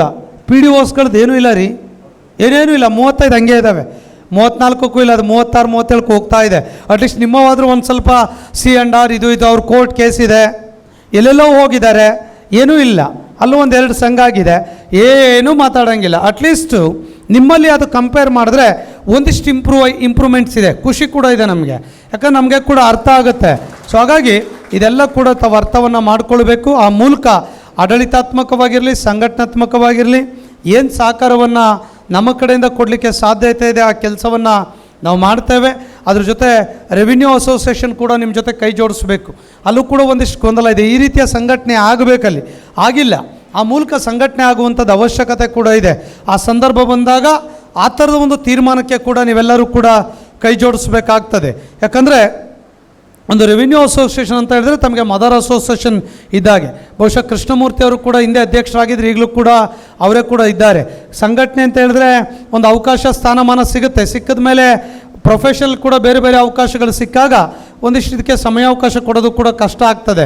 ಹಾಗಾಗಿ ಒಂದಿಷ್ಟು ಡಿಫ್ರೆನ್ಸ್ ಆಫ್ ಒಪಿನಿಯನ್ಸ್ ಇದ್ದಾಗ ಟೋಟಲ್ ರೆವಿನ್ಯೂ ಕೇಡ್ರಿಗೆ ಕೂಡ ಸಮಸ್ಯೆ ಆಗೋದನ್ನು ನೀವು ಪ್ರಾಕ್ಟಿಕಲಾಗೂ ಕೂಡ ಕಳೆದ ಹೋರಾಟಗಳಲ್ಲಿ ನೋಡಿದ್ದೀರಾ. ಆ ಕಾರಣಕ್ಕಾಗಿ ಎರಡೂ ಕೂಡ ಒಂದು ಸ್ಟ್ರಾಂಗ್ ಆಗಿರುವಂಥ ಸಂಘಟನೆಯನ್ನು ಕಟ್ಟುವಂಥದ್ದು ಅವಶ್ಯಕತೆ ಕೂಡ ಇದೆ. ಯಾಕಂದರೆ ಮುಂದೆ ಕಾಲ ಹೀಗಿರಲ್ಲ. ನೀವು ಸ್ಟ್ರೈಕ್ ಮಾಡಿದ್ರೆ ರೆವಿನ್ಯೂ ಇನ್ಸ್ಪೆಕ್ಟರ್ ಇಟ್ಕೊಂಡು ಮಾಡಿ, ಶಿರಸ್ತೆದಾರ್ ಇಟ್ಕೊಂಡು ಮಾಡಿ, ಡೆಪ್ಟಿ ತಹಶೀಲ್ದಾರ್ ಇಟ್ಕೊಂಡು ಮಾಡಿ, ತಹಶೀಲ್ದಾರ್ ಇಟ್ಕೊಂಡು ಮಾಡಿ, ನಿಮ್ಮ ಗ್ರಾಮ ಸಹಾಯಕರು ಇಟ್ಕೊಂಡು ಏನೇನೋ ಬರ್ತವೆ. ನೀವೆಲ್ಲ ಒಟ್ಟಿಗೆ ಆದಾಗ ಅವಾಗ ನೀವು ರಿಸಲ್ಟನ್ನು ಕೊಡಲಿಕ್ಕೆ ಸಾಧ್ಯ ಆಗ್ತದೆ. ಇದು ಕೂಡ ನಿಮ್ಮ ಮುಂದೆ ಇರುವಂಥ ಒಂದು ಚರ್ಚೆಗಳು. ಅದಕ್ಕೂ ಕೂಡ ಸಂಘಟನಾತ್ಮಕವಾಗಿರುವಂಥ ಯೋಚನೆಗಳನ್ನು ಮಾಡುವಂಥದ್ದು ಅವಶ್ಯಕತೆ ಇದೆ ಎನ್ನುವಂಥ ಮಾತನ್ನು ಈ ಸಂದರ್ಭದಲ್ಲಿ ಹೇಳ್ತಾ, ಭಾಳ ಜನ ಯಂಗ್ಸ್ಟರ್ಸ್ಗಳಿದ್ದೀರಾ, ನೀವೆಲ್ಲ ಕೂಡ ಅತಿ ಹೆಚ್ಚಿನ ರಿಕ್ರೂಟ್ಮೆಂಟ್ಸ್ಗಳಾಗ್ತಾ ಇರೋದು ನಿಮ್ಮ ಇಲಾಖೆನಲ್ಲೇ. ಬೇರೆ ಇಲಾಖೆಯಲ್ಲಿ ರಿಕ್ರೂಟ್ಮೆಂಟ್ ಕೂಡ ಇಲ್ಲ. ಭಾಳ ಜನ ಯಂಗ್ಸ್ಟರ್ಸ್ ಇದ್ದೀರಾ, ಒಳ್ಳೆ ಕೆಲಸ ಮಾಡಿ. ಸಾಕಷ್ಟು ಅವಕಾಶಗಳು ಭಗವಂತ ನಿಮಗೆ ಕೊಟ್ಟಿದ್ದಾನೆ. ಒಂದು ಸೈನಿಂಗ್ ಅಥಾರಿಟಿ, ಒಂದು ಸೈನಿಂಗ್ ಪವರ್ ನನಗಿಲ್ಲ ನಿಮಗಿದೆ ಅಂತ ಹೇಳಿದ್ರೆ ನೀವು ಶ್ರೇಷ್ಠರು ಅನ್ನುವಂಥದ್ದನ್ನು ನೀವು ಅರ್ಥ ಮಾಡ್ಕೊಳ್ಳಿ. ಇದೆಲ್ಲದಕ್ಕಿಂತ ಗೌರವಗಳು ಭಾಳ ಮುಖ್ಯ ಸಮಾಜದಲ್ಲಿ. ಬಹುಶಃ ನೀವೊಂದು ಹಳ್ಳಿಗೆ ಹೋಗ್ರಿ, ಎಷ್ಟು ಗೌರವ ಸಿಗ್ತದೆ ನಿಮಗೆ. ನಿಮ್ಮನ್ನು ಸರ್ವೇಯರ್ ಕಂಡ್ರೆ ಜನಗಳು ಇಷ್ಟಪಡ್ತಾರೆ ಮತ್ತು ಹೆದರ್ಕೊಳ್ತಾರೆ ನಿಮಗೆ. ಯಾಕೆಂದರೆ ಹೆಚ್ಚು ಕಮ್ಮಿ ಒಂದು ಗೆರೆ ಏನಾದರೂ ಹೆಚ್ಚು ಕಮ್ಮಿ ಮಾಡಿಬಿಟ್ರೆ ಮುಗ್ದೇ ಹೋಯ್ತು ನಮ್ಮ ಕಥೆ. ಹಂಗಾಗಿ ನಿಮ್ಮನ್ನಿಬ್ಬರನ್ನೂ ಕಂಡ್ರೆ ಹೆದರ್ಕೊಳ್ತಾರೆ. ಅದು ಗೌರವನ ಇರ್ಬೋದು, ಭಯನೂ ಇರ್ಬೋದು. ಬಹುಶಃ ಬೇರೆಯವ್ರಿಗೆ ಆ ಭಯ ಕೊಡೋದಿಲ್ಲ. ಹೋಗ ನೀನಲ್ದಿರಿ ಇನ್ನೊಬ್ರು ಅಂತಾರೆ. ಬಟ್ ನಿಮಗೆ ಹಂಗನ್ನಕ್ಕೆ ಬರೋಲ್ಲ, ಸರ್ವೇಯರ್ಸ್ಗೆ ಹಂಗನ್ನಕ್ಕೆ ಬರೋಲ್ಲ. ಕಾರಣ ಏನು? ನಿಮ್ಮ ಬಗ್ಗೆ ಮೊದಲಿಂದನೂ ಕೂಡ ಆ ಥರದ ಒಂದು ಶಾನ್ಭೋಗ್ರ ಕಾಲದಿಂದನೂ ಕೂಡ ಆ ಥರದ ಒಂದು ಗೌರವಗಳು ನಿಮಗೆ ಕೂಡ ಇದೆ. ಸೊ ಹಾಗಾಗಿ ಆ ಗೌರವವನ್ನು ದುಡ್ಡು ಕೊಟ್ಟು ಪಡೀಲಿಕ್ಕೆ ಸಾಧ್ಯ ಇಲ್ಲ. ನೀವೆಷ್ಟೇ ಬೇಕಾದರೂ ದುಡಿರಿ ವ್ಯವಸ್ಥೆಯಲ್ಲಿ, ಬಹುಶಃ ಅಷ್ಟು ದುಡ್ಡನ್ನು, ಅಷ್ಟು ಗೌರವವನ್ನು ರೈತರು, ಶ್ರಮಿಕರು, ಕೂಲಿ ಕಾರ್ಮಿಕರು, ನಾಗರಿಕರು ಕೊಡ್ತಾರೆ ಅಂತ ಹೇಳಿದ್ರೆ ಬಹುಶಃ ಒಂದು ಪುಣ್ಯದ ಸಂದರ್ಭ ಅಂತ ಹೇಳಲಿಕ್ಕೆ ನಾನು ಬಯಸ್ತೇನೆ. ಇದೆಲ್ಲದೂ ಕೂಡ ನಿಮಗೆ, ನಿಮ್ಮ ಕುಟುಂಬಕ್ಕೆ ಒಳ್ಳೆಯದಾಗಲಿ. ಭಾಳ ಜನ ಅಧಿಕಾರಿಗಳು ನಾವೇನಾದರೂ ಕೂಡ ಯಾವುದಾದ್ರೂ ಸಮಸ್ಯೆಗಳು ಹೇಳಿದ್ರೆ ಫೋನ್ ಮಾಡಿದ್ರೆ ಬಹುಶಃ ಸ್ಪಂದಿಸ್ತಾರೆ ಮತ್ತು ಕೈ ಜೋಡಿಸ್ತಾರೆ. ಬಹುಶಃ ಯಾವುದಾದ್ರೂ ಜಿಲ್ಲೆಗಳಿಗೆ ಹೋದಾಗ ಬಹುಶಃ ರೆವಿನ್ಯೂ VAOs ಅಸೋಸಿಯೇಷನ್ ಎಲ್ಲ ಬಂದು, ಸರ್ ಹಿಂಗೆ ಸಮಸ್ಯೆ ಇದೆ, ನಮ್ಮ ಜೊತೆ ತಾವು ನಿಂತಿದ್ದೀರಿ, ಮುಂದೆನೂ ಕೂಡ ಕೈ ಜೋಡಿಸ್ಬೇಕಂತೇಳಿ ಪ್ರತಿ ತಾಲೂಕಲ್ಲಿ ಜಿಲ್ಲೆಯಲ್ಲಿ ನಮಗೆ ಬಂದು ಅಭಿನಂದಿಸೋದು ನೋಡಿದ್ರೆ ರೆವಿನ್ಯೂ VAO ಅಸೋಸಿಯೇಷನ್ ತುಂಬ ಸ್ಟ್ರಾಂಗ್ ಆಗಿದೆ. ಹಾಗಾಗಿ ಅದು ಸ್ಟ್ರಾಂಗ್ ಆಗಿದೆ ಅನ್ನುವಂಥದ್ದಂತ ಅವೆಲ್ಲ ಕೂಡ ತೋರಿಸಿದ್ದೀರಾ. ಇದೇ ರೀತಿಯ ಪ್ರೀತಿ ಸಹಕಾರಗಳು ನಮ್ಮ ಜೊತೆ ಯಾವಾಗಲೂ ಕೂಡ ನಿರಂತರವಾಗಿರಲಿ. ಒಂದು ಕಾರ್ಯಕ್ರಮ ಮಾಡಬೇಕಾದಿರ್ಬೋದು, ಒಂದು ಜವಾಬ್ದಾರಿಯನ್ನು ತೆಗೆದುಕೊಳ್ಳೋದಿರೋದು, ಒಂದು ಪ್ರೋಟೋಕಾಲ್ಸ್ಗಳನ್ನು ಯಾರು ಕೂಡ ತುಂಬ ಸುಂದರವಾಗಿ ತುಂಬ ಚೆನ್ನಾಗಿ ಮಾಡ್ತಾರೆ ಅಂದರೆ ಅದು VAOs ಅನ್ನುವಂಥದ್ದನ್ನು ಭಾಳ ಅಭಿಮಾನದಿಂದ ಹೇಳಲಿಕ್ಕೆ ಬಯಸ್ತೇನೆ. ಹಾಗಾಗಿ ಇದೇ ರೀತಿಯಾಗಿ ಒಂದು ಮಾಡೆಲ್ ಆಗಿ ತಾವು ಸಂಘಟನೆಯಲ್ಲಿ ಕೂಡ ಮುನ್ನಡೆಸ್ಕೊಂಡು ಹೋಗಿ, ಯಾವ್ಯಾವ ಜಿಲ್ಲೆ, ಯಾವ್ಯಾವ ತಾಲೂಕಲ್ಲಿ ಏನೇನು ಸಮಸ್ಯೆಗಳಿದ್ರೂ ಕೂಡ ಆ ಸಮಸ್ಯೆಗಳ ಜೊತೆ ಧ್ವನಿಯಾಗಿ ನಾವು ಯಾವತ್ತೂ ಕೂಡ ನಿಂತ್ಕೊಳ್ತೇವೆ. ನಿಮ್ಮ ಸಂಘ ಚೆನ್ನಾಗಿ ಬೆಳೀಲಿ. ಆ ಮೂಲಕ ಕೂಡ ಕರ್ನಾಟಕ ರಾಜ್ಯ ಸರ್ಕಾರಿ ನೌಕರ ಸಂಘ ಜೊತೆ ತಾವು ಕೂಡ ಕೈ ಜೋಡಿಸಿ. ಭಾಳ ಜನ NPS employees more than 70% NPS employees ನಿಮ್ಮ ಇಲಾಖೆನಲ್ಲಿದ್ದಾರೆ. ಸೊ ಹಾಗಾಗಿ ಒಂದು ದೊಡ್ಡ ಸವಾಲಿದೆ, ಅದು ಕೂಡ ಹತ್ರ ಬರ್ತಾ ಇದ್ದೀವಿ. ವಿಶ್ವಾಸ ಇಡಿ, ಎಲೆಕ್ಷನ್ ಸರ್ಕಾರ ಹೋಗೋದಕ್ಕಿಂತ ಮುಂಚೆ ಬಹುಶಃ, ಯಾಕಂದರೆ ಮನೆ ತಮಿಳ್ನಾಡು ಗೌರ್ಮೆಂಟು ಕೂಡ ಎಲೆಕ್ಷನ್ಗೆ ಹೋಗೋದಕ್ಕಿಂತ 4 ತಿಂಗಳು ಮುಂಚೆ ಆದೇಶ ಮಾಡಿ ನಮ್ಮ ಸರ್ಕಾರ ಅವ್ರ ಕೈ ಕೊಟ್ಟೋಗಿದೆ. ನಾವು ಈಗಲೇ ಕೇಳ್ತಾ ಇದ್ದೀವಿ, ಸರ್ಕಾರ ಈಗ ಕೊಡೋಕ್ಕೆ ಕಷ್ಟ ಇದೆ, ನನಗೆ ಕೂಡ ಗೊತ್ತಿದೆ. ಯಾಕೆ ಅಂದರೆ ಈಗ ಕೊಟ್ಟರೆ ಇನ್ನು 2 ವರ್ಷಕ್ಕೆ ನೀವು ಮರ್ತು ಬಿಡ್ತೀರಾ ಅಂತ ಅವ್ರಿಗೂ ಖಾತ್ರಿ ಇದೆ. ಹಾಗಾಗಿ ಎಲೆಕ್ಷನ್ ಹತ್ರ ಬಂದಾಗ ಕೊಟ್ಟರೆ ನಿಮ್ಮದು ಕೂಡ ಖಾತ್ರಿ ಮಾಡ್ಕೊಳ್ಬೋದು ಅನ್ನುವಂಥ ಚಿಂತನೆ ಕೂಡ ಅವರಿಗಿದೆ. ಏನೂ ಮಾಡಲಿಕ್ಕಾಗಲ್ಲ, ವಿಶ್ವಾಸ ಇಡಿ. ಈ ಸರ್ಕಾರದ ಅವಧಿನಲ್ಲಿ 100ಕ್ಕೆ 100 OPS ಮಾಡಿಸ್ತೇವೆ, ಅದೇನು ಬೇಡ. ಹಾಗಾಗಿ ಅದ್ರ ಬಗ್ಗೆ ಏನು ನೀವು ಯೋಚನೆ ಮಾಡೋದು ಬೇಡ. ಮಾಡಲಿಲ್ಲ ಅಂದರೆ 6 ತಿಂಗಳು ಮುಂಚೆ ನಾನಂತೂ ಡಿಸೈಡ್ ಮಾಡಿದ್ದೀನಿ, 6 ತಿಂಗಳೊಳಗೆ ಸರ್ಕಾರ, ಯಾಕಂದ್ರೆ ಮತ್ತು ಕೊನೆಗೆ ತಿಂಗಳಲ್ಲಿ ನಾವು ಇಷ್ಟಪಡಲ್ಲ, ಮಿನಿಮಮ್ 6 ಮಂತ್ಸ್ ನಮ್ಗೆ ಆರ್ಡ್ರ್ ಕಾಪಿ ಇರಬೇಕು, ಕಾಂಟ್ರಿಬ್ಯೂಷನ್ ಕಟ್ ಆಗಬೇಕು, OPS ಆರ್ಡ್ರ್ ಕೈ ಸಿಗಬೇಕು, ಬೆನಿಫಿಟ್ಸ್ಗಳು ಸಿಗಬೇಕು. ಅದರ್ವೈಸ್ ನಾವು ಅನಿವಾರ್ಯವಾಗಿ ಹೋರಾಟಕ್ಕೆ ಹೋಗಲಿಕ್ಕೆ ಕೂಡ ಹಿಂದೆ ಸರಿಯೋದಿಲ್ಲ ಅನ್ನುವಂಥದ್ದನ್ನು ಹೇಳಲಿಕ್ಕೆ ಹೇಳ್ತೇನೆ. ಆ ಸಂದರ್ಭದಲ್ಲಿ ಕೂಡ ನಿಮ್ಮ ಸಹಕಾರ ಭಾಳ ಮುಖ್ಯ. ನೀವೆಲ್ಲ ಸೈನಿಕರ ರೀತಿ ನಮ್ಮ ಜೊತೆ ನಿಂತ್ಕೊಳ್ಬೇಕು. ಮ್ಯಾಕ್ಸಿಮಮ್ ಸಂಘಟನೆಗೆ ನೀವು ಇರುವಂಥವ್ರು, ಈ ರೆವಿನ್ಯೂ ಅಸೋಸಿಯೇಷನ್ ಇರ್ಬೋದು, RDPR ಇರ್ಬೋದು, ನೀವೆಲ್ಲರೂ ಕೂಡ ಸ್ಟ್ರಾಂಗ್ ಆಗಿದ್ದೀರಾ. ನೀವೆಲ್ಲ ಕೂಡ ಕೈ ಜೋಡಿಸೋದ್ರ ಮೂಲಕ ಅದಿರ್ಬೋದು. ಮತ್ತು ಸೆಂಟ್ರಲ್ ಪೇ ಕಮಿಷನ್, ಅದ್ರ ಬಗ್ಗೆನೂ ಕೂಡ ಇನ್ನೊಂದು 6 ತಿಂಗಳಲ್ಲಿ ಸೆಂಟ್ರಲ್ ಪೇ ರಿವೈಸ್ ಆಗುತ್ತೆ. ಅವ್ರದ್ದಾದಮೇಲೆ ನಮಗೂ ಕೂಡ ಇಂಪ್ಲಿಮೆಂಟ್ ಮಾಡಲಿಕ್ಕೆ ಈಗಾಗಲೇ 7th ಪೇ ಕಮಿಷನಲ್ಲಿ ಕೂಡ ಶಿಫಾರಸ್ಸು ಆಗಿಬಿಟ್ಟಿದೆ. ಸೊ ಅದು ಕೂಡ ಇಂಪ್ಲಿಮೆಂಟ್ ಆಗುವಂಥ ಜವಾಬ್ದಾರಿ ಕೂಡ ನಮ್ಮ ಮೇಲಿದೆ. ಆ ಕೆಲಸ ಕೂಡ ನಾವು ಮಾಡಿಸ್ಕೊಳ್ಳೋಣ. ಮತ್ತು ನಿಮ್ಮದೆಲ್ಲ ಒಂದು 25-30 ಸಾವಿರ ರೂಪಾಯಿ ಬೇಸಿಕ್ ಜಾಸ್ತಿ 100ಕ್ಕೆ 100 ಆಗುತ್ತೆ. ಅದನ್ನು ಕೂಡ ಯೋಚನೆ ಮಾಡೋದು ಬೇಡ. ನಾವು ಈಗ ಬೇರೆ ಬೇರೆ ಸಂದರ್ಭಗಳಲ್ಲಿ ಒಂದಿಷ್ಟು ಸಂಬಳ ಜಾಸ್ತಿ ಆಗಬೇಕು. ಸೆಂಟ್ರಲ್ ಪೇ 27 ರಾಜ್ಯದಲ್ಲಿದೆ, ದುರ್ದೈವ ಕರ್ನಾಟಕದಲ್ಲಿ ಇಲ್ಲ. ಈಗ 7th ಪೇ ಆಯಿತು, ಈಗ ಸೆಂಟ್ರಲ್ ಪೇಗೆ ಹೋಗಲೇಬೇಕಾದಂಥ ದಿನಗಳು ಕೂಡ ನಮ್ಮ ಮುಂದೆ ಇದೆ. ಆ ಕೆಲಸವನ್ನು ನಾವೆಲ್ಲರೂ ಕೂಡ ಸೇರಿ ಮಾಡೋಣ. ಸರ್ಕಾರದ ಜೊತೆ ನಾನು ಕೂಡ ಪ್ರಬಲವಾಗಿ ಆ ವಿಚಾರದಲ್ಲಿ ಧ್ವನಿಯಾಗಿ ನಿಂತಿದ್ದೇವೆ. ಆ ಕೆಲಸ ಮಾಡಿಸೋಣ. ಮತ್ತು ಹೆಲ್ತ್ ಸ್ಕೀಮ್ ಜಾರಿಗೆ ಬಂದಿದೆ, ಒಂದಿಷ್ಟು ಹರ್ಡಲ್ಸ್ ಇದೆ. ಬಹುಶಃ ಹೊಸ CGHS ರೇಟ್ ಕೂಡ ಪ್ರಪೋಸಲ್ ಮುಖ್ಯಮಂತ್ರಿಗಳಿಗೆ ಹೋಗಿದೆ. ಅದು ಬಂದ ಮೇಲೆ OPD ಇರ್ಬೋದು, ಮೆಡಿಸಿನ್ ಇರ್ಬೋದು, ಔಟ್ ಪೇಷಂಟ್ ಎಲ್ಲದಕ್ಕೂ ಕೂಡ ಅನುಕೂಲ ಆಗುತ್ತೆ. ಆ ಪ್ರಪೋಸಲ್ ಇನ್ನೊಂದು ತಿಂಗಳಲ್ಲಿ ಅಪ್ರೂವಲ್ ಆದರೆ ಇನ್ನೊಂದು 300 ಹಾಸ್ಪಿಟ್ಲು ಕೂಡ MPNL ಆಗುತ್ತೆ. ಮತ್ತು ಎಲ್ಲರಿಗೂ ಕೂಡ ಅನುಕೂಲ ಆಗುತ್ತೆ ಆ ಕೆಲಸ ಕೂಡ. ಯಾಕಂದರೆ ಸ್ಟಾರ್ಟಿಂಗ್ ಲಾಂಚ್ ಆಗಿದೆ 6 ತಿಂಗಳು, ಒಂದಿಷ್ಟು ಹರ್ಡಲ್ಸ್ ಇರುತ್ತೆ, ಅದಕ್ಕೊಂದಿಷ್ಟು ಸಮಯಾವಕಾಶ ಕೊಡಿ. ಪ್ರಯತ್ನಗಳು ನಡೆದಿದೆ, ಬಜೆಟ್ ಇತ್ತು, ಈಗ ಎಲೆಕ್ಷನ್ ಕೂಡ ಡಿಕ್ಲೇರ್ ಆಗಿದೆ. ಆಫ್ಟರ್ 7th ಆದಮೇಲೆ ಚೀಫ್ ಮಿನಿಸ್ಟರ್ ಫೈಲ್ ಅಪ್ರೂವಲ್ ಮಾಡಿದ್ಮೇಲೆ ಮತ್ತೆ ಮ್ಯಾಕ್ಸಿಮಮ್ ಬೆನಿಫಿಟ್ಸ್ಗಳು ಕೂಡ ಹೆಲ್ತ್ ಸ್ಕೀಮಲ್ಲಿ ಸಿಗುತ್ತೆ. ಒಂದು ಅದ್ಭುತವಾಗಿರುವಂಥ ಯೋಜನೆ, ತಮಗೆ ಕೂಡ ಗೊತ್ತಿರುವಂಥ ವಿಚಾರ. ಸೊ ಹೀಗೆ ಎಲ್ಲ ಕೆಲಸಗಳನ್ನು ಕೂಡ ನಾವು ಮಾಡ್ತಾ ಇದ್ದೇವೆ. ಒಂದು ಹೊಸ ಲೋನ್ ಸಿಸ್ಟಮ್ ತರ್ತಾ ಇದ್ದೇವೆ, ಒಂದು ಕ್ಯಾಂಟೀನ್ ಸಿಸ್ಟಮ್ ತರ್ತಾ ಇದ್ದೇವೆ. ಲೋನ್ಸ್ ಅಂದರೆ ನಿಮಗೆ ಸರ್ಕಾರ ಆ್ಯಪ್ ಕೊಡುತ್ತೆ, ಎಲ್ಲ ಬ್ಯಾಂಕ್ಗಳು ಡಿಸ್ಪ್ಲೇ ಆಗುತ್ತೆ. ಯಾವುದು ಲೋಯೆಸ್ಟ್ ಬ್ಯಾಂಕ್ ಇದೆ ಅಲ್ಲ, ಆಪ್ ಮೂಲಕ ಅಪ್ಲೈ ಮಾಡಿದ್ರೆ 5 ಲಕ್ಷ ಬೇಕಾ, 10 ಲಕ್ಷ ಬೇಕಾ, 20 ಲಕ್ಷ ಬೇಕಾ, ಇಮ್ಮಿಡಿಯೇಟ್ ವಿತಿನ್ 5 ಮಿನಿಟ್ಸಲ್ಲಿ ನೀವು ಕೇಳಿರುವಂಥ 20 ಲಕ್ಷ ಸಾಲ, ನೀವು ಕೇಳಿರುವಂಥ ಲೋಯೆಸ್ಟ್ ರೇಟ್ ಆಫ್ ಇಂಟ್ರೆಸ್ಟ್ನಲ್ಲಿ ನಿಮ್ಮ ಅಕೌಂಟ್ಗೆ ವಿತೌಟ್ ಶ್ಯೂರಿಟಿ ಜಮಾ ಆಗುವಂಥ ಯೋಜನೆ. ಮತ್ತು ವರ್ಷಕ್ಕೆ 5 ಲಕ್ಷ ವಿತೌಟ್ ಇಂಟ್ರೆಸ್ಟ್, ವಿತೌಟ್ 0 ಇಂಟ್ರೆಸ್ಟಲ್ಲಿ 1 ತಿಂಗಳೊಳಗಾಗಿ ರೀಪೇಮೆಂಟ್ ಮಾಡುವಂಥ ಕಂಡೀಷನ್ಗೊಳಪಟ್ಟು ಸೊ ಅದನ್ನು ಕೊಡುವಂಥ ಅಡ್ವಾನ್ಸ್ ಸಿಸ್ಟಮ್ ಕೂಡ ತರಲಿಕ್ಕೆ ಹೊರಟಿದ್ದೇವೆ. ಯಾರಿಗೋ ಮಕ್ಕಳ ಎಜುಕೇಷನ್ ವರ್ಷಕ್ಕೆ 1 ಟೈಮ್ ಮಾತ್ರ 5 lakhs, 30 days ಒಳಗೆ ಕಟ್ಟಿದ್ರೆ 0 ಇಂಟ್ರೆಸ್ಟ್ 5 lakhs, ಅದು ಕೂಡ ತರಲಿಕ್ಕೆ ಹೊರಟಿದ್ದೇವೆ. ಈ ಥರದಲ್ಲಿ ಒಂದು ಒಳ್ಳೊಳ್ಳೆ ಯೋಜನೆಗಳು ಕೂಡ ಸರ್ಕಾರದ ನಡುವೆ ಚರ್ಚೆ ನಡೀತಾ ಇದೆ. ಇದಕ್ಕೆಲ್ಲ ಒಂದು 5-6 ತಿಂಗಳ ಕಾಲಾವಕಾಶ ಬೇಕು. ಹಿಂಗೆ ಹುಡುಕಿ ಆದೇಶವನ್ನು ಮಾಡಿಸ್ತಾ ಇದ್ದೇವೆ, ತಮಗೆ ಗೊತ್ತಿದೆ. ಆಮೇಲೆ ಕ್ಯಾಂಟೀನ್ಸನ್ನು ಪ್ರತಿ ಜಿಲ್ಲೆಗಳಲ್ಲಿ ಮಿಲಿಟರಿ ಎಂಪ್ಲಾಯೀಸ್ ಕ್ಯಾಂಟೀನ್ ಜೊತೆಯಲ್ಲಿ ಗ್ರಾಸರಿ ಇರ್ಬೋದು, food grains, electronic goods, mobile, TVs ಇರ್ಬೋದು, ಅಥವಾ ಏನು ನಮ್ಮ ಗಂಡು ಮಕ್ಕಳು ಡೈಲಿ ಬಳಸುವಂಥ ಸ್ಪೆಷಲ್ ಸ್ಕಾಚಸ್ಗಳಿರ್ಬೋದು, ಹೆಣ್ಮಕ್ಳು ಬಳಸುವಂಥ ಕಾಸ್ಟ್ಯೂಮ್ಸ್ಗಳು, ಈ ಥರದ್ದೆಲ್ಲ ಕೂಡ 20 to 25% ಡಿಸ್ಕೌಂಟ್ ರೇಟಲ್ಲಿ ಕೂಡ ತರಲಿಕ್ಕೆ ಈಗ ಸರ್ಕಾರ ಕೂಡ ಒಪ್ಕೊಂಡಿದೆ. ಸೊ ಇದರಿಂದ ಕೂಡ ನಮ್ಮ ಫ್ಯಾಮಿಲಿಗಳಿಗೆ ತುಂಬ ಅನುಕೂಲ ಆಗುತ್ತೆ. ನಂಗೆ ಸ್ಯಾಲ್ರಿ ಆಗಿಲ್ಲ ಅಂತೇಳಿ ತರೋದಿಲ್ಲ, ನಮ್ಮ ಡಿಸ್ಟ್ರಿಕ್ಟ್ ಹೆಡ್ ಕ್ವಾರ್ಟರಲ್ಲಿ ಒಂದು ಬ್ರಾಂಚ್ ಮಾಡಬೇಕು ಅಂತೇಳಿ ಈಗಾಗಲೇ MSIL ಇನ್ಸ್ಟಿಟ್ಯೂಷನ್ ಒಪ್ಕೊಂಡಿದೆ, ಒಂದು ಚರ್ಚೆ ನಡೀತಾ ಇದೆ. ಸೊ ಹೀಗೆ ನೌಕರರಿಗೆ ಏನೇನು ಮಾಡ್ಲಿಕ್ಕೆ ಸಾಧ್ಯತೆ ಇದೆ ಅದನ್ನೆಲ್ಲ ಕೂಡ ಹುಡುಕಿ ಮಾಡ್ತಾಯಿದ್ದೀವಿ. ಮಹಿಳಾ ನೌಕರರು ಇದ್ದೀರಾ, ಮೊನ್ನೆ ಕೂಡ ಲಾಸ್ಟ್ ಮಂತ್ ಸ್ಪೆಷಲ್ ಲೀವನ್ನು ಕೂಡ ಜಾರಿಗೆ ತಂದಿದ್ದೇವೆ, ಅದರಿಂದ ಚೈಲ್ಡ್ ಕೇರ್ ಲೀವ್ ತೊಗೊಂಬಂದಿದ್ದೇವೆ.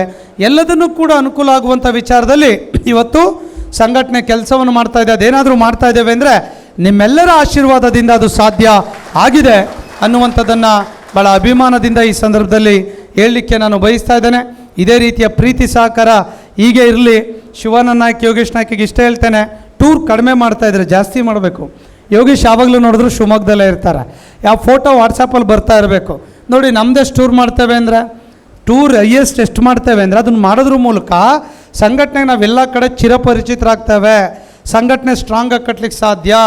ಚಟುವಟಿಕೆ ಅಧ್ಯಕ್ಷರು ಬಂದರೂ ಒಂದು ಮೆಸೇಜ್ ಹೋಗುತ್ತೆ, ಮ್ಯಾಕ್ಸಿಮಮ್ ಇನ್ನೂ ಕೂಡ ಮಾಡಬೇಕು. ಯಾಕೆ ಮಾತನ್ನು ಹೇಳ್ತೇನೆ ಅಂದರೆ, ಒಂದಿಷ್ಟು ಮಾಡಿದ್ರೆ ಸಂಘಟನೆ ಸ್ಟ್ರಾಂಗ್ ಆಗ್ತದೆ, ಸಮಸ್ಯೆಗಳು ಗೊತ್ತಾಗ್ತದೆ, ಆ ಸಮಸ್ಯೆನ ಕಮಿಷನ್ ರೇಟು ಸೆಕ್ರೆಟ್ರಿಯೇಟ್ಗೆ ರೀಚ್ ಮಾಡಲಿಕ್ಕೆ ಆಗ್ತದೆ. ಆ ಎಲ್ಲ ಕೆಲಸಗಳನ್ನು ಕೂಡ ಮಾಡುವಂಥ ವಿಚಾರದಲ್ಲಿ ಮಾಡಬೇಕಾಗ್ತದೆ. ಅಧ್ಯಕ್ಷರು ಅಂತ ಹೇಳಿದ್ರೆ ಸುಖದ ಸುಪ್ಪತ್ತಿನ ಹಾಸಿಗೆ ಅಂತ ನಾನು ಅಂದ್ಕೊಂಡಿಲ್ಲ, ನೀವು ಅಂದ್ಕೊಳ್ಬಾರ್ದು. ಯಾಕಂದರೆ ಅವರಿಬ್ಬರು ಸ್ಮಾರ್ಟ್ ಆಗಿರೋದ್ರಿಂದ ಹಂಗೆ ಹೇಳ್ತಾ ಇದ್ದೀನಿ. ನಾನು ಸ್ಮಾರ್ಟ್ ಆಗಿದ್ದೀನಿ, ನಾನು ಸ್ವಲ್ಪ ಕೆಲಸ ಮಾಡ್ತಾ ಇದ್ದೀನಿ. ಸೊ ಹಂಗಾಗಿ ನಾವೇನೂ ಮಾಡೋಕ್ಕಾಗಲ್ಲ. ನಾವು ಹೇಳಿದ್ನಲ್ಲ, ನೆನ್ನೆ ಮೊನ್ನೆ 3-4 ದಿವಸದಲ್ಲೇ 5,000 ಕಿಲೋಮೀಟ್ರ್ ಟ್ರಾವೆಲ್ ಆಗಿಬಿಟ್ಟಿದೆ. ಏನೂ ಮಾಡೋಂಗಿಲ್ಲ. ನಾವು ಹೇಗೆ ಅಂದರೆ ಪ್ರತಿ ಜಿಲ್ಲೆಗೆ ಕನಿಷ್ಠ ನಿಮ್ಮ ಜಿಲ್ಲೆಗಳಲ್ಲಿ ನಿಮ್ಗೆ ಗೊತ್ತಿದೆ, ನಾನು ಕಳೆದ 6 ವರ್ಷದಲ್ಲಿ ಪ್ರತಿ ಜಿಲ್ಲೆಗೆ ಒಂದು 9 ಬಾರಿ ಹೋಗಿದ್ದೇನೆ. ಪ್ರತಿ ಜಿಲ್ಲಾ ಕೇಂದ್ರಕ್ಕೆ, ತಾಲೂಕಿಗಂತೂ ಒಂದು ಸಲ ಹೋಗಿದ್ದೇನೆ. ಯಾರ್ರೀ ಯಾವ ರಾಜಕಾರಣಿಗಳು ಮಾಡ್ಯಾರು ತೋರಿಸ್ರಿ. 6 ವರ್ಷದಲ್ಲಿ ನಮ್ಮಷ್ಟು ಟೂರ್ ಮಾಡಿದಾರೆ ತೋರಿಸಿ. ಕಾರ್ಯಕ್ರಮ, ಸಂಘಟನೆ, ಹೋರಾಟ, ಚಟುವಟಿಕೆ. ಸೊ ಇದು ಯಾಕೆ ಈ ಮಾತನ್ನು ಹೇಳ್ತೇನೆ ಅಂದರೆ, ಸಮಸ್ಯೆಗಳು ನಮಗೂ ಇದ್ದಿದ್ದೆ, ಏನೂ ಮಾಡಲಿಕ್ಕಾಗಲ್ಲ, ಅನಿವಾರ್ಯ ಹೋಗಲೇಬೇಕಲ್ಲ, ಅಲ್ಲಿ ನಿರೀಕ್ಷೆಗಳು ಭಾಳ ಇರ್ತವೆ. ಸೊ ಹಾಗಾಗಿ ಆ ಥರ ಮಾಡೋದ್ರಿಂದ ಇವತ್ತು ಪಬ್ಲಿಕ್ಕಲ್ಲಿ ಸರ್ಕಾರಿ ನೌಕರ ಸಂಘದ ಬಗ್ಗೆ ಹೆಮ್ಮೆ, ಸರ್ಕಾರಿ ನೌಕರ ಸಂಘದ ಬಗ್ಗೆ ಗೌರವ. ಟಿ ವಿ ಆನ್ ಮಾಡಿದ್ರೆ ನಿಮ್ಮ ಮನೆ ಮಕ್ಕಳು ಹೇಳ್ತಾರೆ, ನಿಮ್ಮ ಅಧ್ಯಕ್ಷರು ಬಂದಿಯಾರು ನೋಡ್ರಿ ಅಂತಾರೆ. ನ್ಯೂಸ್ ಪೇಪರ್ ತೆಗೆದ್ರೆ ನಿಮ್ಮ ಅಧ್ಯಕ್ಷರು ಅಂತಾರೆ. ನಿಮ್ಮ ಮಕ್ಳಿಗೆ ಸಂಘಟನೆ ಅರ್ಥ ಆಗಿದೆ ಅಂದರೆ, ನಾವು ಬೆಂಗಳೂರಿನಲ್ಲಿ AC ರೂಮಲ್ಲಿ ಕೂತ್ರೆ ಅರ್ಥ ಆಗ್ತಿತ್ತಾ? ಅರ್ಥ ಆಗ್ತಿರಲಿಲ್ಲ. ಮಾತು, ಚರ್ಚೆಗಳು, ಸಂಘಟನೆಗಳಿದೆಲ್ಲ ಈ ಥರ ಮೌತ್ ಟು ಮೌತ್ ರೀಚ್ ಆಗಿರೋದ್ರಿಂದ ಸಂಘಟನೆ ಗೌರವ ಬಂದಿದೆ. ಆಮೇಲೆ ಲೂಸ್ ಟಾಕ್ ಮಾತಾಡೋರ ಸಂಖ್ಯೆ ತುಂಬ ಕಡಿಮೆ ಆಗಿದೆ. ಮಾತಾಡ್ತಾ ಇದ್ವಿ ನಾವು ಕೆಳಗಡೆ ಕೂತಾಗ, ಅಧ್ಯಕ್ಷಗಳು ಬಂದಾಗ ಈಗ ಮಾತಾಡೋ ಸಂಖ್ಯೆ ಇರ್ಬೋದು, ಕಡಿಮೆ ಆಗಿದೆ. ಯಾತಕ್ಕಾಗಿ? ಸಂಘಟನೆ ಕಾರ್ಯಕ್ರಮ ಕೊಟ್ಟಿದೆ, ಚಟುವಟಿಕೆಗಳು ಕೊಟ್ಟಿದೆ, ಹೋರಾಟಗಳನ್ನು ಕೊಟ್ಟಿದೆ. ಇದು ಕೂಡ ತಮಗೆ ಅರ್ಥ ಆಗಬೇಕು. ಹಾಗಾಗಿ ಸಂಘಟನೆಯಲ್ಲಿ ತೊಡಗಿಸ್ಕೊಳ್ಳಿ, ಕೆಲಸ ಮಾಡೋದ್ರ ಮೂಲಕ ಈ ಥರದ ಒಂದು ಯೋಚನೆಗಳನ್ನು ಮಾಡುವಂಥ ಅವಶ್ಯಕತೆ ಕೂಡ ಇವತ್ತು ನಿಮ್ಮೆಲ್ಲರ ಮೇಲಿದೆ. ಇವತ್ತು ಸಂಘಟನೆಗೆ ಬಂದಿದ್ದೀರಾ, ಖುಷಿಪಡಿ. ಯಾರಿಗೋ ಸಿಗದೆ ಇರುವಂಥ ಅವಕಾಶ ಇಲ್ಲಿ ಸಿಕ್ತು. ಇವತ್ತು ನೀವೆಷ್ಟು 9,000 ಜನ ಇದ್ದೀರಾ? 9,000 ಜನ ಇದ್ದೀರಾ. 9,000 ಜನಕ್ಕೆ ಎಲ್ರಿಗೂ ಕೂಡ ಅವಕಾಶಗಳು ಸಿಗಲಿಲ್ಲಲ್ಲ. ಇಷ್ಟು ಜನಕ್ಕೆ ಅವಕಾಶ ಸಿಕ್ತು. ಇಲ್ಲಿ ಚೇರು, ಒಂದು ಬ್ಯಾಡ್ ಸಿಕ್ತು, ಒಂದು ಮಾತು ಕೇಳೋ ಅವಕಾಶ ಸಿಕ್ತು, ಒಂದು ಪ್ಲಾಟ್ಫಾರಮ್ ಸಿಕ್ತು. ನೋಡಿ ಇಲ್ಲಿ ಮೇಲ್ಗಡೆ ಒಂದು 35-40 ಜನ ಕೂತಿದ್ದಾರೆ. 40 ಜನದಲ್ಲಿ ಇಲ್ಲಿ ಯಾರಾದರೂ ಆಗ್ಬೋದಿತ್ತು. ಎಲ್ರಿಗೂ ಸಿಗದೆ ಇರುವಂಥ ಅವಕಾಶ ಈ 40 ಜನಕ್ಕೆ ಸಿಕ್ಕಿದೆ. ಯೋಚನೆ ಮಾಡಬೇಕಲ್ಲ. ಆ 40 ಜನದಲ್ಲಿ ಇಲ್ಲೊಂದು 6-7 ಜನ ಅಧ್ಯಕ್ಷ ಒಳಗೊಂಡೊಂದು ಪದಾಧಿಕಾರಿಗಳು ಸಿಕ್ಕಿದೆ. ಅವ್ರಿಗೆ ಸಿಗದೆ ಇರೋ ಅವಕಾಶ ಇವ್ರಿಗೆ ಸಿಕ್ಕಿದೆ. ನೋಡಿ ಸಂಘಟನೆ. ಹಾಗಾಗಿ ಈ ಅವಕಾಶ ಸಿಕ್ಕಾಗ ಕೆಲಸವನ್ನು ಮಾಡಿ ಗುರುತಿಸ್ಕೊಳ್ಳಿ. ಆ ಮೂಲಕ ಸಂಘಟನೆಗೆ ಒಳ್ಳೆಯ ಹೆಸರು ಬರ್ತದೆ. ಇವತ್ತು ನೋಡಿ ನಾವೆಲ್ಲಾದರೂ ಹೋದರೆ ಸಾಕು, ಪೊಲೀಸ್ ಅಡ್ಡ ಆಗ್ತಾರೆ. ನಮಗೆ ಅಡ್ಡ ಆಗ್ತಿದ್ದಂಗೆ ಏನಕ್ಕಪ್ಪ ಅಂತ ಹೇಳಿದ್ರೆ ಕೇಸ್ ಹಾಕೋಕ್ಕಲ್ಲ, ನಿಮ್ಮ ಜೊತೆ ಸೆಲ್ಫಿ ಹೊಡ್ಸ್ಕೋಬೇಕು ಸರ್, ನಿಂತ್ಕೊಳ್ಳಿ ಸರ್ ಅಂತೇಳಿ ಫೋಟೋ ಹಾಕಿ ಅಡ್ಡ ಆಗ್ತಾರೆ. ನಾನು ಹೇಳಿದೆ, ಪೊಲೀಸರಿಗೂ ಏನು ಸಂಬಂಧ? ಪೊಲೀಸರು ನಮ್ಮ ಸಂಘದ ಸದಸ್ಯರಲ್ಲ, ನಮ್ಗೆ 200 ರೂಪಾಯಿ ಮೆಂಬರ್ಶಿಪ್ ಕೊಡೋಲ್ಲ. ಆದರೆ ಭಾಳ ಅಭಿಮಾನ ಅವ್ರ ಬಗ್ಗೆ. ವಿಧಾನಸೌಧಕ್ಕೆ ಯಾರನ್ನೂ ಬಿಡ್ತಾರೋ ಗೊತ್ತಿಲ್ಲ, ನಮಗಂತೂ ಸ್ಪೆಷಲ್ ಎಂಟ್ರಿಗಳು. ಅಂದರೆ ಅಷ್ಟು ಗೌರವ. ಸರ್ ಯಾರಾದರೂ ಇನ್ನೂ ಹೇಳ್ಕೊಳ್ಳಿ, ವಿಧಾನಸೌಧಕ್ಕೆ ಯಾರನ್ನೂ ಬಿಟ್ಟಿಲ್ಲ ಅಂದರೆ ಅಧ್ಯಕ್ಷರ ಕಡೆ ಕೊಡ್ರಿ, ಅವ್ರ ಜೊತೆ ಫೋನ್ ಮಾಡಿಕೊಡ್ರಿ ನೋಡೋಣ ಅಂತಾರೆ. ಫೋಟೋ ತೋರಿಸಿದ್ರು ಒಪ್ಪಲ್ಲ, ಫೋನ್ ಮಾಡಿ ನಾವು ಓಕೆ ಮಾಡಿದ್ರೆ ಒಳಗೆ ಬಿಡ್ತಾರೆ. ಲೈಕ್ ಹಂಗೆ ಇನ್ನು ಕೆಲವರು ರಾತ್ರಿ ಟೈಟ್ ಆದಮೇಲೂ ಕೂಡ ಫೋನ್ ಹೊಡಿತಾರೆ. ಅವೆಲ್ಲ ಸುಳ್ಳು ಹೇಳ್ಬೇಡ, ಅಧ್ಯಕ್ಷರು ಫೋನ್ ಮಾಡಿಕೊಡು, ಅವ್ರು ಎಸ್ ಅಂದ್ರೆ ಬಿಡ್ತೀನಿ ನಿಂತಾರೆ, ಅದು ಬೇರೆ. ಸೊ ನೋಡಿ ಹೆಂಗೆ ಅಂದರೆ ಒಂದು ಆ ಮಟ್ಟಕ್ಕೆ ಇವತ್ತು ಸಂಘಟನೆ ಹೋಗಿದೆ. ಅಂದರೆ ತಪ್ಪು ಅಂತಲ್ಲ, ಪ್ರತಿಯೊಬ್ಬರಿಗೂ ಕೂಡ ಇವತ್ತು ರೀಚ್ ಆಗುವಂಥದ್ದಿದೆ. ಹಾಗಾಗಿ ನಿಮ್ಮ ಸಂಘಟನೆ ಕೂಡ ಆ ಥರ ಉತ್ತರೋತ್ತರವಾಗಿ ಬೆಳೀಲಿ, ಕೆಲಸ ಮಾಡಿ, ಸಂಘಟನೆಗೋಸ್ಕರ ದುಡಿರಿ, ನಿಮ್ಗೆಲ್ರಿಗೂ ಕೂಡ ಒಳ್ಳೆಯದಾಗ್ತದೆ ಎನ್ನುವಂಥ ಮಾತನ್ನು ಈ ಸಂದರ್ಭದಲ್ಲಿ ಹೇಳ್ತಾ, ತುಂಬ ಸಮಯ ಆಯಿತು. ನಮ್ಮದೊಂದು ಕೆಳಗಡೆ ಒಂದು ಎಲೆಕ್ಷನ್ ಇತ್ತು, ಹಾಗಾಗಿ ಆ ಎಲೆಕ್ಷನ್ ಮುಗಿಸ್ಕೊಂಬರ್ಲಿಕ್ಕೆ ಕೂಡ ಒಂದು ಸ್ವಲ್ಪ ಲೇಟ್ ಆಯಿತು. ಹಾಗಾಗಿ ಆ ಲೇಟ್ ಆಗಿದ್ದಕ್ಕಾಗಿ ತಮ್ಮಲ್ಲಿ ಕ್ಷಮೆಯನ್ನು ಕೂಡ ಈ ಸಂದರ್ಭದಲ್ಲಿ ಕೋರ್ತಾ, ನೀವೆಲ್ಲ ಯುವ ಮನಸ್ಸುಗಳು ಒಟ್ಟಾಗಿ ಒಗ್ಗಟ್ಟಾಗಿ ಗ್ರಾಮಾಡಳಿತಾಧಿಕಾರಿಗಳ ಸಂಘವನ್ನು ಸದೃಢವಾಗಿ ತಾವು ಕಟ್ಟಬೇಕು ಅನ್ನುವಂಥ ವಿನಂತಿಯನ್ನು ಕೂಡ ಈ ಸಂದರ್ಭದಲ್ಲಿ ಹೇಳ್ತಾ, ನಮ್ಮ ಅಂತರ್ಜಿಲ್ಲಾ ವರ್ಗಾವಣೆ ಬಗ್ಗೆ ಕೂಡ ಹೇಳಿದ್ದಾರೆ, ಚರ್ಚೆ ಮಾಡಿದ್ದೇವೆ. ಅಂತರ್ಜಿಲ್ಲಾ ವರ್ಗಾವಣೆ ನಿಮ್ಮದು ಅದು ಸ್ಟೇಟ್ ಪಾಲಿಸಿ, ಅದು ನೆನ್ಪಿಟ್ಕೊಳ್ಳಿ. ಅದರಲ್ಲಿ ರವಿಕುಮಾರ್ ಅಂತ ಚೀಫ್ ಸೆಕ್ರೆಟರಿ ಇದ್ದರು. ಆ ಸಂದರ್ಭದಲ್ಲಿ ನಾನು ಭಾಳ ಅಡ್ಡ ಹಾಕಿದೆ, ಬಿಡಲಿಲ್ಲ. ಏನಾಗ್ಬಿಡ್ತು, ಎಲ್ಲರೂ ನಮ್ಮ ಎಲ್ಲ ಇಲಾಖೆ ಎಂಪ್ಲಾಯೀಸ್ ಏನಿದ್ದಾರೆ ಟ್ರಾನ್ಸ್ಫರ್ ತಗೊಳ್ಳೋದು. ಅವರೇಜ್ ಒಂದು ಡಾಟಾ ತೊಗೊಂಡ್ರು. ಈಗ ನೀವೇ ವಿಲೇಜ್ ಅಡ್ಮಿನಿಸ್ಟ್ರೇಟಿವ್ ಆಫೀಸರ್ ಇದ್ರಿ, 2 ವರ್ಷಕ್ಕೊಂದ್ಸಲ ಟ್ರಾನ್ಸ್ಫರು. ಇಲ್ಲಿ ಸರಿ ಇಲ್ವಾ, ಒಳ್ಳೆ ಸರ್ಕಲ್ಲ, ಲಾಬಿ ಮಾಡೋದು, ಟ್ರಾನ್ಸ್ಫರ್. ಆ ಥರ ಎಲ್ಲ ಇಲಾಖೆ ಡೇಟಾ ಸಿಕ್ಕಾಗ ಏನು ಸೀನಿಯಾರಿಟಿಗಳನ್ನು ಮಾಡಬೇಕಾದಾಗ ವಿತಿನ್ ಡಿಸ್ಟ್ರಿಕ್ಟ್ ಸೀನಿಯಾರಿಟಿ ಮಾಡಿದಾಗ ಮ್ಯಾಕ್ಸಿಮಮ್ ಬರೀ ಅವರ ರಾಜಕಾರಣಿಗಳು ಬಂದಾಗ, ಅವ್ರವ್ರ MLA ಮಿನಿಸ್ಟ್ರುಗಳು ಬಂದಾಗ ಬರೀ ಟ್ರಾನ್ಸ್ಫರ್ಗಳೇ ಆಗ್ತಾಯಿತ್ತು. ಆಡಳಿತಾತ್ಮಕವಾಗಿ ಒತ್ತಡ ಬೀಳುತ್ತೆ ಅನ್ನುವಂಥ ಒಂದು ರಿಪೋರ್ಟ್ ಬಂತು. ಅವಾಗ ಏನು ಮಾಡಿದ್ರು, ಸೀನಿಯಾರಿಟಿಯನ್ನು ಜಿಲ್ಲೆ ಸೀನಿಯಾರಿಟಿ ಇದ್ದರೆ ಜಿಲ್ಲೆಗೆ, ಡಿವಿಷನ್ ಸೀನಿಯಾರಿಟಿ ಇದ್ದರೆ ಡಿವಿಷನ್, ಸ್ಟೇಟ್ ಇದ್ದರೆ ಸ್ಟೇಟು, ರೂಲ್ 6 ಇದನ್ನು ಮಾಡಬೇಕು ಅಂತೇಳಿ 16 ತೆಗೆದು ಈ ಥರದ್ದೆಲ್ಲ ಮಾಡೋದು ಗೊತ್ತಿದೆ. ಅದಕ್ಕೆ ನಾನು ಕೂಡ ಯೋಗೇಶ್ ನಾಯ್ಕ ಅವ್ರಿಗೆ ವಿನಂತಿ ಮಾಡ್ಕೊಂಡಿದ್ದೇನೆ, ನಿಮ್ಮ ಸೆಕ್ರೆಟ್ರಿಗೂ ಕೂಡ ಮಾತಾಡ್ತೇನೆ, ನಿಮ್ಮದನ್ನು ಸ್ಟೇಟ್ ಸೀನಿಯಾರಿಟಿ ಮಾಡಿಬಿಟ್ರೆ ಉತ್ತರ ಕೂಡ ಇದಕ್ಕೆ ಸಿಗ್ತದೆ. ಸರ್ಕಾರ 16 ಮತ್ತೆ ಮರುಸ್ಥಾಪಿಸುವಂಥ ಸಾಧ್ಯತೆಗಳು ತುಂಬ. ಯಾಕಂದರೆ ನಿಮ್ಮ ಒಂದು ಇಲಾಖೆಗೆ ಮಾಡೋಕ್ಕೆ ಬರೋಲ್ಲ, PDOs ನಂಗೆ ತಲೆ ತಿಂತಾರೆ, ಪೊಲೀಸರು ತಲೆ ತಿಂತಾರೆ. ಅದಕ್ಕೆ ಮತ್ತೆ ಗಲಾಟೆ ಮಾಡಿದ್ದಕ್ಕೆ ಏನು ಮಾಡಿದ್ರು ಅಧಿಕಾರಿಗಳು, 1 ವರ್ಷ ಆದಮೇಲೆ ಒಂದು ಕಾನೂನು ತಂದರು. 7 ವರ್ಷ ಆದಮೇಲೆ ಕಪಲ್ ಕೇಸಸ್ ಇದ್ದರೆ, ಈಗ ಶಿವಮೊಗ್ಗ ಇರ್ತಾರೆ, ಹೆಂಡತಿ ದಾವಣಗೆರೆಯಲ್ಲಿ ಇರ್ತಾರೆ, ಅಲ್ಲಿಗೆ ಹೋಗಬೇಕು ಅಂದರೆ ಕಪಲ್ ಕೇಸಸ್ ಇದ್ದರೆ 7 ವರ್ಷ ಆದಮೇಲೆ ಗಂಡ ಹೆಂಡತಿ ಅವ್ರು ಅಲ್ಲಿಗಾದ್ರೂ ಹೋಗ್ಬೋದು, ಇಲ್ಲಿಗಾದ್ರೂ ಹೋಗ್ಬೋದು ಅಂತೇಳಿ ಅದೊಂದಕ್ಕೆ ಅವಕಾಶವನ್ನು ಒತ್ತಡ ಹಾಕಿದ್ದಕ್ಕೆ ಅದನ್ನು DPR ಇಂದ ಮಾಡಿ ಎಲ್ಲ ಇಲಾಖೆಗೆ ಕೂಡ ಅವಕಾಶ ಮಾಡೋದು ತಮಗೆ ಗೊತ್ತಿದೆ. ಆ ಕಾರಣಕ್ಕಾಗಿ ಅದು ಹೋಗುವಂಥವ್ರು ಹೋಗಲಿ, ಸ್ಟೇಟ್ ಸೀನಿಯಾರಿಟಿಯನ್ನು ಕೊಟ್ಟರೆ ನಿಮ್ಮೆಲ್ಲರಿಗೂ ಕೂಡ ಇದರಿಂದ ಅನುಕೂಲ ಆಗ್ತದೆ ಅನ್ನುವಂಥ ಮಾತನ್ನು ಹೇಳ್ತಾ ಆ ಕೆಲಸ ಕೂಡ ಆಗುತ್ತೆ. ಏನು ಮಾಡೋಕ್ಕಾಗಲ್ಲ. ಇನ್ನೊಂದು ನೀವು ಕೂಡ ಅರ್ಥ ಮಾಡ್ಕೊಳ್ಳಿ, ಬಂದಂಥ ವ್ಯವಸ್ಥೆಗೆ ಒಂದಿಷ್ಟು ಅಡ್ಜಸ್ಟ್ ಮಾಡ್ಕೊಳ್ಬೇಕು. ಎಕ್ಸಾಂಪಲ್ ನಾನು ಹುಟ್ಟಿದ್ದು ತುಮಕೂರು, ಬೆಳೆದಿದ್ದು ತುಮಕೂರು, ಓದಿದ್ದೆಲ್ಲ ತುಮಕೂರು. ಕೆಲ್ಸಕ್ಕೆ ತಗೊಂಬಂದು ಇಲ್ಲಿ ಹಾಕ್ಬಿಟ್ರು. ತುಮಕೂರು ಕೇಳ್ಕೊಂಡೆ ರಿಕ್ವೆಸ್ಟ್ ಮಾಡಿದೆ, ಅವನು ಯಾವನೋ ಸಿಟ್ ಮಾಡ್ಕೊಂಡು ಇವ್ನು ಭಾಳ ಗಂಚಲಿ ಮಾಡ್ತಾನೆ ಅಂತ 300 ಕಿಲೋಮೀಟ್ರ್ ಒಂದು ಹಾಕ್ಬಿಟ್ರಿ. ಇಲ್ಲಿ ಏನು ಮಾಡ್ಬೇಕು ನಾವು? ಮತ್ತೇನು ಮಾಡಿದೆ, ಇಲ್ಲಿ ಬರಲ್ಲ, ಡ್ಯೂಟಿಗೆ ರಿಪೋರ್ಟ್ ಆಗಲ್ಲ ಅಂತೇಳಿ ನಾನು ಮತ್ತೆ ವಾಪಸ್ ಹೋದೆ. ಕೆಲಸ ಬೇಡ ಅಂತ ವಾಪಸ್ ಹೋದೆ, ತುಮಕೂರ್ಗೆ ಹಾಕ್ಕೊಡಿ ಅಂತ. ಅವ್ನು ಹಾಕ್ಕೊಡ್ಲಿಲ್ಲ. ಲಾಸ್ಟ್ ಒಂದೇ ದಿನ ಟೈಮ್ ಇತ್ತು, ಮತ್ತು ಕೆಲಸ ಹೋಗುತ್ತಾ ಅಂತೇಳಿ ಬಂದು ರಿಪೋರ್ಟ್ ಮಾಡಿಕೊಂಡೆ. ಮಾಡಿದ್ಮೇಲೆ ಪ್ಲ್ಯಾನ್ ಮಾಡ್ಕೊಂಡ್ವಿ. ಇಡೀ ಫ್ಯಾಮಿಲಿ ಶಿಫ್ಟ್ ಆಗಿ ನಾನು ಆರಾಮಾಗಿ ಇಲ್ಲೇ ಸೆಟ್ಲಾದೆ. ಹೌದಲ್ವಾ? ಪ್ಲ್ಯಾನ್ ಮಾಡಿಕೊಂಡೆ ಸೆಟ್ಲಾದೆ. ಆಯಿತು, ಹೆಂಗೋ ಜೀವನ ಆಯಿತು, ಏನೋ ಆಯಿತು, ನಡ್ಕೊಂಡೋಯ್ತು. ಸಮಸ್ಯೆಗಳು ಯಾರಿಗಿರಲ್ಲ, ಎಲ್ರಿಗೂ ಇರುತ್ತೆ. ನನಗೂ ತೋಟ ಇದೆ, ನನಗೂ ಜಮೀನಿದೆ, ನನಗೂ ಅಕ್ಕ ತಂಗಿ ಇದ್ದಾರೆ, ಅಣ್ಣ ತಮ್ಮ ಇದ್ದಾರೆ, ತಾಯಿ ಇದ್ದಾರೆ, ಸಮಸ್ಯೆ ಇದೆ. ನಾನು ಪರಿಹಾರ ಕಂಡುಕೊಂಡೆ. ಯಾಕೆ ಮಾತನ್ನು ಹೇಳ್ತೇನೆ ಅಂದರೆ, ಆ ಪರಿಹಾರಗಳನ್ನು ಕಂಡುಕೊಳ್ಬೇಕಾಗ್ತದೆ. ಈಗ ನನಗೆ ಸರ್ಕಾರದಿಂದ ಕೋಲಾರಕ್ಕೆ ಟ್ರಾನ್ಸ್ಫರ್ ಮಾಡ್ತಪ್ಪ, ಶಿವಮೊಗ್ಗದಿಂದ 3 ವರ್ಷ ಆಯಿತು, ಸಮಸ್ಯೆ ಅಂತ ಅನ್ನಿಸ್ಲಿಲ್ಲಲ್ಲ. ನಾವು ಪ್ಲ್ಯಾನ್ ಮಾಡ್ಕೊಳ್ಬೇಕು ಎಲ್ಲದನ್ನು. ಎಲ್ಲದೂ ಸಮಸ್ಯೆ, ಎಲ್ಲದೂ ದಿನ ಹೆಂಡತಿ ಮಕ್ಕಳ ಜೊತೆ ಆಗೋದಿಲ್ಲ. ಒಂದಿಷ್ಟು ಪ್ಲ್ಯಾನನ್ನು ಮಾಡ್ಕೊಳ್ಳುವಂಥ ವ್ಯವಸ್ಥೆನ ಕೂಡ ಮಾಡ್ಕೊಳ್ಬೇಕಾಗ್ತದೆ. ಏನೂ ಮಾಡೋದಕ್ಕಾಗಲ್ಲ. ಇಲ್ಲ ಅಂದರೆ ಬರೀ ಟ್ರಾನ್ಸ್ಫರ್ಸ್ ಆಗುತ್ತೆ ಅನ್ನೋದು ಸರ್ಕಾರದ ಅಭಿಮತ ಆಗಿದೆ. ಏನಿವೆ ಸ್ಟೇಟ್ ಲೆವೆಲ್ ಸೀನಿಯಾರಿಟಿ ತಂದರೆ ಅದಕ್ಕೆ ಪರಿಹಾರ ಸಿಗುತ್ತೆ. ಅದು ತರೋದು ಅಷ್ಟು ಸುಲಭ ಅಲ್ಲ, ಸೀರಿಯಸ್ಸಾಗಿ ಪ್ರಯತ್ನ ಮಾಡೋಣ. ನಾನು ಕೂಡ ಪ್ರಿನ್ಸಿಪಲ್ ಸೆಕ್ರೆಟರಿಗೆ ಒತ್ತಡ ಹಾಕಿ ಕೆಲಸವನ್ನು ಮಾಡಿಕೊಡ್ಲಿಕ್ಕೆ ನಿಮ್ಮ ಪರವಾಗಿ ಕೂಡ ನಾನು ಒತ್ತಡವನ್ನು ಏರ್ತೇನೆ ಎನ್ನುವಂಥ ಮಾತನ್ನು ಕೂಡ ಈ ಸಂದರ್ಭದಲ್ಲಿ ಹೇಳ್ತಾ, ಇವತ್ತಿನ ವಾರ್ಷಿಕ ಮಹಾಸಭೆ ಚೆನ್ನಾಗಾಗಲಿ, ರಾಜ್ಯ ಕಾರ್ಯಕಾರಿಣಿ ಸಭೆ ಚೆನ್ನಾಗಾಗಲಿ. ಚರ್ಚೆಗಳನ್ನು ಮಾಡಿ, ಮುಕ್ತವಾಗಿ ಚರ್ಚೆ ಮಾಡಿ, ಸಂಘರ್ಷಕ್ಕೆ ಅವಕಾಶ ಕೊಡಬೇಡಿ. ಹೆಲ್ತಿ ಡಿಸ್ಕಷನ್ಗಳಾಗಲಿ. ನಿಮ್ಮ ಸಲಹೆಗಳು, ನಿಮ್ಮ ಚರ್ಚೆಗಳು ಎಕ್ಸಿಕ್ಯೂಟಿವ್ ಕಮಿಟಿ ಅಂಗೀಕರಿಸಲಿ. ಅದನ್ನು ಜಾರಿಗೆ ತರುವಂಥ ಪ್ರಯತ್ನಗಳನ್ನು ಕೂಡ ಅವ್ರು ಮಾಡಲಿ. ಹೊಸ ಯೋಜನೆಗಳ ಮೂಲಕವಾಗಿ ಒಂದು ಕ್ರಾಂತಿಕಾರಕ ಹೆಜ್ಜೆಗಳನ್ನು ನೀಡಿ, ಮತ್ತು ರಾಜ್ಯ ಮಟ್ಟದ ಒಂದು ಸಮಾವೇಶವನ್ನು ಕೂಡ ತಾವು ಮಾಡುವಂಥ ವೇದಿಕೆಯನ್ನು ಕೂಡ ತಾವು ಮಾಡಿ. ಯಾಕಂದರೆ ಇಷ್ಟಾದಮೇಲೆ ನಾನು ಕಟಾರಿ ಅವ್ರಿಗೂ ಕೂಡ ರಿಕ್ವೆಸ್ಟ್ ಮಾಡ್ತೇನೆ, ಒಂದು ರಾಜ್ಯ ಮಟ್ಟದ ಒಂದು ಸಮ್ಮೇಳನವನ್ನು ಮಿನಿಸ್ಟ್ರೂ ಕೂಡ ಕರೆಸ್ತೀನಿ, ನನ್ನ ಜವಾಬ್ದಾರಿ. ಅವರಿಬ್ಬರೂ ಬರಲಿ, ಒಂದು ಚರ್ಚೆ, ಸಮಸ್ಯೆ, ಸಂವಾದಗಳಾಗಲಿ. ಅರ್ಥ ಆಯ್ತಲ್ಲ? ಬರೀ ಭಾಷಣ ಮಾಡಿ ಶಾಲುವಾರ ಹಾಕಿಸ್ಕೊಂಡು ಹೋಗೋದು ಬೇಡ. ಒಂದು ಚರ್ಚೆ, ಸಂವಾದಗಳು, ಪರಿಹಾರಗಳು. ಅಟ್ಲೀಸ್ಟ್ ಒಂದು 5 ಸಮಸ್ಯೆಗೆ 2 ಸಮಸ್ಯೆ ಬಗೆಹರಿಲಿ, ಅಟ್ಲೀಸ್ಟ್ ಖುಷಿ ಆಗುತ್ತಲ್ಲ.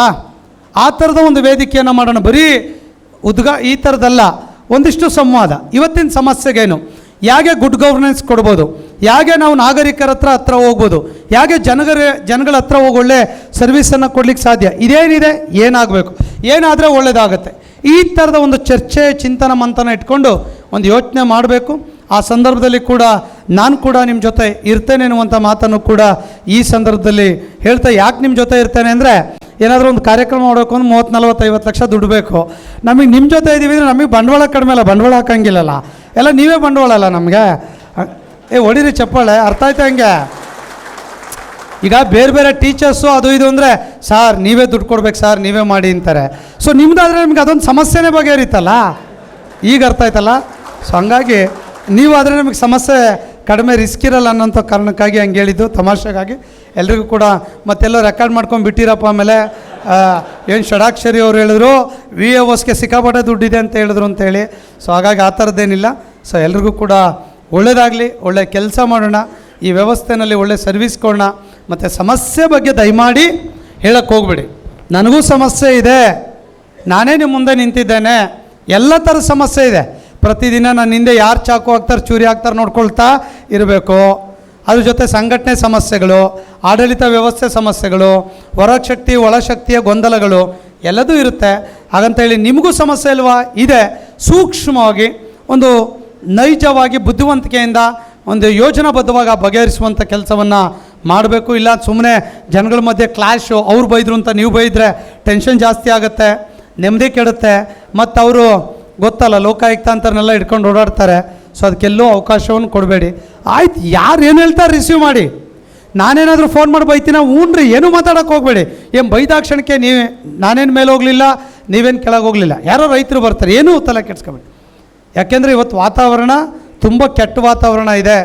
ಅದು ನಿಮ್ಮ ಮೇಲಂತೂ ಲೋಕಾಯುಕ್ತ, ನಾನು ಭಾಳ ಜನ ಲೋಕಾಯುಕ್ತವ್ರ ಜೊತೆಗೆ ಡಿಬೇಟ್ ಮಾಡ್ತಾ ಇರ್ತೀನಿ. ನಾನು ಹೈಯೆಸ್ಟು ನಿಮ್ಮ ಇಲಾಖೆ ಬಗ್ಗೆನೇ ಇರೋದು. ಎರಡನೇದು ಕಾರ್ಪೊರೇಷನ್, ಥರ್ಡ್ RDPR, ಮೂರು ನಡೀತಾ ಇದೆ. ಸೊ ಏನಾಗ್ತದೆ, ಸುಮ್ಮನೆ ಈಗೇನಿರಲ್ಲ, ಮೊಬೈಲ್ಗಳು ಕೂಡ ಇವತ್ತು ಬಂದು ಹಾಳು ಮಾಡ್ತಾಯಿದೆ. ಮೊಬೈಲ್ನಲ್ಲಿ ದಯಮಾಡಿ ವಾಟ್ಸಪ್ ಕಾಲಪ್ಪ ನಡೀತದೆ ಅದನ್ನು ಮತ್ತೆ ಇನ್ನೊಂದಕ್ಕೆ ಇಟ್ಕೊಂಡು ರೆಕಾರ್ಡ್ ಮಾಡುವಂಥ ಟೆಕ್ನಾಲಜಿ ಬಂದಿದೆ. ಎಷ್ಟೋ ಜನ ತಮ್ಮ ಬದುಕು ಕಳ್ಕೊಂಡಿದ್ದಾರೆ ರೀ. ಅರ್ಥ ಮಾಡ್ಕೊಳ್ಳಿ ದಯಮಾಡಿ. ಮೊಬೈಲಲ್ಲಿ ಗೊತ್ತಿರಲ್ಲ, ಬಟನ್ಸ್ ಹಾಕೊಂಬರ್ತಾರೆ, ಕ್ಯಾಮ್ರಾ ರೆಕಾರ್ಡಿಂಗ್.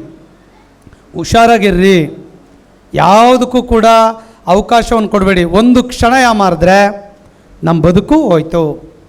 ಈ ಸೊಸೈಟಿಲಿ ತಲೆ ಎತ್ಕೊಂಡು ಹೋಗಲ್ಲ. ಮಕ್ಕಳು ಅವಮಾನ, ಅವ್ರು ಓದೋ ಸ್ಕೂಲಲ್ಲಿ ಮಕ್ಳುಗಳೇನಂತ, ನಿಮ್ಮ ಅಪ್ಪ ಜೈಲಿಗೆ ಹೋಗಿದ್ದ, ಪೇಪರಾಗಿ ಬಂದಿದ್ದಾರೆ, ಕ್ರೈಮ್ ನ್ಯೂಸಲ್ಲಿ ಬಂತು, ಟಿ ವಿನಲ್ಲಿ ಬಂತು, ಗೌರವ, ಪೆನ್ಷನ್ ಇಲ್ಲ, ವಜಾ ಮಾಡ್ತಾರೆ, ಟರ್ಮಿನೇಷನ್, ಬೇರೆ ಆಪ್ಷನ್ನೇ ಇಲ್ಲ. ಈಗ ಕ್ಲಿಯರ್ ಇದೆ, ಲೋಕಾಯುಕ್ತ ಟರ್ಮಿನೇಟ್ ಅಷ್ಟೇ, ಅವಕಾಶ ಇಲ್ಲ. ಜೀವನದಲ್ಲಿ ಏನು ಮಾಡಲಿಕ್ಕೆ ಸಾಧ್ಯ? ಸೊ ಹಾಗಾಗಿ ಎಚ್ಚರಿಕೆಯಿಂದ ಹೆಜ್ಜೆ ಇಡಿ. ನಿಮ್ಮ ಸ್ನೇಹಿತರುಗಳಿಗೂ ಕೂಡ ಹೇಳಿ, ಸೂಕ್ಷ್ಮವಾಗಿ. ಹೊಸಬ್ರು ಬಂದಿರ್ತಾರೆ, ಆಸೆ ಆಮಿಷಗಳು, ಬೇಗ ಶ್ರೀಮಂತರಾಗಬೇಕು, ಅವ್ರಿಗಿನ್ನೂ ಬದುಕಿದೆ, ಇನ್ನೂ 35 ವರ್ಷ ಸರ್ವಿಸ್ ಇದೆ ಅಂತ ಯೋಚನೆ ಮಾಡೋದೇ ಇಲ್ಲ. 90,000 ದಿನಗಳ ಅವಕಾಶ ಇದೆ ಅಂತ ಯೋಚನೆ ಮಾಡಲ್ಲ. ಕ್ಷಣಿಕ ಸುಖಕ್ಕಾಗಿ, ಆಸೆಗಾಗಿ ಬದುಕನ್ನು ಕಳ್ಕೊಳ್ಳೋದು ನಾವು ನೋಡ್ತಾ ಇದ್ದೇವೆ. ದಯಮಾಡಿ ಹೆಚ್ಚಿನ ಲಿಸ್ಟು ನಿಮ್ಮ ಇಲಾಖೆದೇ ಬರ್ತಾ ಇದೆ, ಆಗಬಾರ್ದಲ್ಲ ಅದು. ದಯಮಾಡಿ, ಯಾಕಂದರೆ ಇದಕ್ಕೆ ಅವಕಾಶನೇ ಇರಲ್ಲ. ನೀವು ರೈಡಿಗೆ ಬೇರೆ ಟ್ರಯಲ್ಗೆ ಅವಕಾಶ ಇರುತ್ತೆ, ಇದಕ್ಕೇನೂ ಅವಕಾಶ ಇರಲ್ಲ. ಸೊ ಅಕ್ಸೆಪ್ಟೆನ್ಸ್ ಆಗಿಬಿಟ್ರೆ ಮುಗಿದಾಯ್ತು, ಡಿಮ್ಯಾಂಡ್ ಅಕ್ಸೆಪ್ಟೆನ್ಸ್. ಹಾಗಾಗಿ ಸ್ವಲ್ಪ ಇದೆಲ್ಲ ಕೂಡ ಯೋಚನೆ ಮಾಡುವಂಥ ಅವಶ್ಯಕತೆ ಇದೆ. ಪೆಂಡೆನ್ಸಿ ಇರ್ಬೋದು, ಡಿಮ್ಯಾಂಡ್ ಅಕ್ಸೆಪ್ಟೆನ್ಸ್, ಇವು 3 ಇಂಪಾರ್ಟೆಂಟ್ ಇರ್ತದೆ. ಇದ್ರ ವಿಚಾರದಲ್ಲಿ ತುಂಬ ಸೀರಿಯಸ್ ಆಗಿರ್ರಿ. ಆಮೇಲೆ ಈಗೆಲ್ಲ ಆನ್ಲೈನ್ ಸಿಸ್ಟಮ್ ಬಂದಿದೆ, ಇದೆಲ್ಲ ಕೂಡ ಅರ್ಥ ಮಾಡ್ಕೊಂಡು ತಾವು ಕೆಲಸ ಮಾಡಿ. ಯಾಕಂದರೆ ಸರ್ಕಾರ ಗೌರವ ಮತ್ತು ಹಣ, ನೆಮ್ಮದಿಯಾಗಿ ಬದುಕಿದೆ, ಅದ್ರ ಬಗ್ಗೆ ಗಮನವನ್ನು ಕೊಡಿ. ಯಾರಿಗೂ ಕೂಡ ಒತ್ತಡ ಹಾಕೋದು, ಡಿಮ್ಯಾಂಡ್ ಮಾಡ್ತಾ ಹೋದರೆ ಸೊ ಇವತ್ತು ದಾರಿ ತಪ್ಪಿಸೋರಿದೆ. ಮತ್ತು ನಮ್ಮ ಸ್ನೇಹಿತರುಗಳೇ ಕೂಡ ಇದ್ದಾರೆ. ಈಗ RTIನಲ್ಲಿ ಮನೆಗೆ ಹೋಗಿದೆ, ಒಂದು ಮೀಟಿಂಗ್ ಆಯಿತು. RTIಸ್ಟ್ಗಳು ಯಾರಿದ್ದಾರೆ ಅಂದರೆ, RTIಸ್ಟ್ಗಳ ಹಿಂದೆ ಇರುವಂಥವರು 90% ಸರ್ಕಾರಿ ನೌಕರಂತೆ. ಏನು ಹೇಳ್ರಿ, 90% ಮಾಹಿತಿ ಕೊಡ್ತಾ ಇರೋರು RTIಸ್ಟ್ ಆಕ್ಟಿವಿಸ್ಟ್ಗೆ ನಾವುಗಳಂತೆ ಸರ್ಕಾರಿ ನೌಕರು.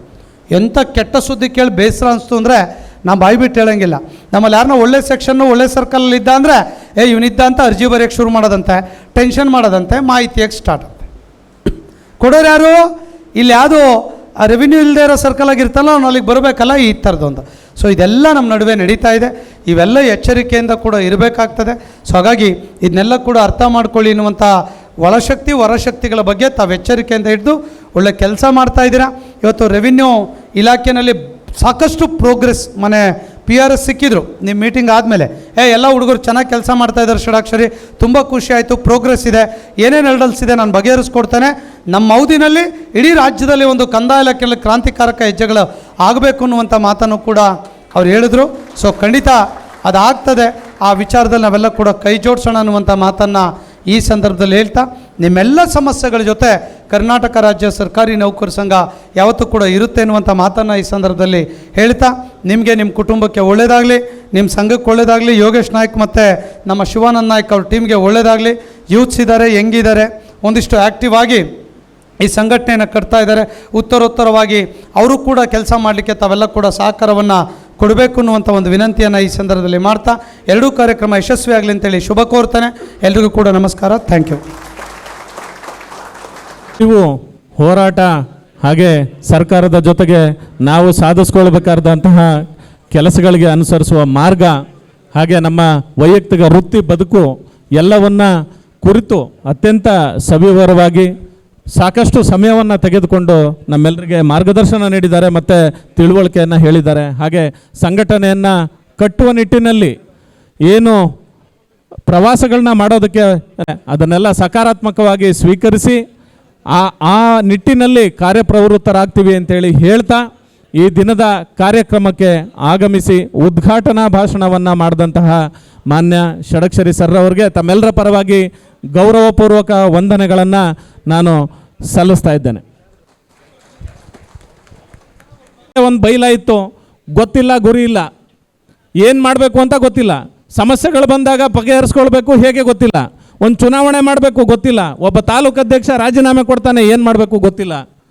ನಾನು ಸರ್ಕಾರಿ ನೌಕರರ ಸಂಘದ ಕಳೆದ ಅವಧಿನಲ್ಲಿ ಸಾಹೇಬರು ಕೂಡ 5 ವರ್ಷ ರಾಜ್ಯಾಧ್ಯಕ್ಷ ಆಗಿದ್ದ ಅವಧಿನಲ್ಲಿ ನಾನು ಕೂಡ ನನ್ನ ತಾಲೂಕಿನ ಒಬ್ಬ ಪ್ರಧಾನ ಕಾರ್ಯದರ್ಶಿಯಾಗಿ ಕೆಲಸ ಮಾಡಿದ್ದೇನೆ.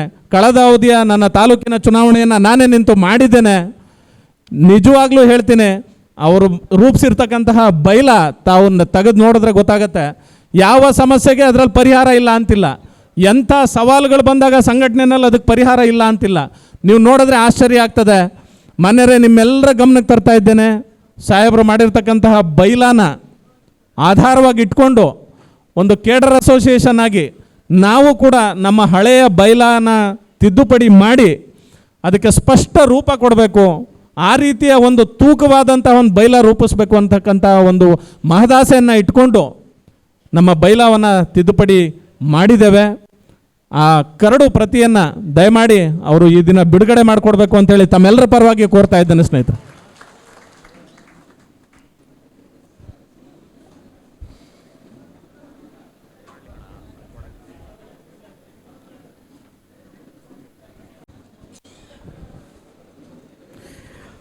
ಕಂದಾಯ ಭವನ ಬೆಂಗಳೂರು ಹಾಗೂ ಜಿಲ್ಲಾ ಘಟಕ ಶಿವಮೊಗ್ಗ ವತಿಯಿಂದ ಇವತ್ತು ರಾಜ್ಯ ಕಾರ್ಯಕಾರಿಣಿ ಸಭೆ ಮತ್ತು ಸರ್ವ ಸದಸ್ಯರ ವಾರ್ಷಿಕ ಮಹಾಸಭೆಯನ್ನು ಸನ್ಮಾನ್ಯ ರಾಜ್ಯಾಧ್ಯಕ್ಷರಾಗಿರ್ತಕ್ಕಂಥ ಯೋಗೇಶ್ ನಾಯ್ಕ ಅವರ ಅಧ್ಯಕ್ಷತೆಯಲ್ಲಿ ಆಯೋಜನೆ ಮಾಡಲಾಗಿದೆ. ಈ ಸಮಾರಂಭದ ವೇದಿಕೆ ಮೇಲೆ ಆಸೀನರಾಗಿರ್ತಕ್ಕಂಥ ಎಲ್ಲ ಗಣ್ಯರೇ, ವಿಶೇಷವಾಗಿ ಇಷ್ಟೊಂದು ಡೀಟೇಲ್ ಆಗಿ 1 ಅವರ್ ಮಾತಾಡಿದ್ರು ನಮ್ಮ ಅಧ್ಯಕ್ಷರು. ಒಟ್ಟಾರೆ ನಮ್ಮ ಸರ್ಕಾರದ ಹಂತದಲ್ಲಿ ಸಾವಿರಾರು ವೃಂದಗಳಿದೆ. ಆ ಸಾವಿರಾರು ವೃಂದಗಳಲ್ಲಿ ವಿಲೇಜ್ ಅಕೌಂಟೆಂಟ್ ಆಫೀಸರ್ ಕೂಡ ಒಂದು ವೃಂದ. ಆ ಒಂದು ವೃಂದದ ಬಗ್ಗೆ 1 ಅವರ್ ಮಾತಾಡಿದವರು. ಒಬ್ಬ ಲೀಡ್ರಿಗೆ ಸಮಸ್ಯೆಗಳ ಬಗ್ಗೆ ಅರಿವಿರಬೇಕು, ಹೇಳ್ತಕ್ಕಂಥ ಸಮಸ್ಯೆಗಳನ್ನ ಕೇಳಬೇಕು ಸಮಾಧಾನವಾಗಿ. ಅದು ನಿಜವಾದ ಲೀಡರ್ಶಿಪ್ಪು. ಒಂದು ಕೇಡ್ರ ಬಗ್ಗೆ ಎಷ್ಟು ಡೀಟೇಲಾಗಿ ಮಾತಾಡಿದ್ರು ನೋಡಿದ್ರು. ಸರ್ಕಾರದಲ್ಲಿ ಏನು ಆಗಿದೆ, ಆಗಬೇಕಾಗಿದೆ, ಏನು ನಾವೆಲ್ಲ ಹೋರಾಟ ಮಾಡಬೇಕು ಅನ್ನೋ ಎಷ್ಟು ಸುದೀರ್ಘವಾಗಿ ಮಾತಾಡಿದ್ರು. ಅದು ನಿಜವಾದ ಲೀಡರ್ಶಿಪ್ ಕ್ವಾಲಿಟಿ. ನನಗಂತೂ ಹೆಮ್ಮೆ ಇದೆ. ನನಗೆ ವಿಷಯ ಎಲ್ಲ ಗೊತ್ತು. ನಮ್ಮ ಅಧ್ಯಕ್ಷರು ಪ್ರತಿಯೊಂದು ವೃಂದದ ಬಗ್ಗೆ ಅವ್ರ ಮಾಹಿತಿ ಇದೆ, ಜ್ಞಾನದ ಅರಿವಿದೆ. ಭಾಳ ಚೆನ್ನಾಗಿ ಮಾತಾಡಿದ್ರು. ನಿಮ್ಮ ಸಮಸ್ಯೆಗಳ ಜೊತೆ ನಾವು ಯಾವಾಗಲೂ ಇರ್ತೀವಿ. ವಿಶೇಷವಾಗಿ ನಿಮ್ಮ ಸಂಘಟನೆ ಮುಂದೆ ಅತ್ಯಂತ ಉತ್ತಮ ರೀತಿಯಲ್ಲಿ ಸಂಘಟಾತ್ಮಕವಾಗಿ ಬೆಳವಣಿಗೆ ಆಗತ್ತೆ. ಯಾಕೆ ಅಂತ ಹೇಳಿದ್ರೆ ಒಂದೇ ಕಾರಣ, ನೀವು ಬಹಿರಂಗವಾಗಿ ಇವತ್ತು ಇಷ್ಟೊಂದು ಪಾರದರ್ಶಕವಾಗಿ ನಿಮ್ಮ ಸಂಘದ ಪ್ರಿವಿಲೇಜ್ ಬೈಲಾ ಬುಕ್ಕನ್ನು ಡ್ರಾಫ್ಟ್ ರೂಲ್ನ ಇವತ್ತೆಲ್ಲರಿಗೂ ಬಹಿರಂಗವಾಗಿ ಕೊಟ್ಟಿದ್ದಾರೆ. ನಿಮ್ಮೆಲ್ಲ ಆಕ್ಷೇಪಣೆಗಳನ್ನ ಮುಕ್ತವಾಗಿ ಸಲ್ಲಿಸಿ ಅಂತೇಳಿ ಕೊಟ್ಟಿರ್ತಕ್ಕಂಥ ನಿಜವಾಗ್ಲೂ ನಿಮ್ಮಲ್ಲಿ ಪಾರದರ್ಶಕತೆ ಎದ್ದು ಕಾಣ್ತಾ ಇದೆ. ನಿಮ್ಮ ಸಂಘಟನೆ ಇನ್ನೂ ಉತ್ತುಂಗಕ್ಕೆ ಹೋಗಲಿ, ಅದ್ರ ಜೊತೆಯಲ್ಲಿ ನಿಮ್ಮ ಸಮಸ್ಯೆಗಳು ಈಡೇರಲಿ, ನಿಮ್ಮ ಎಲ್ಲ ಯುವಕರು ನಿಮ್ಮಲ್ಲಿರ್ತಕ್ಕಂಥ ಉತ್ಸಾಹ ಇನ್ನೂ ದುಪ್ಪಟ್ಟಾಗಲಿ ಅಂತೇಳಿ ಹಾರೈಸಿ ಅವಕಾಶಕ್ಕೆ ಮಾತು ಮುಗಿಸಿ ನಮಸ್ಕಾರ.